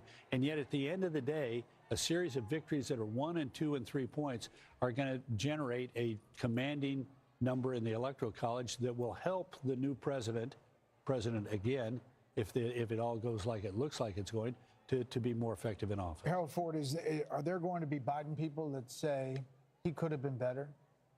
Like Biden? I think it's hard to make that case for some of the reasons, and I think Britt and Carl have made the point. I think 3 things. I listened to Sandra's data. I'm curious as we get a day or so away from this, as we look at what happened with the performance amongst women for her, did she win African American women, Hispanic women, white women at a bigger rate? Were there disparities between the two? And then the race thing for me, I'm going to be curious also to get more. We heard that the numbers around Hispanic voters, but even black voters, where that might be. And interestingly, Carl, normally you see a race where in a country where the cultural issues impact, as you were talking about, the suburban areas, in some places he wasn't performing, and you've seen the suburban areas in Pennsylvania and elsewhere where the economic issues, fracking, and the livelihoods of those communities were at stake. Then you have the cultural issues. I think the issue around transgender rights was a bigger issue than Democrats really understand what it meant. I mean, what it meant for girls playing sports. I'm a father of a son and a daughter, what it means if little boys are playing in little girls' sports and going into bathrooms. I don't think we've not gotten our head fully around that issue. So there'll be a lot of reckoning, and to Jessica's point, and I think a lot of reimagining whom we are as a party, which I think will be good for the party if indeed the trend continues where it is this evening. I'm not going to belabor this point, but for a candidate who Democrats who really were aggressive and a media that echoed that, called him racist and a Nazi, and yet today to see the black vote and the Hispanic vote going exponentially more than it did before is really quite something. I mean, it's just startling, Britt. Well, it's a further sign of the decline of the influence of the mainstream media, which tends to take its cues, to say the very least, from the Democrats, and to repeat with serious faces the charges he made and the sometimes outlandish claims that he's made about Donald Trump. We could be getting ready for a call here soon. We're going to stay here, and we're going to go to Bill Hemmer because you're looking at Pennsylvania, Bill. Can you hear me? Yeah, I can. Yeah, sorry, they were talking to me. Go ahead. What's How that? come I always talk to you when they're talking to you? Well, because there's a lot to be said over here. All in right. this So figure. Go ahead. Pennsylvania, we're still looking at, but Yeah. we're also looking at the national popular vote, Yeah. which he's currently leading. Yeah. One thing I was looking at here. Okay, this is Philadelphia. This is 2016. This is Trump's margin in Philadelphia, 15.5. Okay. Then he comes back 4 years later. Philadelphia. That's where I mean, it's a Republican running in a blue part of the state. He's just shy of 18. Okay. So where is he tonight? He's almost at 21. Okay. So hold on that moment here. Okay. There's a reason for this. Wow, that was a nice move. Yeah, like that? You caught me off guard. So let's go ahead and look at the vote difference for Pennsylvania. Some things I want to show you right now. You know, we talked about this Democratic march over here, and really, when we talk about the blue wall, here's where we stand right now, okay? Got to reach higher than that. Trump's just shy of 3 percentage points, now ticking down to 2.7. That's a live number that continues to come in. Go ahead and clear this. Kevin Wyden out there, Mitt. Let's look at the vote margin for Pennsylvania. I'm going to show you the blue wall and how, you know, if it's moved every direction for the past 3 decades, is it about to move in the same direction yet again? Right? There's 3 counties here in Philadelphia that really tell a story. These are your flipper counties, all right? Look at Northampton. All right? Northampton is above Philadelphia. Trump's leading in Northampton. That flip for Biden, it's flipped back to Trump by about 5 points. Look at the other end of the state in Erie. Erie is one of these bellwethers as well. Kamala Harris has been leading there most of the night, and just about 30 minutes ago, Erie flipped. Yet, we will continue overnight to fight to make sure that every vote is counted, that every voice has spoken. So you won't hear from the Vice President tonight, but you will hear from her tomorrow. She will be back here tomorrow to address not only the HU family, not only to address her supporters, but to address the nation. So thank you. We believe in you. May God bless you. May God keep you. And go HU and go Harris. Thank you all.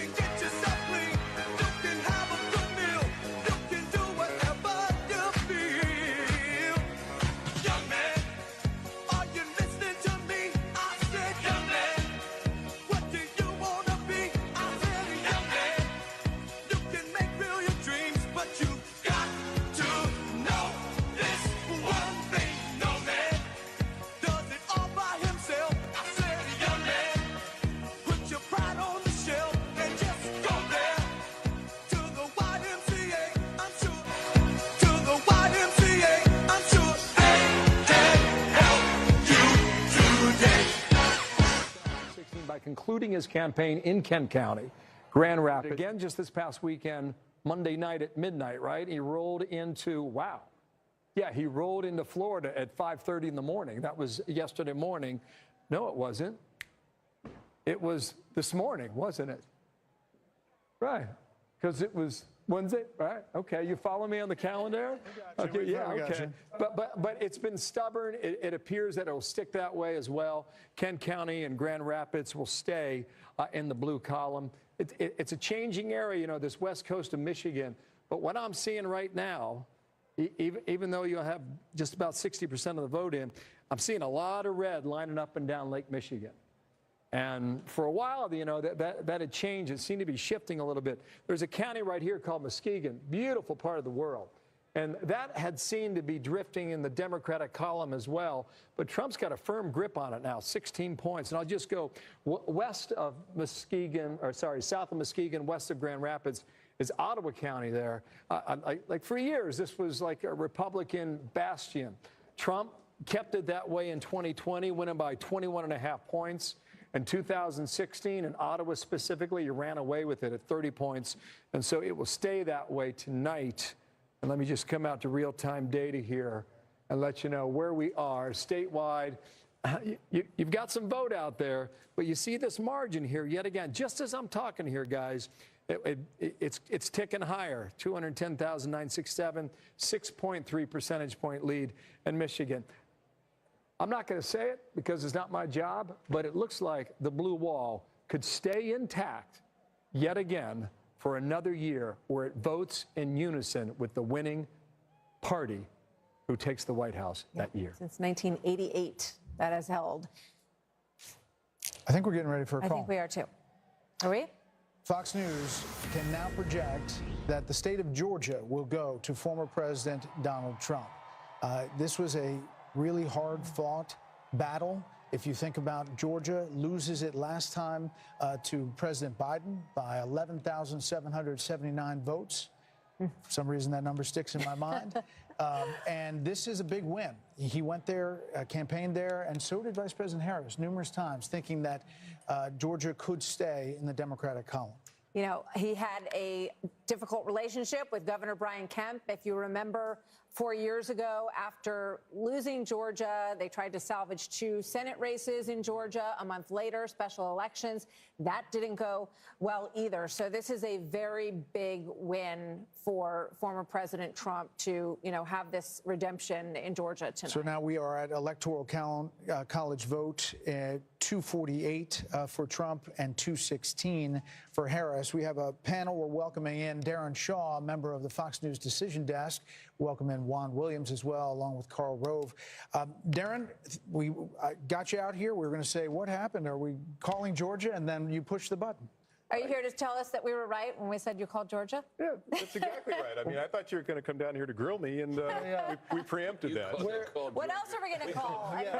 You guys called Georgia in the nick of time for you, Darren. That's exactly right. While we have you, how do you see this night? And was it like you thought going in? And as you look at the blue wall there?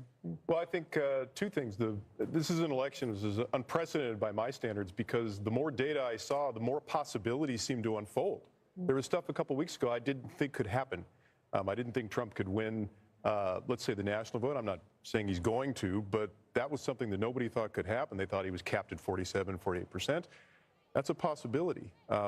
We had a lot of conversations about whether these swing states were going to move together or whether they were going to sort of crack and each move separately. There's a possibility tonight that, I didn't think this would happen earlier in the afternoon, but that he could sweep all of them. That's not a prediction, but it's something that's within the realm of possibility with the data we've seen. You're saying blue wall turns into a red wall. It's possible. And that wasn't something anybody was talking about. People talked about Michigan in particular as being the toughest state for Trump to crack.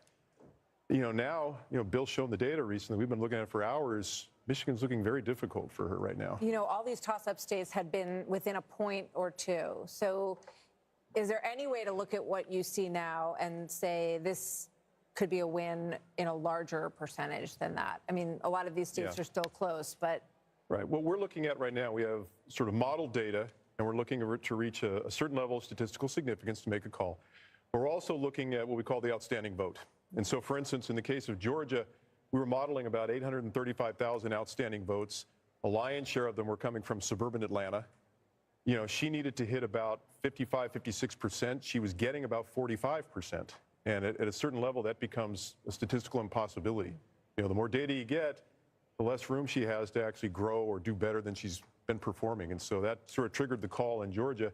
We're not quite there yet in the other states, but this may not be an election where we need to be here till Thursday or Friday. Right. And so when they say go home, relax, you're saying maybe not yet. We'll see if they, continue to count. Arizona and Nevada have been particularly stubborn about that. We understand in Nevada they don't allow any counting until the last vote has been cast, which is, we think, why we're getting basically nothing from Nevada so far. Yeah. But Arizona, it's coming in sort of droves. It's a close race there. Wisconsin and Michigan. Michigan seems to be counting there at like 54, 55%. Wisconsin at 2 a.m. in 2020 had counted 99% of the votes. So we think there's a chance we might have enough data in Wisconsin, maybe Michigan. So we may have some resolution more quickly than we had thought. So in Pennsylvania, Sean talked about this earlier, the early vote and what that looked like and what she would have to do day of in Philadelphia and those counties right around there.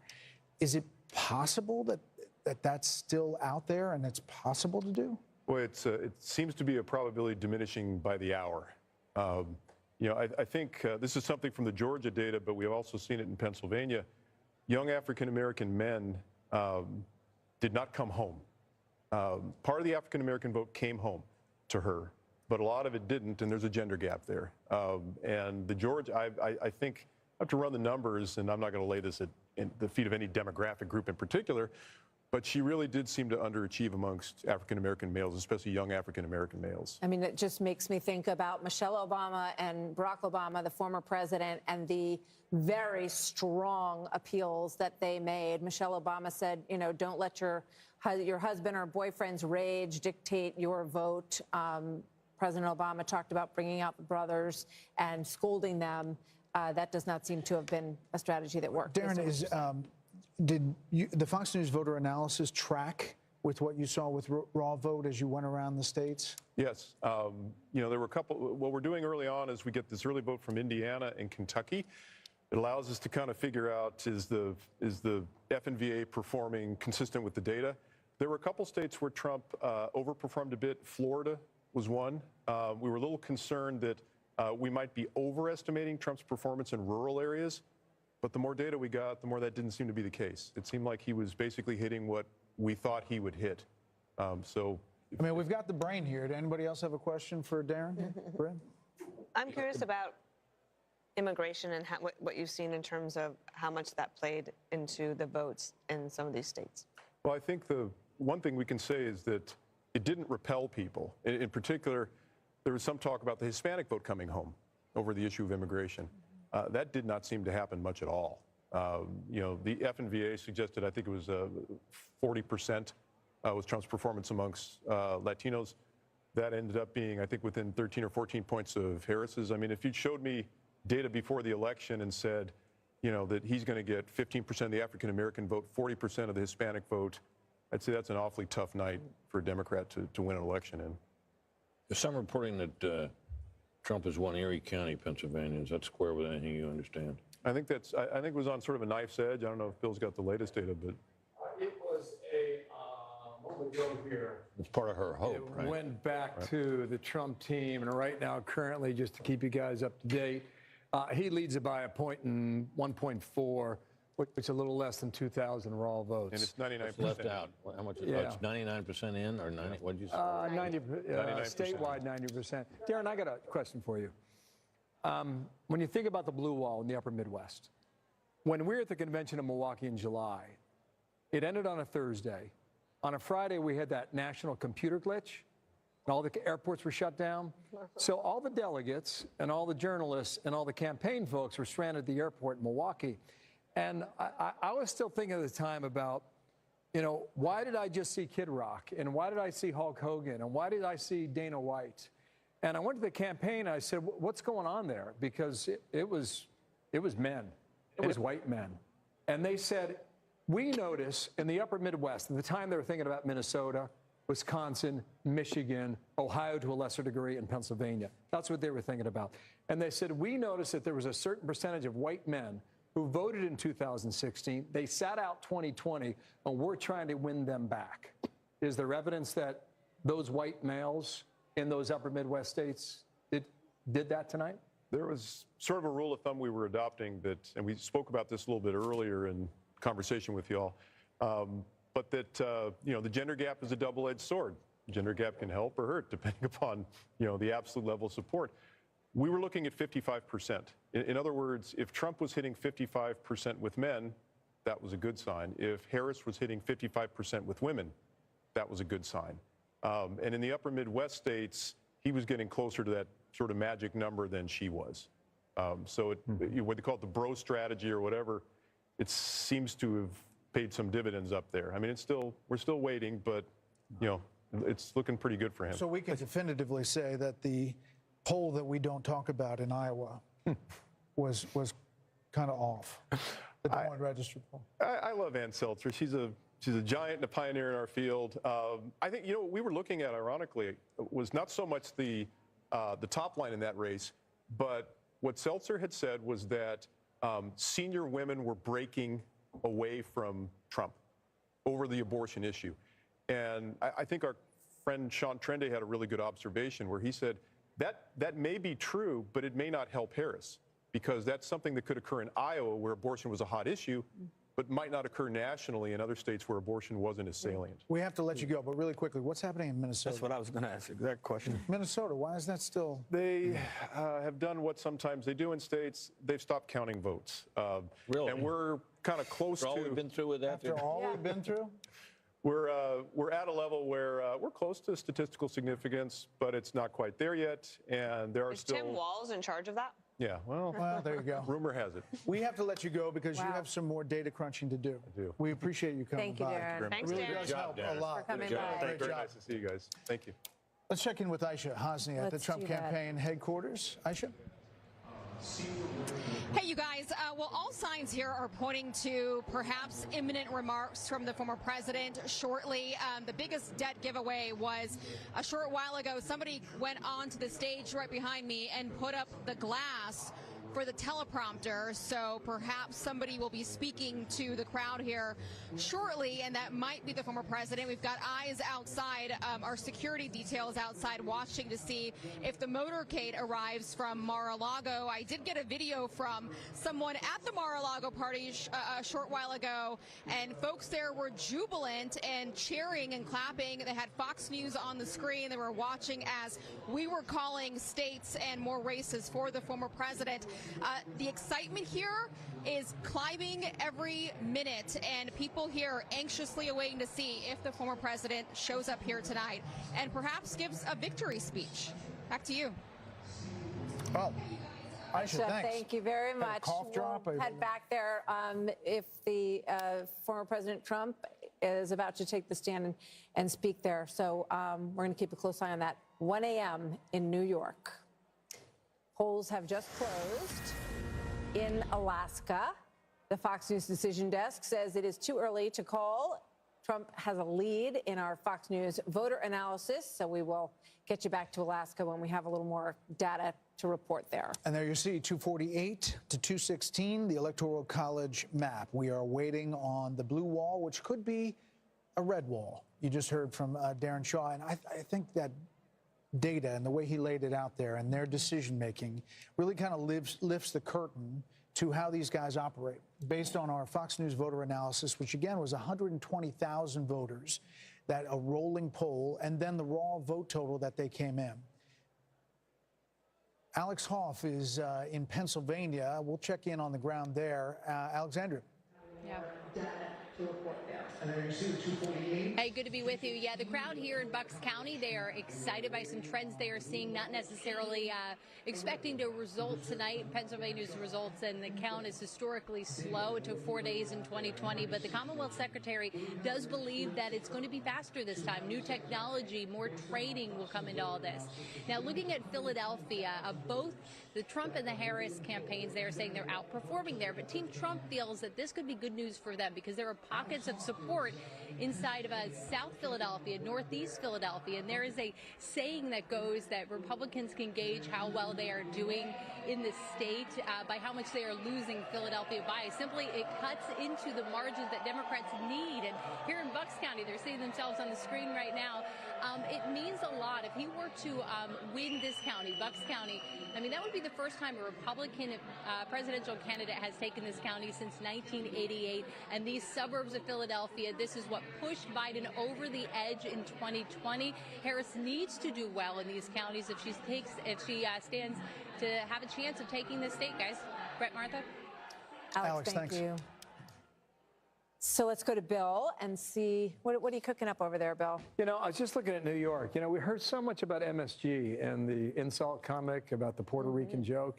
And, you know, Trump, you know, New York's his home, right? I mean, now living in Florida, Mar-a-Lago, but just look at this. I'm going to go ahead and use the slide bar and just, okay, 8 years ago when he's running against Hillary Clinton, this is his margin in New York, all right? 37.5 compared to almost 59 for Hillary Clinton. And then against Joe Biden, it was what? It wasn't, oh my gosh, it was 0.3 of a point, all right? And now we come to 2020 and see the numbers on the board here. That's a pretty decent performance. And we're just getting some insight here in the New York City. He did well over 40% of the vote here in New York as well. One thing I was checking out here, guys, in this is the number, right? Path to 270. I guess in theory right now, if you were to close out, you know, you're at 248. If you were to close out Pennsylvania, and even though Alaska has ranked choice voting, which could take a while to post a number here, nonetheless, that would put him right at the number at 270. So even around the blue wall, that's possible too. That goes back to the argument that we've been talking about for some time now, that Trump had more paths to the Oval Office than Harris did. Let's go check on Pennsylvania one more time here, and we'll see. Okay, it's holding steady at 3.5. 90% of the estimated vote out there is now reporting here. In Michigan, you know, the blue wall, 6.3, so that number is stuck a little bit here. Estimated somewhat, maybe 40% of the vote still missing there in Michigan. And Wisconsin, you know, maybe we get some more numbers in. It got 85% of the vote in here. And, you know, Trump's holding on to this 4.2 advantage in Wisconsin. And Wisconsin, they take a lot of pride in what they do. They want to get the vote out quickly. Maybe Milwaukee notwithstanding, but the rest of the state, you know, that's their idea. So we could get that in maybe a little more as we go into what, the 2 a.m. hour? Are we going to 2 a.m. or 3? What are we doing here? Arizona sticking here at 0.7. What's that? Just keep going. Okay, you got it. This is Nevada, so we're starting to get our first numbers in from Nevada. For any of the nerds and geeks out there that have been deep in the weeds about the early voting, you've been watching Nevada. And Nevada's been a pretty good marker there for Republicans. This is a quick count here now. It's saying 75% of the vote is in, and Trump's got a firm lead at 3.4 points, roughly, just a tad under 35,000 votes. Clark County, Las Vegas, 70% of the votes in the Silver State here all come from Nevada. Let's see what's happening right now. Okay, Harris, just a tick over 50.2 with 80%. I want to go comparison's sake, 8 years ago, why not, right? In Nevada, I don't know what this number is. We'll find out together, okay? So Hillary Clinton did 2 points better than Kamala Harris, and Joe Biden, okay, did even better, you know, 3.5 over what Kamala Harris is putting up right now. So it appears if you're in the Trump camp, that's a pretty good number right now, just shy of 51% in Nevada early on. Here's Karl Rove's favorite place in the world. This is Washoe County, right, Karl? Right now, a point, it's close, right? 0.2 points. You know, what happened with Biden? Was it close? Yeah, pretty close, but Biden won the county. So in all likelihood, Trump's got a chance to flip this if it holds up right now. Super slim and more vote to come in, but Nevada is looking good too. And now you start to wonder, you know, how high does this number go on the Electoral College? Yeah, New York Times Needle is now at greater than 95% and likely to win the popular vote is what they have. Well, let's check in. Well, let's go out to Vegas. Jeff Paul is live in Las Vegas. Jeff, what's happening? Well, a lot of excitement here and optimism at the Sam Brown watch party. He's, of course, the Republican candidate trying to unseat the Democratic incumbent Senator Jackie Rosen. And just a few moments ago, when Bill was talking about Nevada, you heard a lot of cheers here from the crowd at the Sam Brown watch party. Just knowing some of those initial numbers, it took nearly 3 hours to finally get some of those numbers. We're hoping to get another batch in the coming hours, but Nevada has an interesting law where it's, you can vote right up until the 7 o'clock hour, and if you're in line, they'll let you vote. And in order to release those results, they wait until the very last person in line votes. That person, it took 2 hours and 48 minutes, so still a very long night ahead of us. But for the folks here at the Sam Brown watch party, a lot of optimism in the air. All right, Jeff Paul in Las Vegas. Jeff, thanks.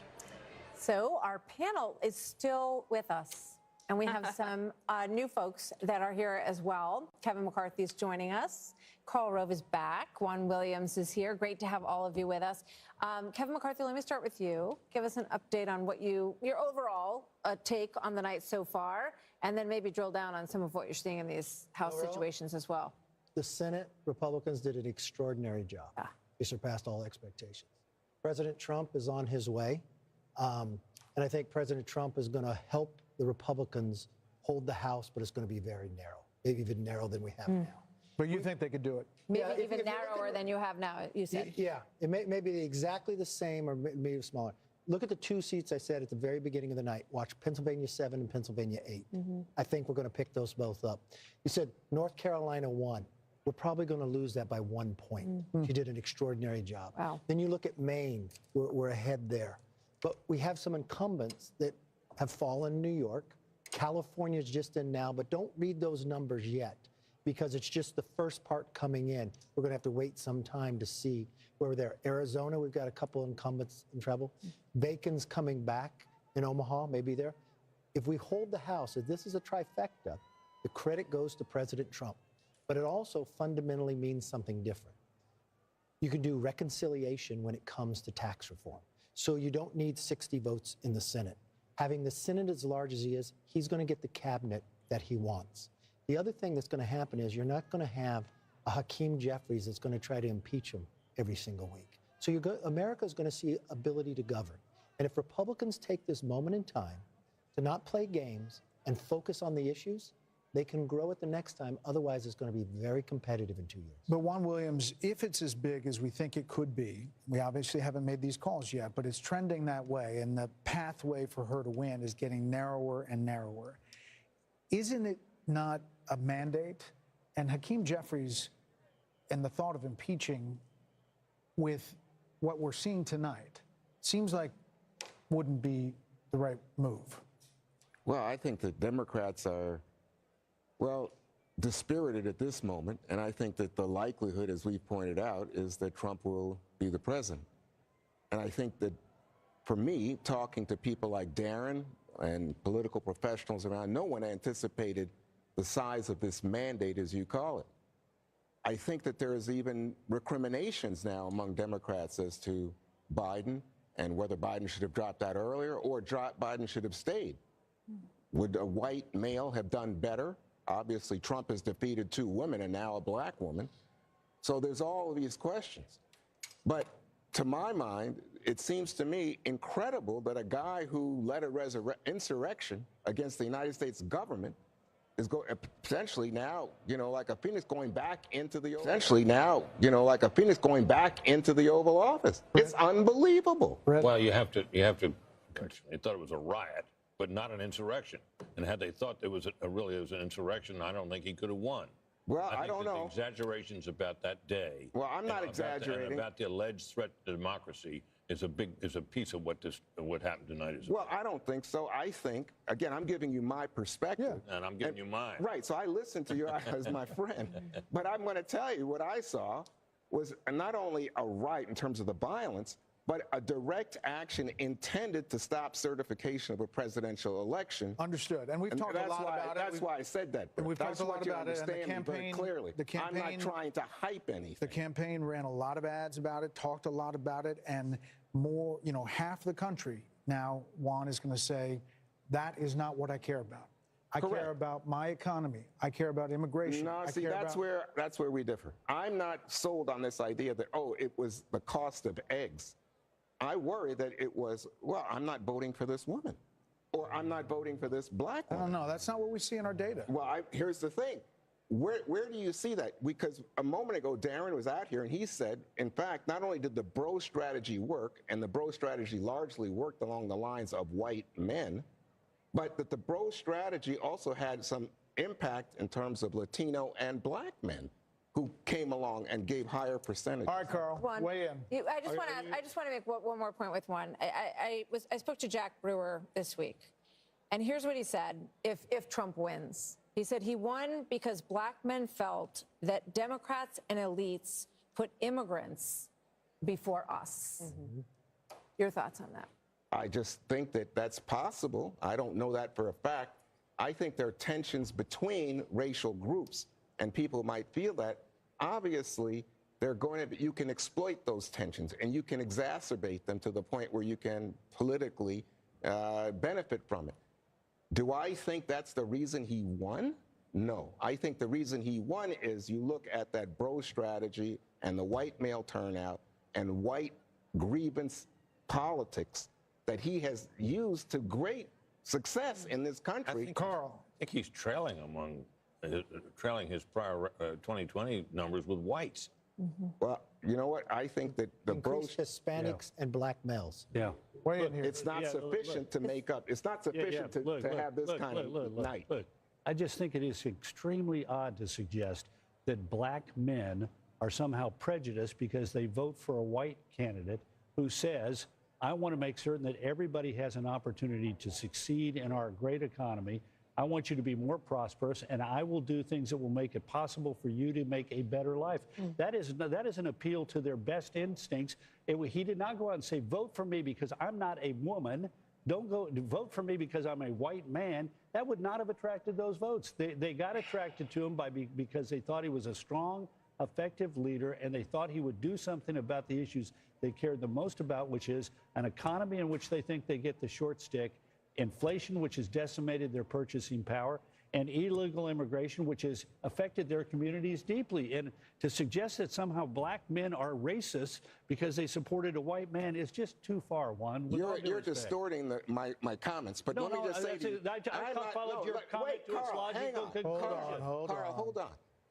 We're not saying most black men did not vote for Donald Trump. So I never said anything like that.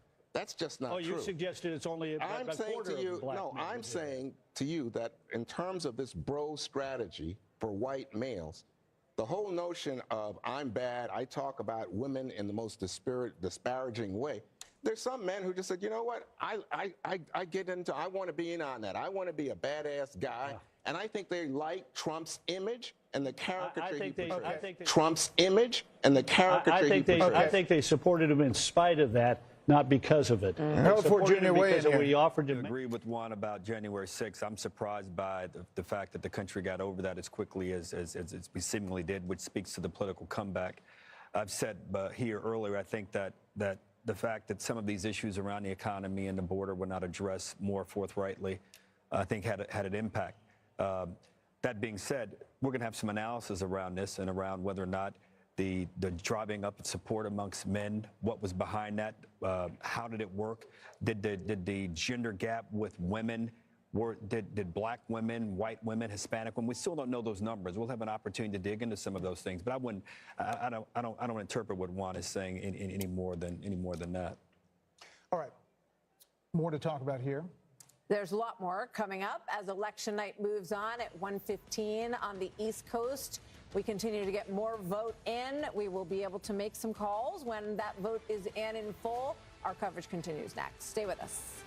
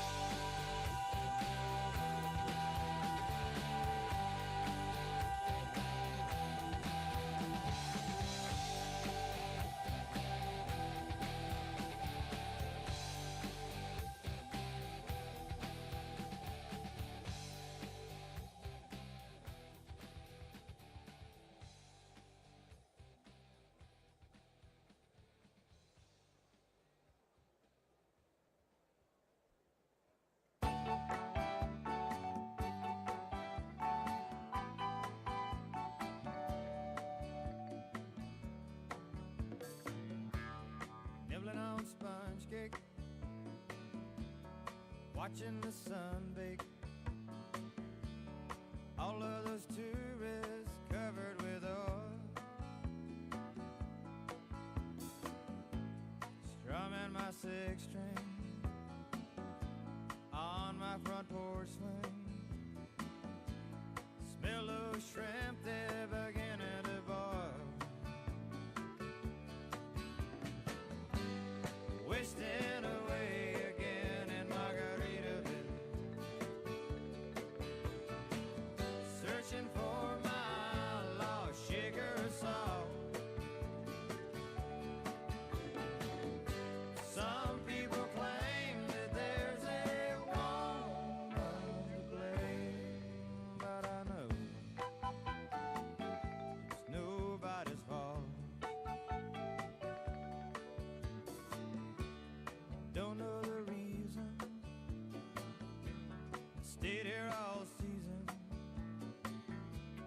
Nothing to show but this is movement from the Mar-a-Lago Trump group, including former President Trump, who is in a very good position to be the next president this evening as well, is heading over to the Trump headquarters, where there are a few thousand people who have gathered for this evening. So we'll keep a close eye on that. Obviously, when he shows up there, we will take you there live. Well, those guys had two Make America Great hats on. I saw someone with a front, really large back. one. Yeah. As we look now at what we have, Pennsylvania. Is this a call, ladies and gentlemen? We are now projecting that Donald J. Trump will win the state of Pennsylvania. Former President Donald J. Trump.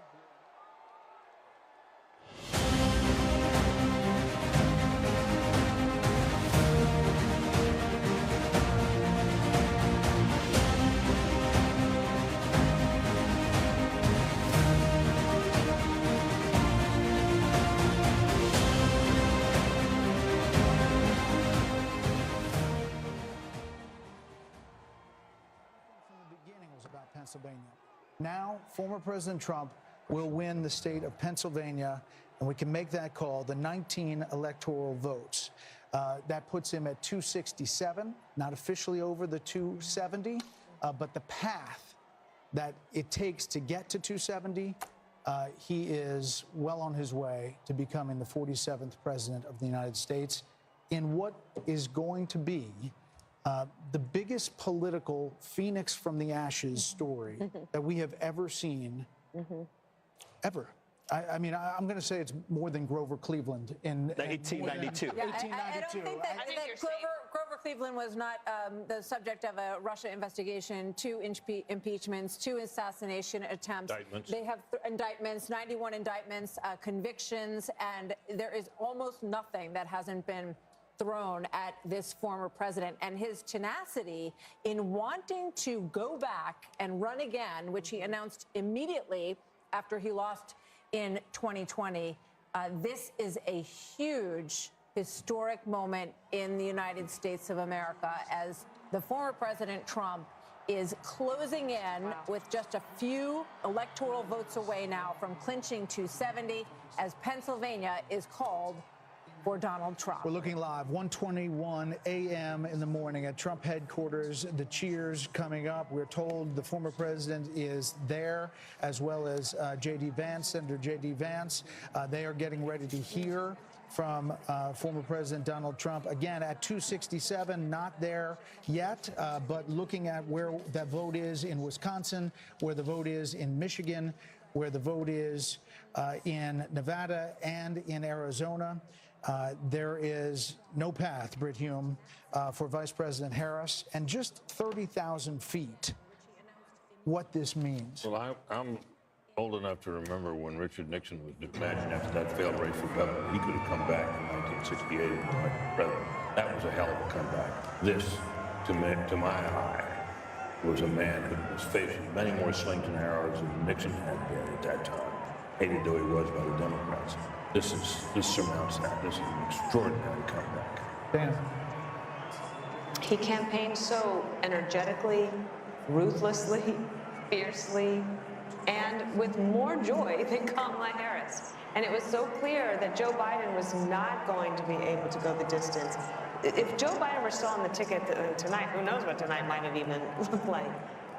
That he has been able to accomplish this, it is nothing short of astonishing and amazing. And also I think about Susie Wiles, who's his campaign manager, very quiet, does not like the limelight. Chris LaCivita, who works on it.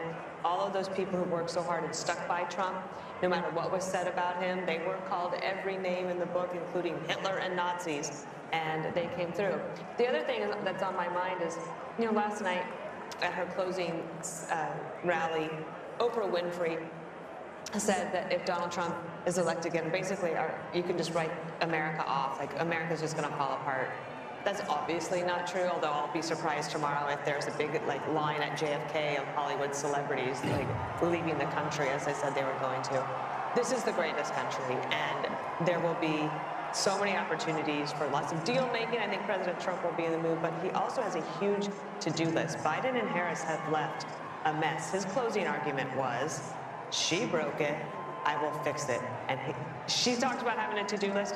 He's got a big to-do list, but he thrives on it. And you saw that through the whole campaign. He is, I think, enthusiastic about doing the job of being President Harold, and it is just an absolutely remarkable. I think if you wrote this as a movie script, people would say this could never happen in the United States of America. He's a single, I've said this before, he's the single greatest political athlete I've ever seen. And tonight he proved why. There were moments in the campaign where I thought he would said some things and did some things that I didn't quite understand, that I thought maybe detracted from that. But tonight obviously proves that too. He also ran a traditional campaign. He connected with voters on issues. He talked about the things that mattered most to voters. And Democrats said he didn't talk about it in the most full-throated way, he didn't talk about it in the most wholesome way, didn't talk about it in the most comprehensive way, but he connected with voters. I would urge my party tonight, if indeed I think he's almost at 270, we'll declare here shortly once Alaska comes in. Don't write off the American people. Let us not be critical of people for voting for President Trump. He did something we didn't do in this campaign. We had to reevaluate, reassess. Mr. Wonderful said it a little earlier, that may give us an opportunity as a party to revamp, and perhaps we should think about that. But don't write off the people, the American people, for the decision they made this evening. Charlie Hurd, he will be the 47th president of the United States after everything that we saw in this election. It's hard to understand how some in the mainstream media are going to take this, because it was so over the top one way that they thought it was done. There was a landslide prediction from a lot in the media that she was going to have the landslide. It looks like he's going to have the landslide tonight. Yeah, it's truly remarkable. And the revolution rolls on. And this is not just a victory for the White House tonight, but also this is the end of the old Republican Party, which of course Donald Trump took on. That was the first thing that he did. The very first thing that he did in 2015 was take on the old Republican Party. He has completely reshaped the Republican Party. The Republican Party is no longer he has completely reshaped the Republican Party. The Republican Party is no longer doesn't stand for a lot of the things that it stood for before. He has made it a far more middle class, working class, a far more practical party, I think probably a far more durable party, and he's figured out how to win with that. And you can't help but think that with this victory, in 4 years from now, he's going to have the mantle that he can hand to the next Republican. So I don't know how Republicans ever go back to the old party that they were. But it is truly extraordinary, and it is all by the force of one guy, one man who had the fortitude, the strength, the vision, the refusal to accept anything, all of the experts counting him out, and he just kept on fighting Charlie, and fighting and fighting. Charlie, it would have been one thing for him to come back from a single defeat to be elected again. But when you think about it, he came back from a series of them. I mean, his party lost in the midterm when in his term. 2018. They lost in 2018. They lost the presidential election in 2020, and they had a major disappointment in 2022. Which one might have thought after all that the party wouldn't turn to him again, and yet in the face of that, plus all the things that Martha enumerated, he was after, say, January 6th. And then you're looking at races now in states where Donald Trump very well may drag Republicans, and he's overperforming in a lot of places fellow Republicans. It really does. I think there are parallels to 1980, Mark Penn. When you look at Jimmy Carter, we had hostages in Iran. We have hostages in Gaza right now. Very high inflation and a malaise in many ways in the country that I think these people who have been called a lot of names have had enough of. What is your impression of what this means tonight? Well, I think this means a lot to a lot of people. I think the working class are looking for a renewal of American jobs. I think people are looking for a border that is sane and an immigration system that works. I think a lot of people over in the Middle East are looking for Iran to pull back in the face of a president whom they fear. And, look, I think it's going to be incumbent on the Democratic Party to understand that the people have spoken, and to dissemble and dismantle this lawfare system that they have built up here, which is going to raise a whole series of questions that are going to have to be answered now. But they cannot say that they are better than Donald Trump and recreate a system that does not recognize that he won and the people have spoken, and he is going to be the 47th president. We haven't talked about foreign policy a lot, but imagine the Saudis, making a normalization deal with Israel in the face of a new president here. Imagine I'm going there tomorrow night. Imagine a Ukraine deal that Donald Trump talks about. Kevin O'Leary, what is the market going to do in the wake of this? What's happened here is the system self-corrected. When you try and break the American model, it fixes itself. And I think people should give credit within the Democratic Party.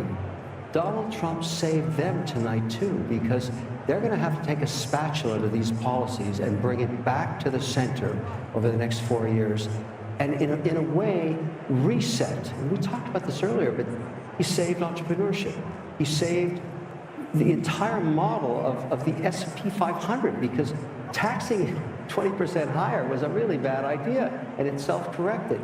Capital, and this is why I'm getting on a plane tomorrow night. I intentionally didn't leave till tomorrow night so I could go to Geneva, go to Abu Dhabi, go to Riyadh, and say it's 21% corporate taxes, 100% not going to change. That is very important for people like me that bring capital back to this country. It fixed itself. It fixed itself. And I think that's why America works. It has worked for 200 years. When it gets too crazy, it fixes itself. And whether you love Trump or you hate him, every Democrat owes him a thank you very much, Mr. President. By the way, as the markets, the poly market and all these election markets were moving, Bitcoin went up exponentially. Yes, I'm long Bitcoin. Are you? So you're buying later. Speaking of Bitcoin, I'm also struck by just calling Pennsylvania here, Dana. Trump embraced Elon Musk in an enormous way. A lot of stories were written that said that he was going to blow it in Pennsylvania, that the people who were working on his outreach teams didn't know what they were doing. He's going to And he got a lot of criticism. Remember the $1 million giveaway for registered voters. But Selena Zito, who's somebody that we follow and we've had on the show many times, and she knows that area very well. She said the people of that region love somebody who is a big thinker, who wants to create jobs, who is like looking into the future, and they can get behind that. And they love somebody who can really lead. And leadership takes courage. And you have to be willing to make decisions where you are going to be criticized. I think this is one of the problems that Kamala Harris has always had. She doesn't want to take a position on anything. We haven't even talked about how in California, the law to basically make shoplifting illegal again passed overwhelmingly. And Gascon, our friend down, the DA in Los Angeles, lost by 22 votes. I mean, this is in California, so it was everywhere. And 2 days before, 22 points, thank you. She wouldn't even take a position on that. 75% of the people in California wanted it gone. You can't take a position to be with them. Not only that, you were part of Prop 47, which changed the law the other way when you were in office. So not wanting to take a position and not being willing to be criticized is a problem if you want to be a leader at that level. She had that affliction in 2020. Why didn't her own party say, you're not the right candidate?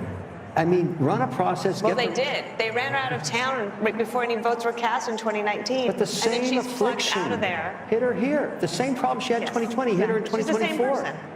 I mean, it's not all her fault. They put her in a race that she, well, we now know couldn't win. But Karen, in fairness to Democrats, there's no doubt. I agree with you on unrealized capital gains. We shouldn't be taxing that. But we produce more wealth, more innovation, more oil, more cures, more therapeutics over the last 3 years. So I hear you. Democrats are not bad for the economy. Some things she proposed that I'm with you on. But we're a great country, and we're going to continue to be great. And I trust and hope and believe that President Your party will be great again. I want the and you can thank Donald Trump for that. But he inherited an economy also that was in pretty good shape. I don't want to quarrel about that. All I want is going forward.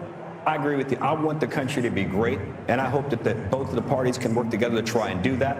And I salute President Trump tonight. What a great win, and I agree with you in this regard. My party's got to reimagine and reinvent itself going forward. Listen, I wrote about this, the unity and you did. Past presidents and past losers and winners and what they said.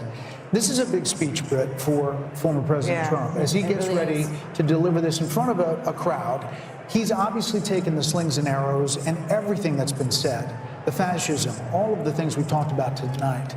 But this moment is actually a moment to reach out. It's an opportunity if he chooses to do that, but it's also 1:30 in the morning. So you got to wonder how many people are alive to hear. But they're there. And he's definitely. A lot of people are still up. The question is, how much is the national TV audience? I bet they're still in. You know, I think back at the moment in Iowa, at the beginning of this process, Brett, when we were in a town hall with him, bless you, Brett, and he, you know, we asked him about all of this revenge stuff and that he was going to want retribution, and this is what everyone heard. And there were times when he had language that was that matched that, but he said that he wanted success to be his revenge, and that he wanted a successful America. And I would imagine that we're going to hear something along those lines tonight, but we'll see. Brett, you wrote in your piece, you quoted one of those great old Republican presidents, H.W. Bush, who said that a campaign is a disagreement and an election is a decision.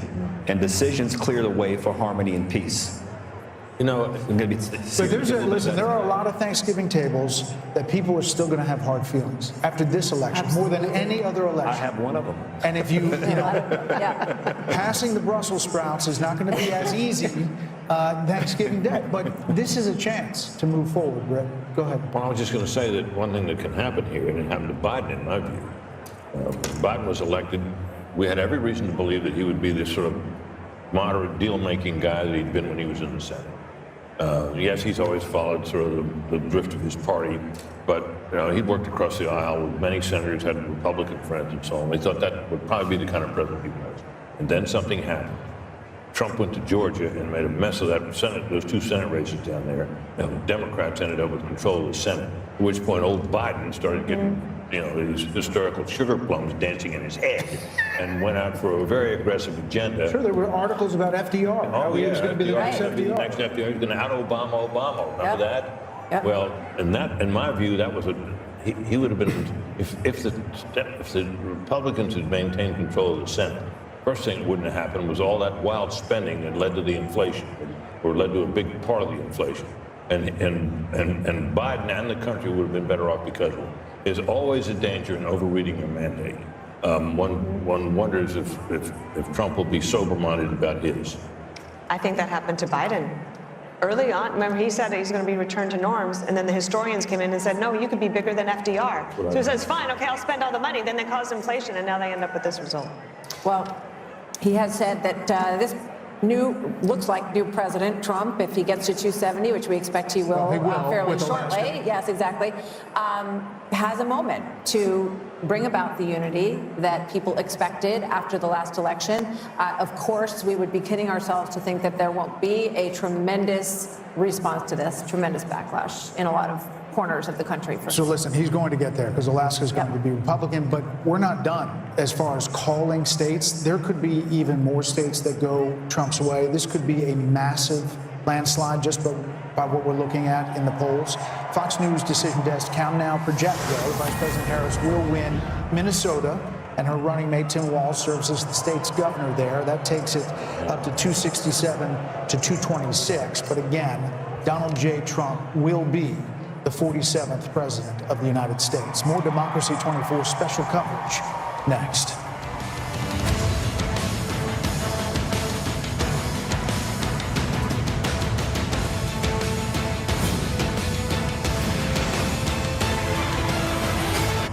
If you have generalized myasthenia gravis, picture what life could look like with Vyvgart Hytrulo, a subcutaneous injection that takes about 30 to 90 seconds.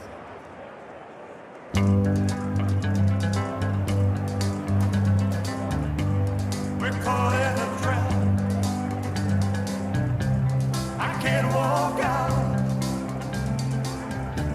because I love you too much, baby.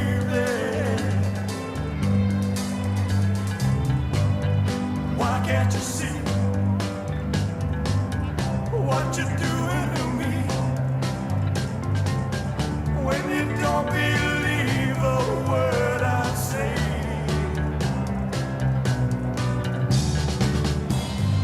We can't go on together with suspicious minds. And we can't build our dreams on suspicious minds. Can't build our dreams on suspicious minds. So if an old friend I know stops by to say hello, would I still see suspicion in your eyes? Here we go again, asking where I've been. We can't go on together with suspicious minds. And we can't build our dreams on suspicious minds. Oh, let our love survive. Oh, dry the tears from the eyes. Let's don't let a good thing die.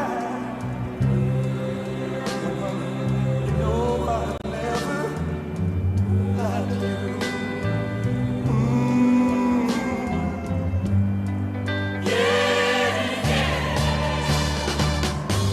We're caught in a trap. I can't walk out because I And they are about to explode at Trump headquarters in West Palm Beach. You see thousands of people waiting, and we are about to hear from the next president of the United States. He will be 45 and 47, and we're waiting for him to join the room. We'll take you there, obviously, as soon as that gets underway. In the meantime, Grady Trimble is in Michigan. Let's get a quick update just outside of Detroit. Hi, Grady.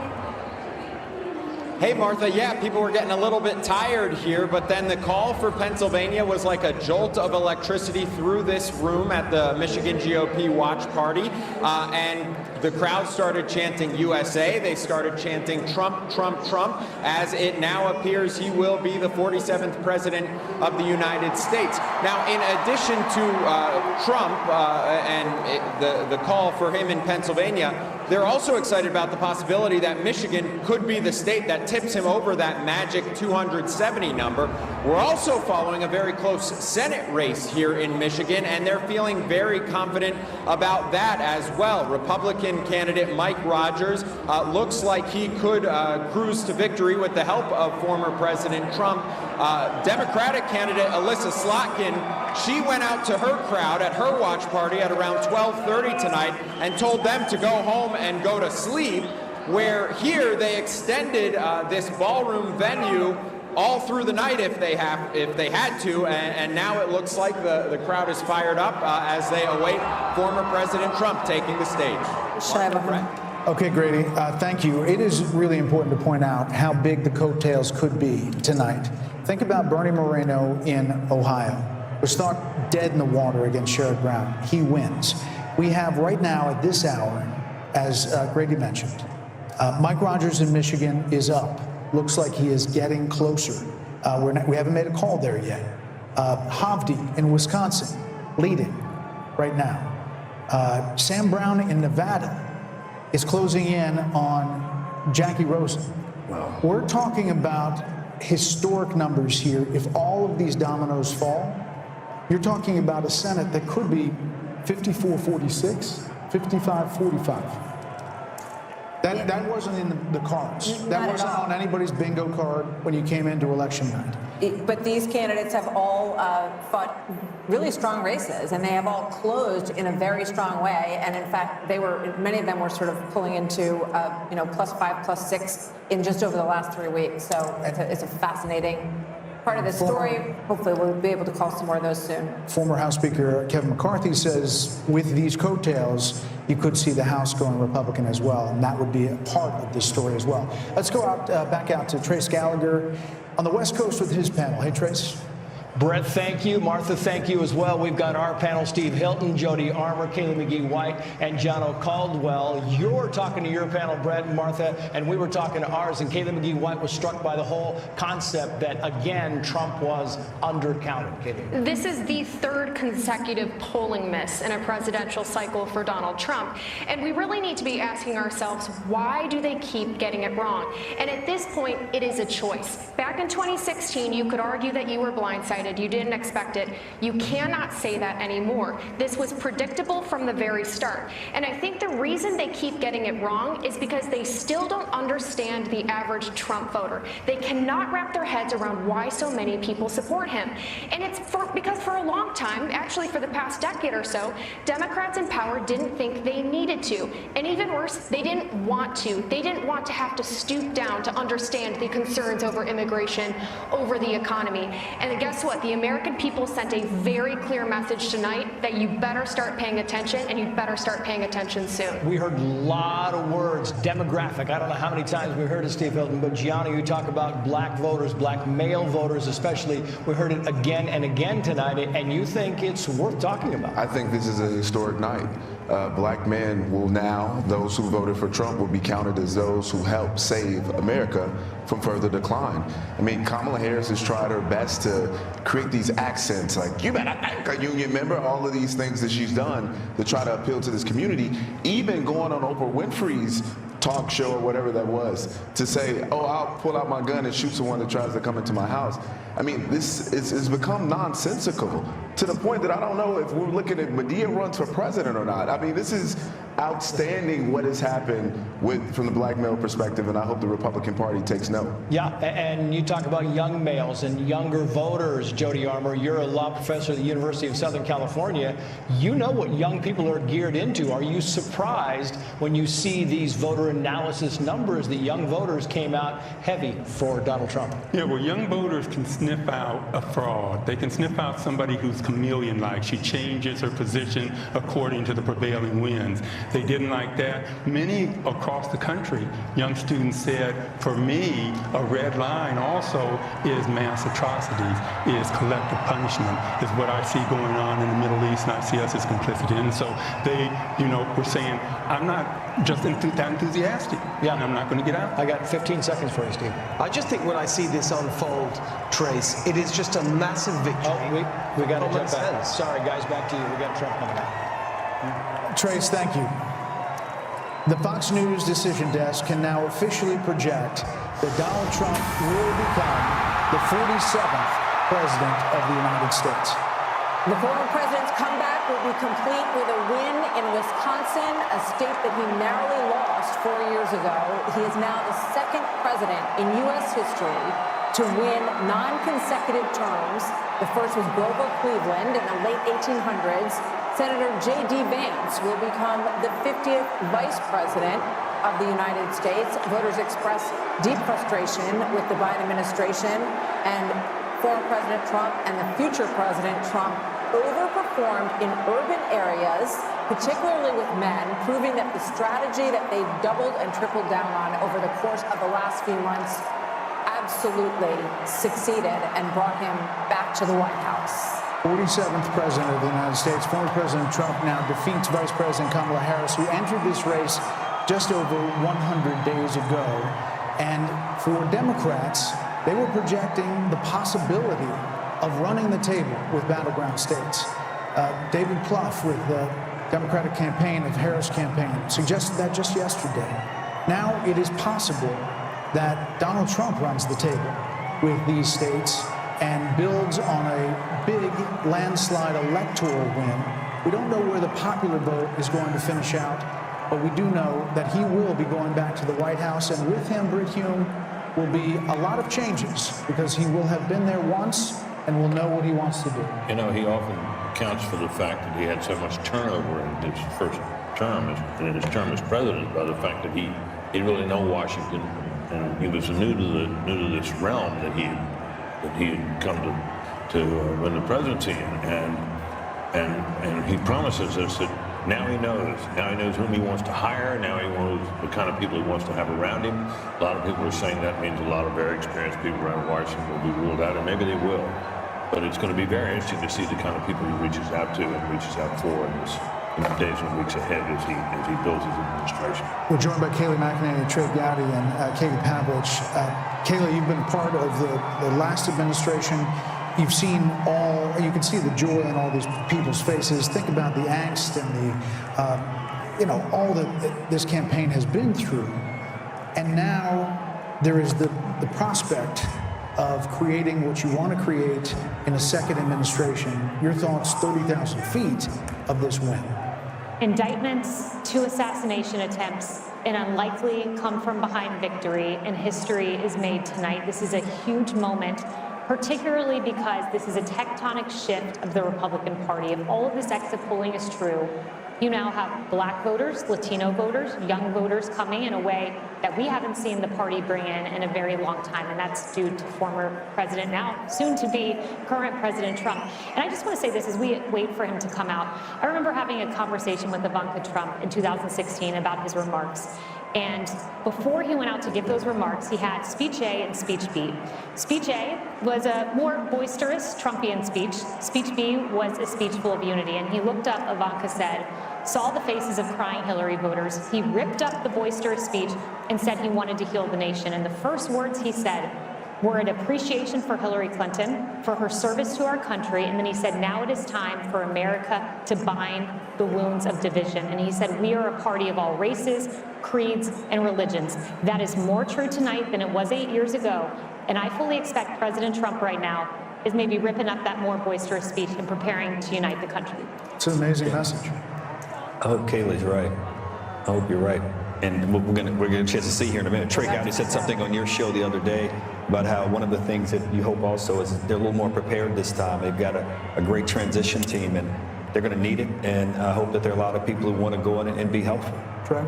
Yeah, I think his transition team has done a wonderful job vetting potential candidates. And to Kayleigh's point, I think a liberated Donald Trump, he's never going to be on the ballot again. This is his last term. I think, Harold, he will surprise his detractors. I think he will be not anything like what his detractors have described him as being now that he is liberated. If I'm wrong, you can hold me to that. But I think he will, a liberated Donald Trump is going to shock his detractor. He has said that the assassination attempts had an impact on him. We saw him in many ways return to the very rough and tumble style that we've seen in Donald Trump towards the end of this. But now he will take the stage tonight as the next president of the United States, and he will not be able to run again. Yeah. And I think that is another liberating factor potentially for President Trump. Katie. We'll never underestimate the power of unfinished business. This is a president who has caught lightning in a bottle twice, and the second time around, he now has a MAGA mandate. He will have a Senate that he can use to push through his cabinet appointees. who can work with him on legislation, who could potentially replace a number of justices on the Supreme Court. He could build a wall. He could build a wall. He has a working group in Washington, D.C. We'll see what happens with the House, but he also has been working very hard on his transition, get the right people around him. He talks about the lessons he's learned about the first time in the White House. So this is a mandate tonight for him, and I think he should get a lot of credit for doing the work on the ground, going to these states to pull these Senate candidates across the line with him. What do you think the analysis is going to be? There's going to be a lot of time to digest all of this. We'll focus now on what the incoming president is going to say. What do you think the analysis is going to be on the Democratic Party and what went wrong? I think it's going to be agonizing. I think it's going to take a little while for consensus to form about what the party needs to do next, or what it did wrong this time. It'll be grudging at first. One can certainly imagine that if the party were smart and shrewd political voices were heeded, that there'd be some major changes in their agenda and their approach in this. And you think of the issue sets that they've tried to run on against this man that failed. They need to reconsider all of that. And I think it'll take a while.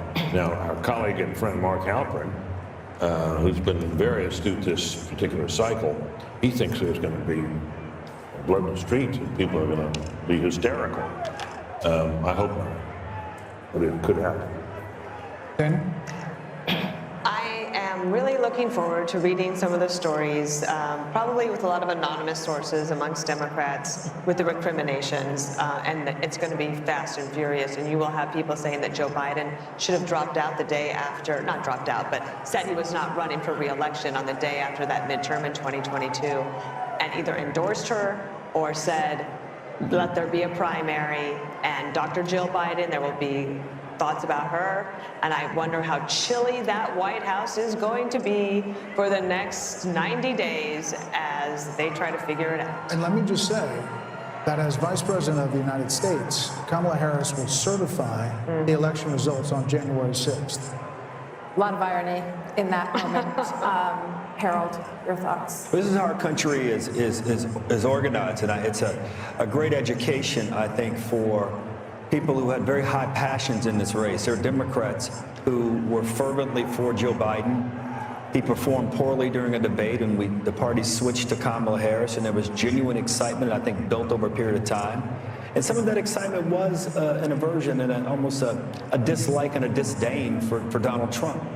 But I hope it's a moment that we can all grow from, because if we don't, not in a selfish, partisan way, Democrats won't progress. And I don't think you can fly and soar as a great country unless you have both wings working together. And President Trump, tonight, I'm going to be interested in that tone, Kayla. I was reminded of your words, I was reminded of what you said as you shared it. I remembered that story, and I hope and pray for the country tonight that President Trump, who has every right to be joyful, every right to celebrate, will give a speech with that tone tonight that in many ways could help him do all the things that he campaigned on in this campaign. What does this mean for the never-Trumpers who are Republicans and the Lincoln Project people and Bill Kristol and people like that who seem to abandon everything they never previously believed in order to oppose Donald Trump? Kellyanne? We'll get to the never-Trumpers soon enough and the hundreds of millions of dollars wasted on them. Look, Donald Trump won this on policy and personality. I don't want to be remiss here. He is talking about energy independence, manufacturing, an economy where everybody is working, no new foreign wars, getting out of the entanglements we currently have, respecting and resourcing law enforcement, border patrol, military. And by the way, friends, we don't get those policies without that personality. What did we hear during the Republican primaries? I want Donald Trump's policies without his personality. Good luck with that. You don't get this strength and this resolve and this toughness. You don't get those policies without that. But I want to say this. It's on this phone that Huma Abedin placed a call 2:30 a.m. on November 9th, 2016. And on the other line was Secretary Clinton to concede the race to Donald Trump on my phone. I handed it to him. And I said to Vice President-elect Mike Pence, make sure Hillary actually concedes. She did. And President Trump was gracious to them too. They came to the luncheon at the Capitol after the inauguration. The Obamas and the Clintons were there. I was there to see it myself. And then something just changed. The Washington Post said, let's impeach him at noon, 2 minutes after he's inaugurated. Melania wrote about this in her book. So, Harold, I hear you. I hope everybody can unify. But I got to tell you, my friend, I think it starts with your party and not mine. Fair enough. They had this guy in a courtroom. He's not an indoor cat. I get it. They had him in the courtroom. They have him impeached. They have him. And whether people think that was justified or not, now is a good time to respect the will of the people. Forget about us, the will of the people. I agree with you. I'm just saying be a gracious winner and let's move the country forward. I agree. And I know you will. That was my only point. I heard a gracious winner today when I talked to him. I really did. He's known for a while. I wrote a piece on FoxNews.com October 11th saying he's going to have a narrow landslide. I think he's felt that for a while, but he wanted to go and earn it. And I even think the people around him have to be gracious too. I think he will. I know him as well as you, but I think the people around him can be gracious as well. That's a different question. We can always hope. No, that comes from the top. Once more, I just want to say how much money was spent on this election. $15.9 billion with a bill. Wow. B, if you spend $1,000 a day for 2,740 years, that would be $1 billion. It was 16 times that. What has been spent on every race, presidency, the whole deal. $16 billion. And here we are. What is that, a check you can write to for every American? What did you say? About $50. It's about $40. But I just want to say, every presidential race has a medium. You know, you go back to television, cable. This was, in some ways, a podcast experience of a campaign. And those are free to go on podcasts. And you wonder how much of that money really needed to be spent when there's a lot of ways to reach people. But I think it's really interesting and something we'll be talking about a lot in terms of the reach of these endorsements. You know what I was struck by? The final and Musk and the rest of them. The final ads where they were excellent. They talked about making America great again, but then ending with the assassination attempt and that fist in the air, the iconic image, and the fight, fight, fight. Absolutely. Warrior president. And it worked. Yep. Yeah, toughest son of a gun we ever saw. That was the last note we see in that ad. And I think, well, whatever you think of the guy, you got to admire that. Yeah. I mean, the adversity he's faced, everything we've seen in other presidencies and other political figures who've gone through all kinds of trouble are pale in comparison to what he's been put through. No, maybe it's time for his enemies to stop it. Not only that, but the energy that he has is truly amazing. He's the Energizer Bunny. Let's check in with Aisha Hasni, speaking of the Energizer Bunny, at Trump headquarters in West Palm. Aisha, this has been a big night all night long. I'm sure it's really getting fever pitch now. A big night, Brett and Martha, a long campaign for the former president, for all of us, the press corps that have been following him around now for more than a year. The crowd went absolutely nuts when Fox News called it here, and people were hugging each other, they were high-fiving each other, that people were on FaceTiming. I think they were just couldn't believe it that this happened tonight and they didn't have to wait days and days and days. We are now awaiting the former president to take the podium. He is here in the building, as is his running mate, now Vice President-elect J.D. Vance. They're backstage. We were told they were going to come out as soon as the election was called, and so now we're just waiting. We asked for a 2-minute warning. I don't know if we're going to get one, but hopefully we will see him soon. And so I just want to add a little bit of perspective, just as a Capitol Hill reporter that's been covering the former president for a while. When I came to Congress 3 years ago, talked privately with many powerful Republicans who did not want to see the former president back in Washington, and then to see the legal battles that he went through and Republicans having to stand up for him. And then he went through the primary process. As Kellyanne Conway just said, he earned it state by state by state, and then came back to Washington in the spring and went to the RNC and claimed the nomination. This is the greatest comeback that I've ever witnessed personally myself. And so I look forward to seeing what he says to the country here tonight and to his supporters. Back to you. Aisha, thank you. The Harris team is now texting to say Vice President Harris will speak tomorrow, and that will be her response to the election results. That's all we have from the Harris team, which is really strange. I mean, from a PR perspective, Dan? No, I also just think it's a shame because I remember when John Kerry did this to George W. Bush in 2004, and you work so hard, and I know that they're disappointed, but you should concede and let your opponent have their election night, and let everybody that's there at Trump, at Mar-a-Lago, where are they? They're in Palm Beach. They're in West Palm, at the convention center. At the convention center, like, let them have their moment without anyone. Like, I remember Andy Card had to come in and say, well, yes, we know we won, but we have to wait until John Kerry concedes, and then we all had to traipse back in the next morning and wait, and you don't get that moment. I don't think it's right. And that's not to say there's not going to be a phone call. There could be a phone call tonight, but she's not going to speak public. If there's a phone call, they have to make it public. And then nobody needs to hear from her. So if I were her, I would do it tonight. I mean, they had that whole setup in front of Howard. Yes, all of her people were already there. Everybody was there, and it does feel like you want to just collect the moment and do it the way that But they were holding out hope. They were holding out hope that the blue wall could somehow come together, but it's going to be a red wall. 90 minutes before that, they were told to go to bed. I got that text. 90 minutes before all of this, Jen O'Malley Dillon, the Harris campaign person, said everyone can go to bed and come back tomorrow. So she didn't even address her own supporters. We want her to call President Trump. She didn't talk to the people who were assembled there for hours for her. It just seems very ungracious. By the way, it ended up being a very bad split screen. You probably couldn't see it in here, but they're filing out, and he's expanding his folks, and they're all excited for him. Look, I think that Kamala Harris is a sign of the times, but I think that Trump's a metaphor for the country. And when he says, we don't surrender, fight, fight, fight, we get back up, I just think I think that's who it is. The other thing I just want to say, maybe it's as a Catholic, maybe it's just as a Trump supporter, maybe it's just as a flawed human being. We all get second chances in this life. Rarely do we get a second chance as big as this one. And I have got to believe the man that I know and that Kayleigh worked with is going to work with a certain alacrity and energy to get things done very quickly.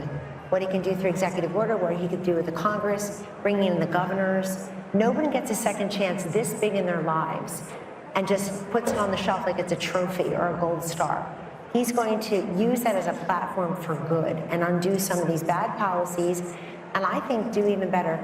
You know, these celebrities, these athletes, he's got job creators and innovators. He's got Elon Musk and Dana White. He's got people who make stuff, who people say, wow, there's an American success story, and he's going to bring them aboard. So Vice President Harris has now encountered what is known as the Van Buren curse. It's the failure of the vice president to get to the presidency. Only two have done it, and that is Mark Van Buren in 1836 and George H.W. Bush in 1988.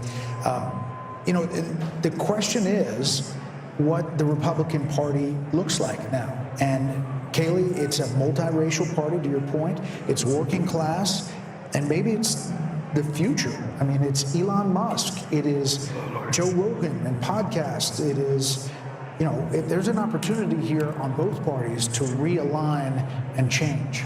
There are going to be a lot of conversations that go on to that end. Who is the next standard bearer for president? Is it J.D. Vance? Is he the one who picks up the torch after a 4-year legacy-defining term with the success that Kellyanne's describing? Is it J.D. Vance that picks it up? There's going to be a conversation about ground game. I mean, Kamala Harris over the weekend, they were saying they were knocking 1,000 doors a minute, and I have no reason to doubt that. It was an extraordinary ground game, but do ground games matter as much as podcasts? As much as real, authentic, viral moments like President Trump on the garbage truck, or President Trump at McDonald's, these viral moments that really captured the attention of the nation. And what does the Republican Party look like going forward? It's a broad coalition. It's an exciting coalition, and I think if President Trump manifests that working man agenda, no tax on tips, no, limit on credit card interest rate, that's a working man's economic agenda. And if he makes that happen in 4 years, this party may look like this for quite some time. I'm struck when you're talking about the authenticity part of this, because when I think about him with the French fries at McDonald's and standing up with blood on his face, fight, fight, fight. You can't fabricate. No, consultant can create those moments, Trey. Those are organic and they are authentic. And I think that is something that Kamala Harris fell really far short on in terms of the authenticity measure. Yeah, if you had told me that a billionaire from New York would be able to connect with middle America, I would have questioned that. To my friend, the gentleman from Tennessee, autopsies are painful, especially when the patient's still alive. I wonder what the Democrat Party is going to go through in the next weeks and months, because this was a loss that I don't think anyone saw coming, not to this magnitude. So what does the autopsy look like if you're a Democrat? It's painful, but you have to have one. How did you lose, and how did you lose this soundly? The easiest way to do it for them would be to simply say, if Joe Biden hadn't clung to the job, clung to the nomination, and hidden his condition with a lot of help, they could have had an open nominating process and gotten a more attractive nominee who would have been freer to walk away from Biden policies and would have had a better shot. I mean, I think that's the easiest, simplest solution. But I'm not sure that's where they'll go. But that makes sense. I don't think you can pass over an African-American female, which is a very loyal constituency for the Democrat Party. I don't see how they could have passed over. But if he left the office and she'd run, she would have been put through a different process and would have had competition, and the whole thing would have been different. But I mean, Harold, you have a Democratic Party that's pretty old. I mean, you have Nancy Pelosi and Chuck Schumer and Joe Biden. You got Andy Beshear, you got Josh Shapiro, you got Gretchen Whitmer. That's a different kind of Democrat, and that is not the progressive Democrat that wins in a primary. So is it going to be a change in your party? Well, we nominated a Bill Clinton and a Barack Obama who were not from the old days party. So I think we'll do that. Look, tonight, what happened this evening and what's happened over the last year has been described. There were those on this panel who didn't believe that this resurrection could have occurred. So if this can happen, things are possible in politics if you're willing to change and willing to have courage and determination. And whatever Democrats or anybody want to say about this guy who's been elected our president, he personifies that courage and determination and persistence. So I think, Trey, you were asking a serious question, and Britt gave a very serious answer. I think that's going to be part of the answer. And we've got to look long and hard about whether or not the way we campaign sometimes with identity politics, then at the end, is that the right way to do it? But before you get there, you got to get a purpose and a message. And we'll get there. We've got a long history of figuring these things out as a nation, as a party, and we'll figure it out this time. So the carnage speech got a lot of attention at the inauguration. Do we think that this speech, I was going way back. We're actually told that the teleprompters have been removed from the stage, so we could be in for a long haul here. We don't know. But what do you think? He's coming, but there may not be. I'm saying he goes off the teleprompter anyway. But he, the other night at the Al Smith dinner, he was upset that there were teleprompters, because he doesn't want to use them. So. Right. So Dana, what does this speech look like? This one right now? Yeah. I think look, I don't know. He's one of the most unpredictable people, too. So I think that's why we're all here, and I'm wide awake, and I've been awake for almost 24 hours now. And I am curious to see. I think I wasn't just thinking about this speech. I'm thinking about the inauguration speech, which would be 8 years since Carnage speech. He has a wide range of the types of speeches that he can give. If you think even within a speech, there's range. If you think about the RNC convention, it started off with like, oh, wow, yeah. And then after a while, it was like, wow, he's still talking. It was like so long, and it kind of got off script, and people thought, oh, he kind of lost opportunity. But he didn't. I think if you look at these people who would take off work, drive somewhere in the middle of the night to go and get in line to wait for hours, to then stay at a rally for hours. And part of the things he has done as well is created this camaraderie amongst people so that you could go to a place where you're not afraid to wear your red MAGA hat, and you could say, I'm not the crazy one.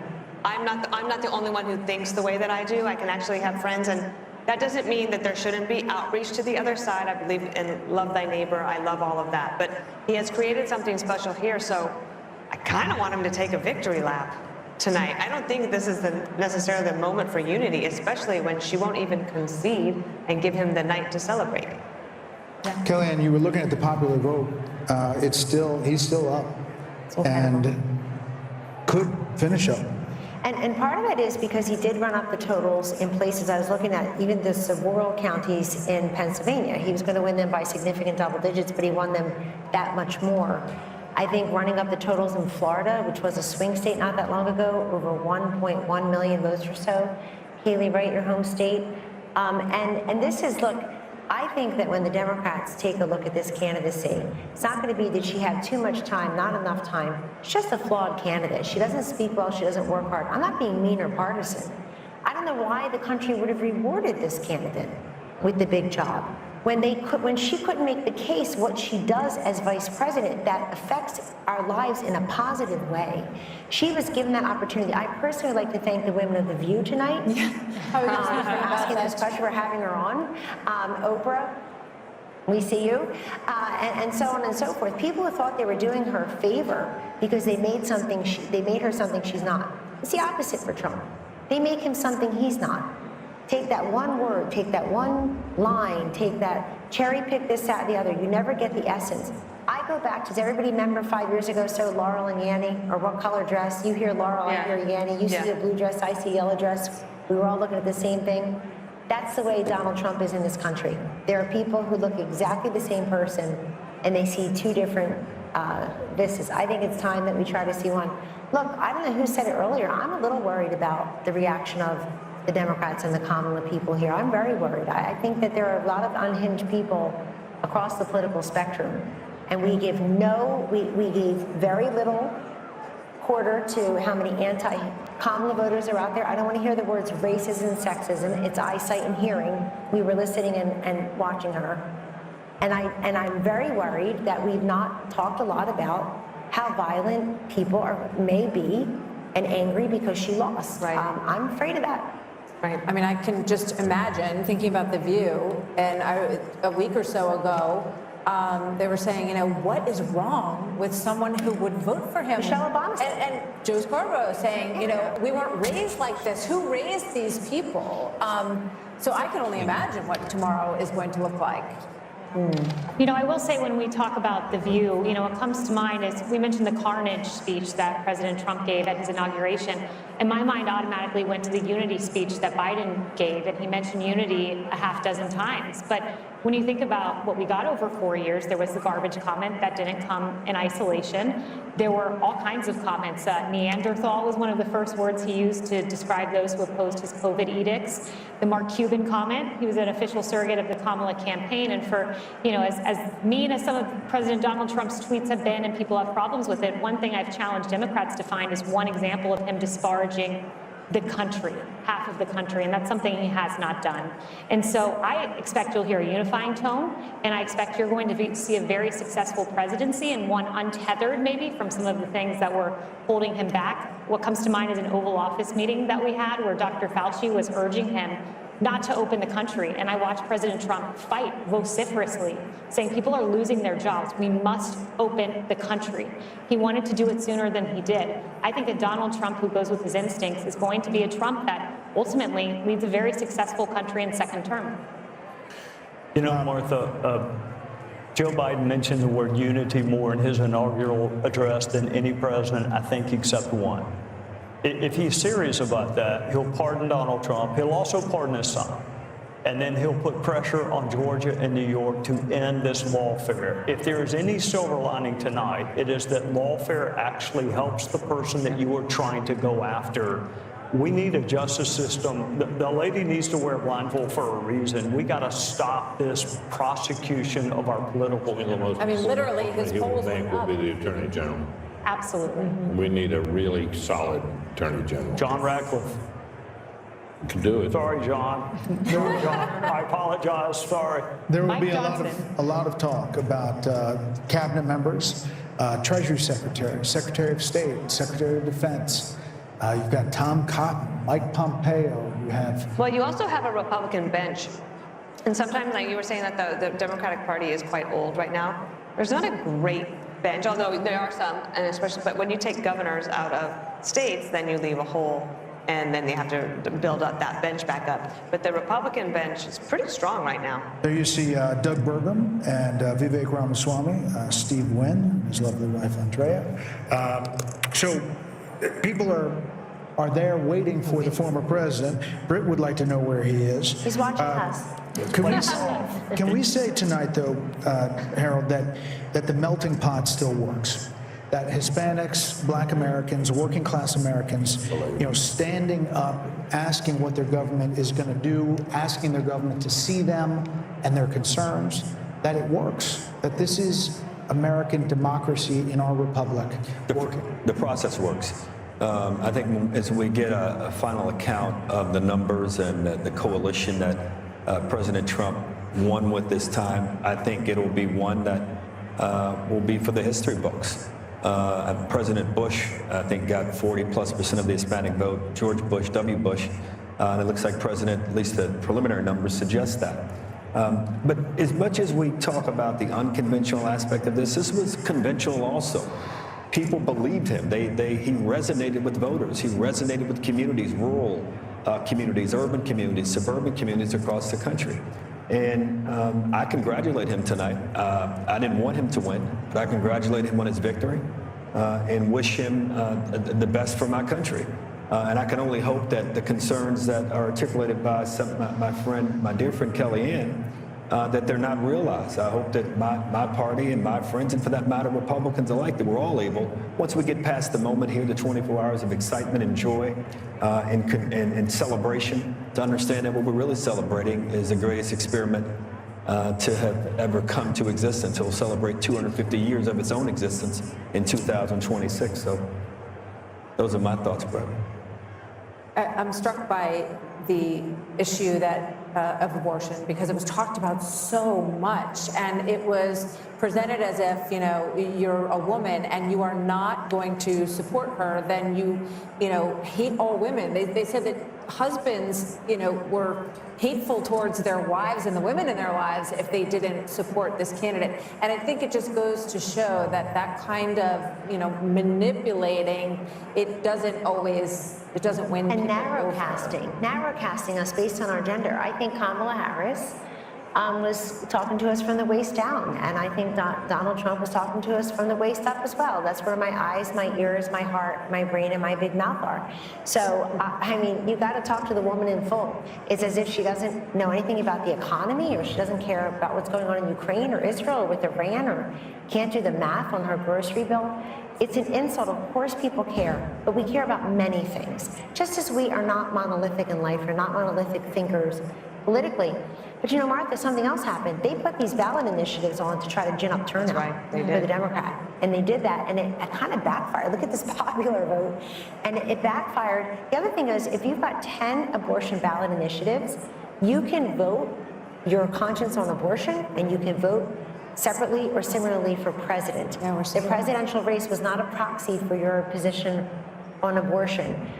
By the way, somebody sent me the statistics. Over $500 million spent on ads about abortion. $500 million in this country out of the $16 billion Brett is talking about. $37 million for pro-lifers. The rest was the pro-choicers. It's just insane amount of money. So we've spent a lot of time talking about markets tonight and the betting markets. Trey, at this point, it's at about 66% that Republicans hold on to the House as they're ticking down the possibilities, and they look at these coattails with not only the popular vote, but what could be and is shaping up to be an electoral college landslide. Should he control the White House, the Senate, and the House, like he did at the beginning in 2016, the possibilities open to a lot of things. Yeah, I was there in 2016, and we had everything but an agenda. That mistake will not be made this time. He will deal with the border. He will deal with tax is coming up. There is a plan being formulated by Mike Johnson right now, and John Thune or John Cornyn or whoever becomes the majority leader. The mistakes of 2016, I think we were surprised that he won. I'm not saying he was surprised, but others were surprised. The other thing I will remind you, Brett, when he won in 2016, you recall what he said about Hillary Clinton. She's been through enough. There was a lot of pressure to prosecute her. He said she's been through enough. I wish my Democrat friends would say the same thing about him and say enough is enough. Drop the cases in New York and Georgia. Biden shouldn't wait on Donald Trump to end these federal cases. They should be ended by Joe Biden. If you really want unity, then quit using lawfare to divide the country. Quit using the justice system to try to win political races. We are still following these Senate races, and as we wait for the former president, by the way, there's Nigel Farage there talking in the crowd there. Britt, this is remarkable in that some of these races were not even suspected to be close, expected to be close. Mike Rogers, he was a long shot at one point against Alyssa Slotkin. Good candidate. In Michigan, good candidate. Strong candidate. Former chairman of the House Intelligence Committee. Right. But Sam Brown was left essentially, he was not going to win. He was not on anybody's list. Likely switching. Not getting much money or attention. No, but I think he's a competent candidate. Once again, we have. By the way, there's Sam Brown right there, 48.1 to 47.2, 80% in over Jackie Rosen. How much renews our understanding that candidate quality matters. Yep. In this cycle, Republicans in the Senate races in particular fielded some pretty darn good candidates that gave them a shot in states where Republicans often face an uphill battle. And the fact that it looks like it won't be just a squeaker, there might be a little margin there for Republicans in the Senate is testament to that. Let's see what Wisconsin is, guys. Can we put up Hovde in Wisconsin?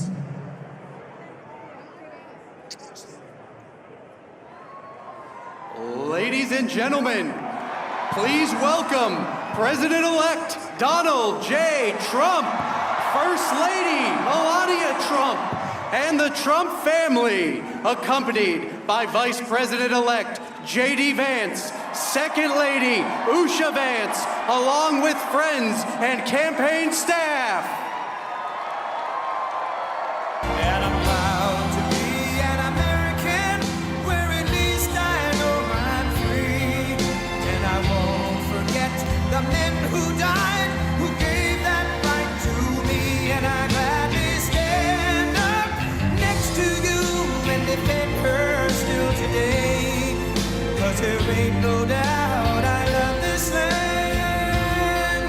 God bless the USA.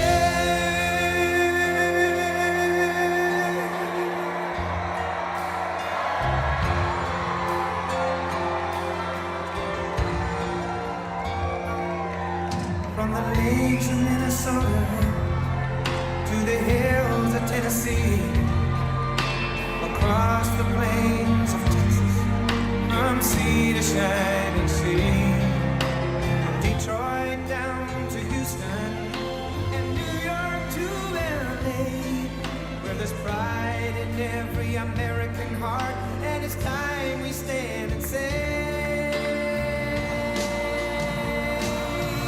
that I'm proud to be an American, where at least I know I'm free, and I won't forget the men who died, who gave that right to me, and I gladly stand up next to you and defend her still today, 'cause there ain't no doubt I love this land.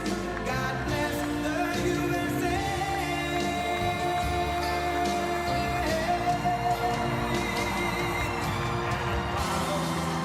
An American, where at least I know I'm free, and I won't forget the men who died, who gave that right to me, and I gladly stand up next to you and defend her still today, 'cause there ain't no doubt I love this land.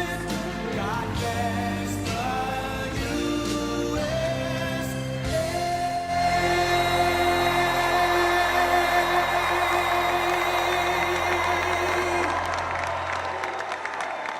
Thank you very much. Wow.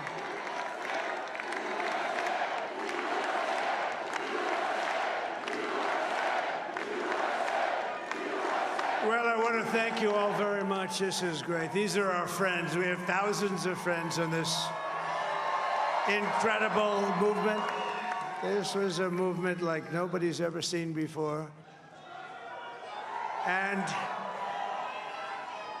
frankly, this was, I believe, the greatest political movement of all time. There's never been anything like this in this country, and maybe beyond. And now it's going to reach a new level of importance because we're going to help our country heal. We're going to help our country heal. We have a country that needs help, and it needs help very badly. We're going to fix our borders. We're going to fix everything about our country. And we made history for a reason tonight, and the reason is going to be just that. We overcame obstacles that nobody thought possible, and it is now clear that we've achieved the most incredible political thing. Look what happened. Is this crazy?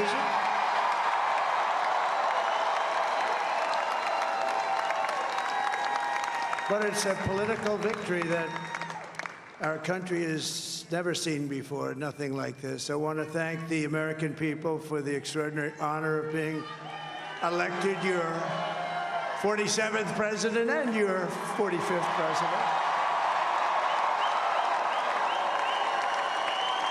And every citizen, I will fight for you, for your family, and your future.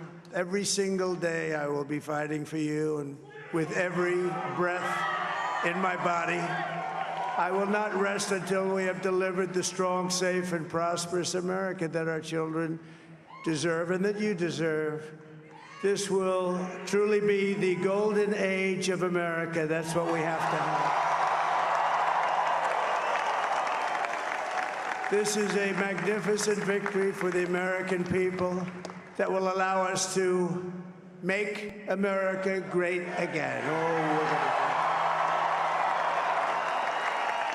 And in addition to having won the battleground states of North Carolina, I love these places, Georgia, Pennsylvania, and Wisconsin,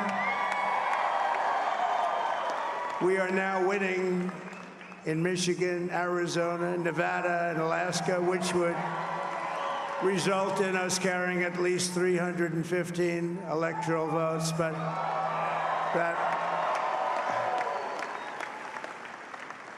it's much easier doing what the networks did or whoever called it, because there was no other path. There was no other path to victory. We also have won the popular vote. That was great. Very proud of that.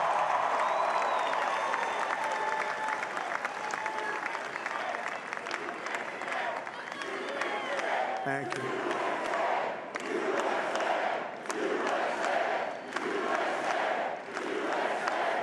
Thank you very much. Thank you. Winning the popular vote was very nice, I will tell you. It's a great feeling of love. We have a great feeling of love in this very large room with unbelievable people standing by my side. These people have been incredible. They've made the journey with me, and we're going to make you very happy. We're going to make you very proud of your vote.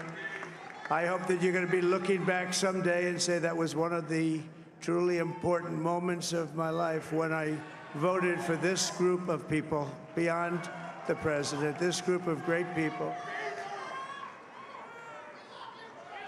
America has given us an unprecedented and powerful mandate.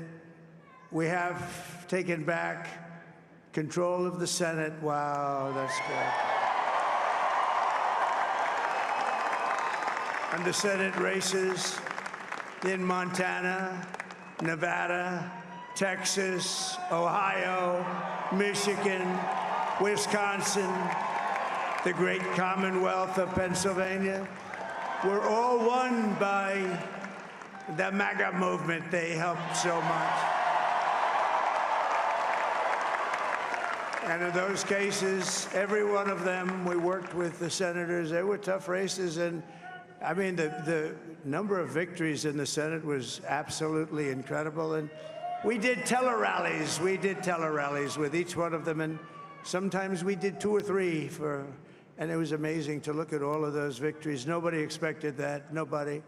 So I just wanted to thank you very much for that. And you have some great senators and some great new senators.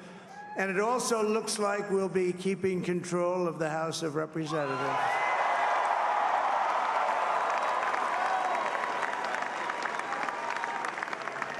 And I want to thank Mike Johnson. I think he's doing a terrific job.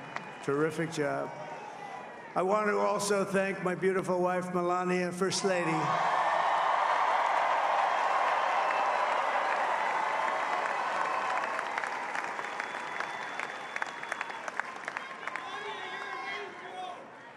Who has the #1 best-selling book in the country. Can you believe that?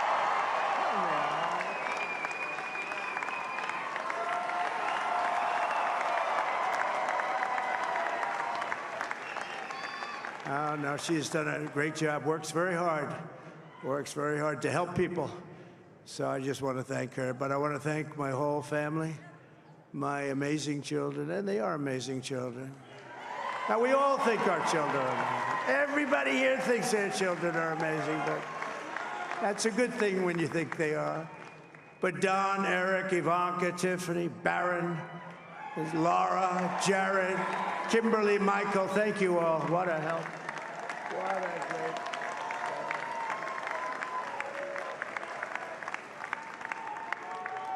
My father-in-law, Victor, is tremendous, and we miss very much Melania's mother, Amalia. We miss Amalia, don't we, huh? She would be very happy right now, standing on this stage. She'd be so proud. She was a great woman, that one. Beautiful inside and out. She was a great woman. I want to be the first to congratulate our great, now I can say, Vice President-elect of the United States, J.D. Vance.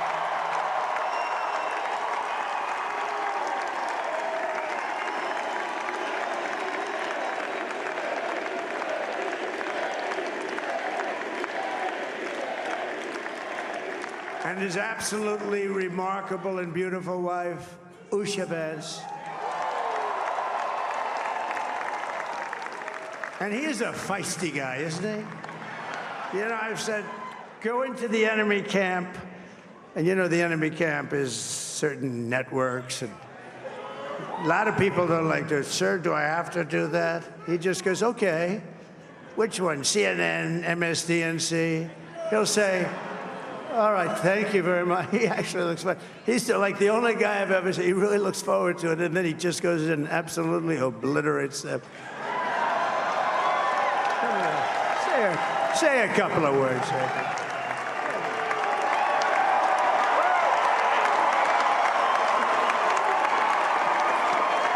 Wow.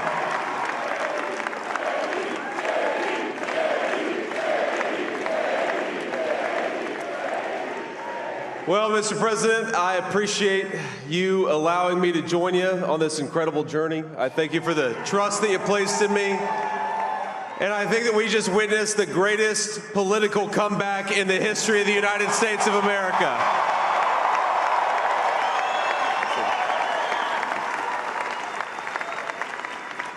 And under President Trump's leadership, we're never going to stop fighting for you, for your dreams, for the future of your children. And after the greatest political comeback in American history, we're going to lead the greatest economic comeback in American history under Donald Trump's leadership.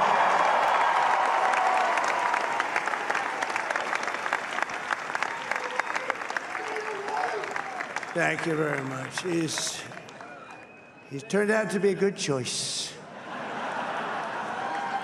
I took a little heat at the beginning, but he was, I knew the brain was a good one, about as good as it gets. And we love the family, and we're going to have a great 4 years, and we're going to turn our country around, make it something very special. It lost that little thing called special. We have to make it so. We're going to make this so great. It's the greatest country and potentially the greatest country in the world by far. And right now, we're going to just work very hard to get all of that back. We're going to make it the best it's ever been. We can do that. If we had to wait longer, I don't know. It was going bad, and it was going bad fast. We're going to have to seal up those borders, and we're going to have to let people come into our country. We want people to come back in, but we have to let them come back in, but they have to come in legally. They have to come in legally. Let me also express my tremendous appreciation for Susie and Chris, the job you did. Susie, come, Susie, come here. Come here, Susie. Chris, come here, Chris. Susie likes to stay sort of in the back, let me tell you. The Ice Maiden, we call her the Ice Maiden. Come here, Chris. Come here, Chris. Susie likes to stay in the background. She's not in the background. Come here, say something. This wasn't expected, but I just want to thank, obviously, President Trump for this journey. It was a great one, and he's a hell of a candidate, and he's going to be a hell of a great 47th president. And this team that we had, the best team, and, of course, even my boss, Susie Wiles, the best. Thank you. Thank you, and thank you, Susie. Look at her, she's shy. I've never seen her be shy before. Susie. They're great. Everybody up here is great. Everybody up here is very special. But the Trump, who did you say? Oh, let me tell you, we have a new star. A star is born, Elon. Now he is. Now he's an amazing guy. We were sitting together tonight. You know, he spent 2 weeks in Philadelphia and different parts of Pennsylvania, campaigning. You know, he sent the rocket up 2 weeks ago, and I saw that rocket, and I saw it coming down. I saw it. It was, when it left, it was beautiful, shiny white. When it came down, it didn't look so pretty. It was going 10,000 miles an hour, and it was burning like hell. I said, what happened to your paint job? He said, we've never made a paint that could withstand that kind of heat. And, but I saw it come down and turn around. And it was, you know, it's like 22 stories tall, by the way. It looks a little smaller than that, but it's big. And it came down, and you saw that fire burning. And I'm saying, only Elon can do this. It must be an Elon. And I tell the story. I told it last night. I had a man on the phone. I had the screen muted, no sound. I was talking to a very important man, happens to be here. And that very important guy, one of the most important people in, I would say, the country, actually. But, you know, I was president, and now it looks like I was going to be maybe president again, so I figured I could ask him to hold. So I asked him to hold. And because, especially because you're going to be president again, they hold. So I took the phone down, and I'm looking at the screen. I'm seeing this crazy thing that's going around and coming down. It looks like it's going to crash into the gantry. And I said, oh, no. And I said, do me a favor, do you mind holding for a couple of minutes? I want to see this. I thought it was a space-age movie or something. I put the phone down. Bad part, I didn't pick it up for 45 minutes, and he was holding. But this spaceship came down, and I saw those engines firing, and it looked like it was over. It was going to smash. And then I saw the fire pour out from the left side, and it put it straight. And it came down so gently, and then it wrapped those arms around it, and it held it. And just like you hold your baby at night, your little baby. And it was a beautiful thing to see. And I called Elon. I said, Elon, was that you? He said, yes, it was. I said, who else can do that? Can Russia do it? No. Can China do it? No. Can the United States do it other than you? No, nobody can do that. I said, that's why I love you, Elon. That's great. And you know, when we had the tragic Hurricane Helene, and it hit North Carolina, they were really devastated, the water. This was a big water, as big as we've ever seen, water hurricane. It built lakes out of nothing. Fields became lakes, and the danger was unbelievable. And the people from North Carolina came to me and they said, would it be possible, at all possible, for you to speak to Elon Musk? We need Starlink. I said, what's Starlink? It's a form of communication. So I called Elon, and I'll tell you what, he had, and it was very dangerous. People would die. They had no communication. All the wires were down. I called Elon Musk. I said, Elon, you have something called Starlink. Is that right? Yes, I do. What the hell is it? He said, it's a communication system that's very good. I said, Elon, they need it really, really badly in North Carolina. Can you get it? He had that there so fast. It was incredible. So, and it was great. It saved a lot of lives. He saved a lot of lives. But he's a character. He's a special guy. He's a super genius. We have to protect our geniuses. We don't have that many of them. We have to protect our super geniuses. I want to thank some of the guys. You know, we have up here today the U.S. Open champion. He's a fantastic golfer. He's slightly longer than me. Hits the ball a little bit longer than me. Just a little bit. Bryson DeChambeau is up here someplace. What happened to Bryson? Where is he? Bryson. Oh, he was shot. He's hitting balls. Oh, he's on the way. He's hitting balls. Bryson. Oh, look at him.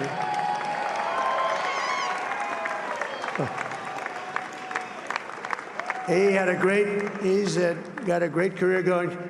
Great U.S. Open, Bryson. That's a fantastic job. And we also have a man, Dana White, who has done some job. He's a tough guy.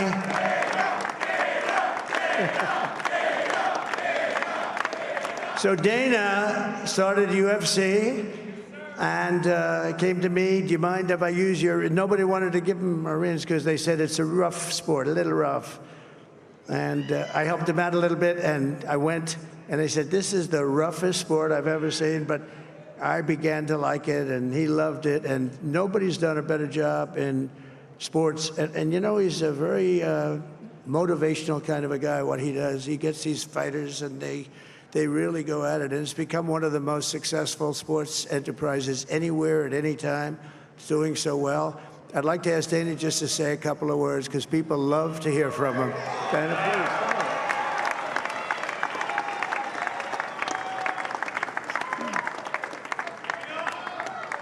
please. Nobody deserves this more than him, and nobody deserves this more than his family does.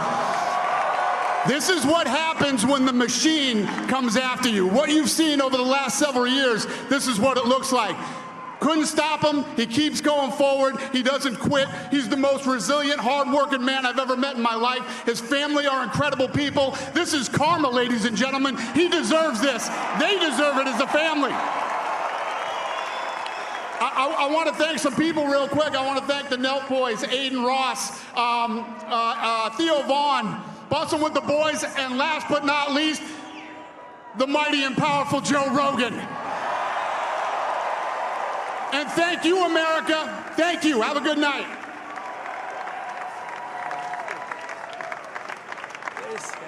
That is a piece of work. No, he's really an amazing guy. But most of all, I want to thank the millions of hardworking Americans across the nation who have always been the heart and soul of this really great movement.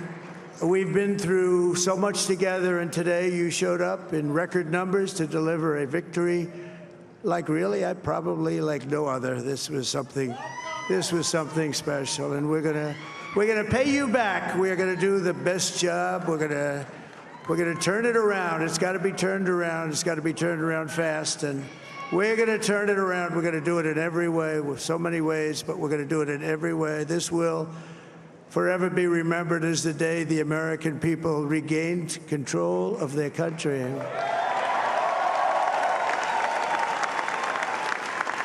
So I just want to say that on behalf of this great group of people, these are hard-working people. These are fantastic people, and we can add a few names like Robert F. Kennedy Jr. He came in. And he's going to help make America healthy again.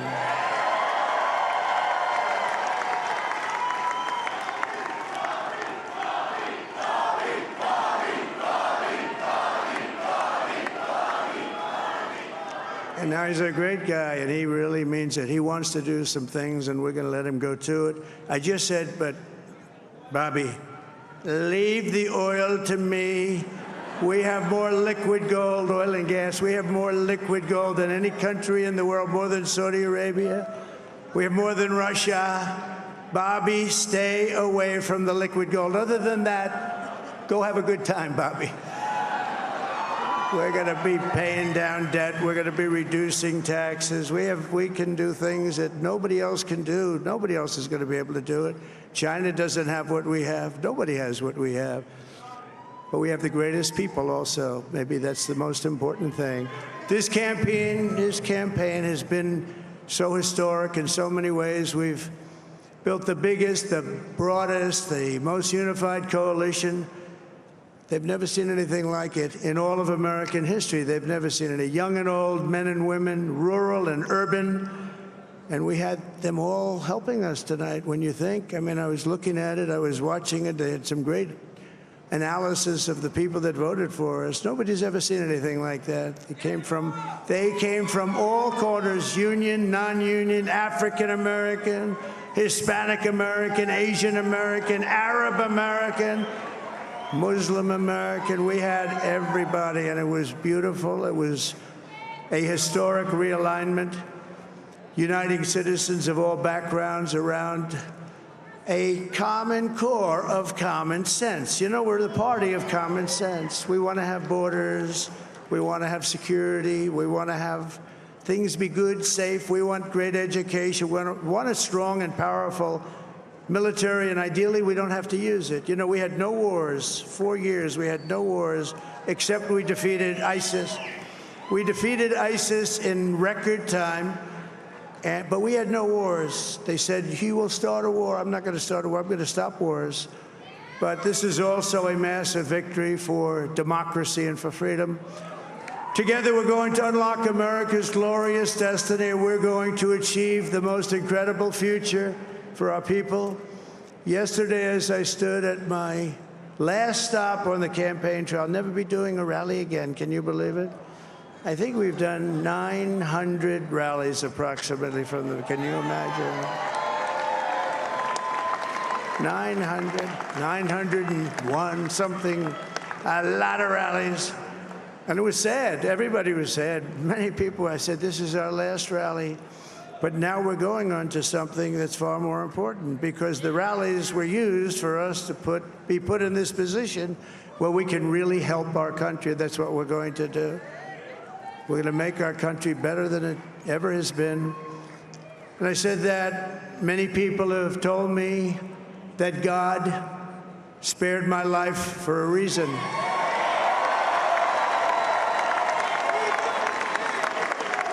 And that reason was to save our country and to restore America to greatness. And now we are going to fulfill that mission together. We're going to fulfill that mission. The task before us will not be easy, but I will bring every ounce of energy, spirit, and fight that I have in my soul to the job that you've entrusted to me. This is a great job. There's no job like this. This is the most important job in the world. Just as I did in my first term, we had a great first term, a great, great first term. I will govern by a simple motto: promises made, promises kept. We're going to keep our promises. Nothing will stop me from keeping my word to you, the people. We will make America safe, strong, prosperous, powerful, and free again. And I'm asking every citizen all across our land to join me in this noble and righteous endeavor. That's what it is. It's time to put the divisions of the past 4 years behind us. It's time to unite. And we're going to try, we have to try, and it's going to happen. Success will bring us together. I've seen that. I saw that in the first term. When we became more and more successful, people started coming together. Success is going to bring us together, and we are going to start by all putting America first. We have to put our country first for at least a period of time. We have to fix it. Because together we can truly make America great again for all Americans. So I want to just tell you what a great honor this is. I want to thank you. I will not let you down. America's future will be bigger, better, bolder, richer, safer, and stronger than it has ever been before. God bless you, and God bless America. Thank you very much. Thank you. Thank you very much.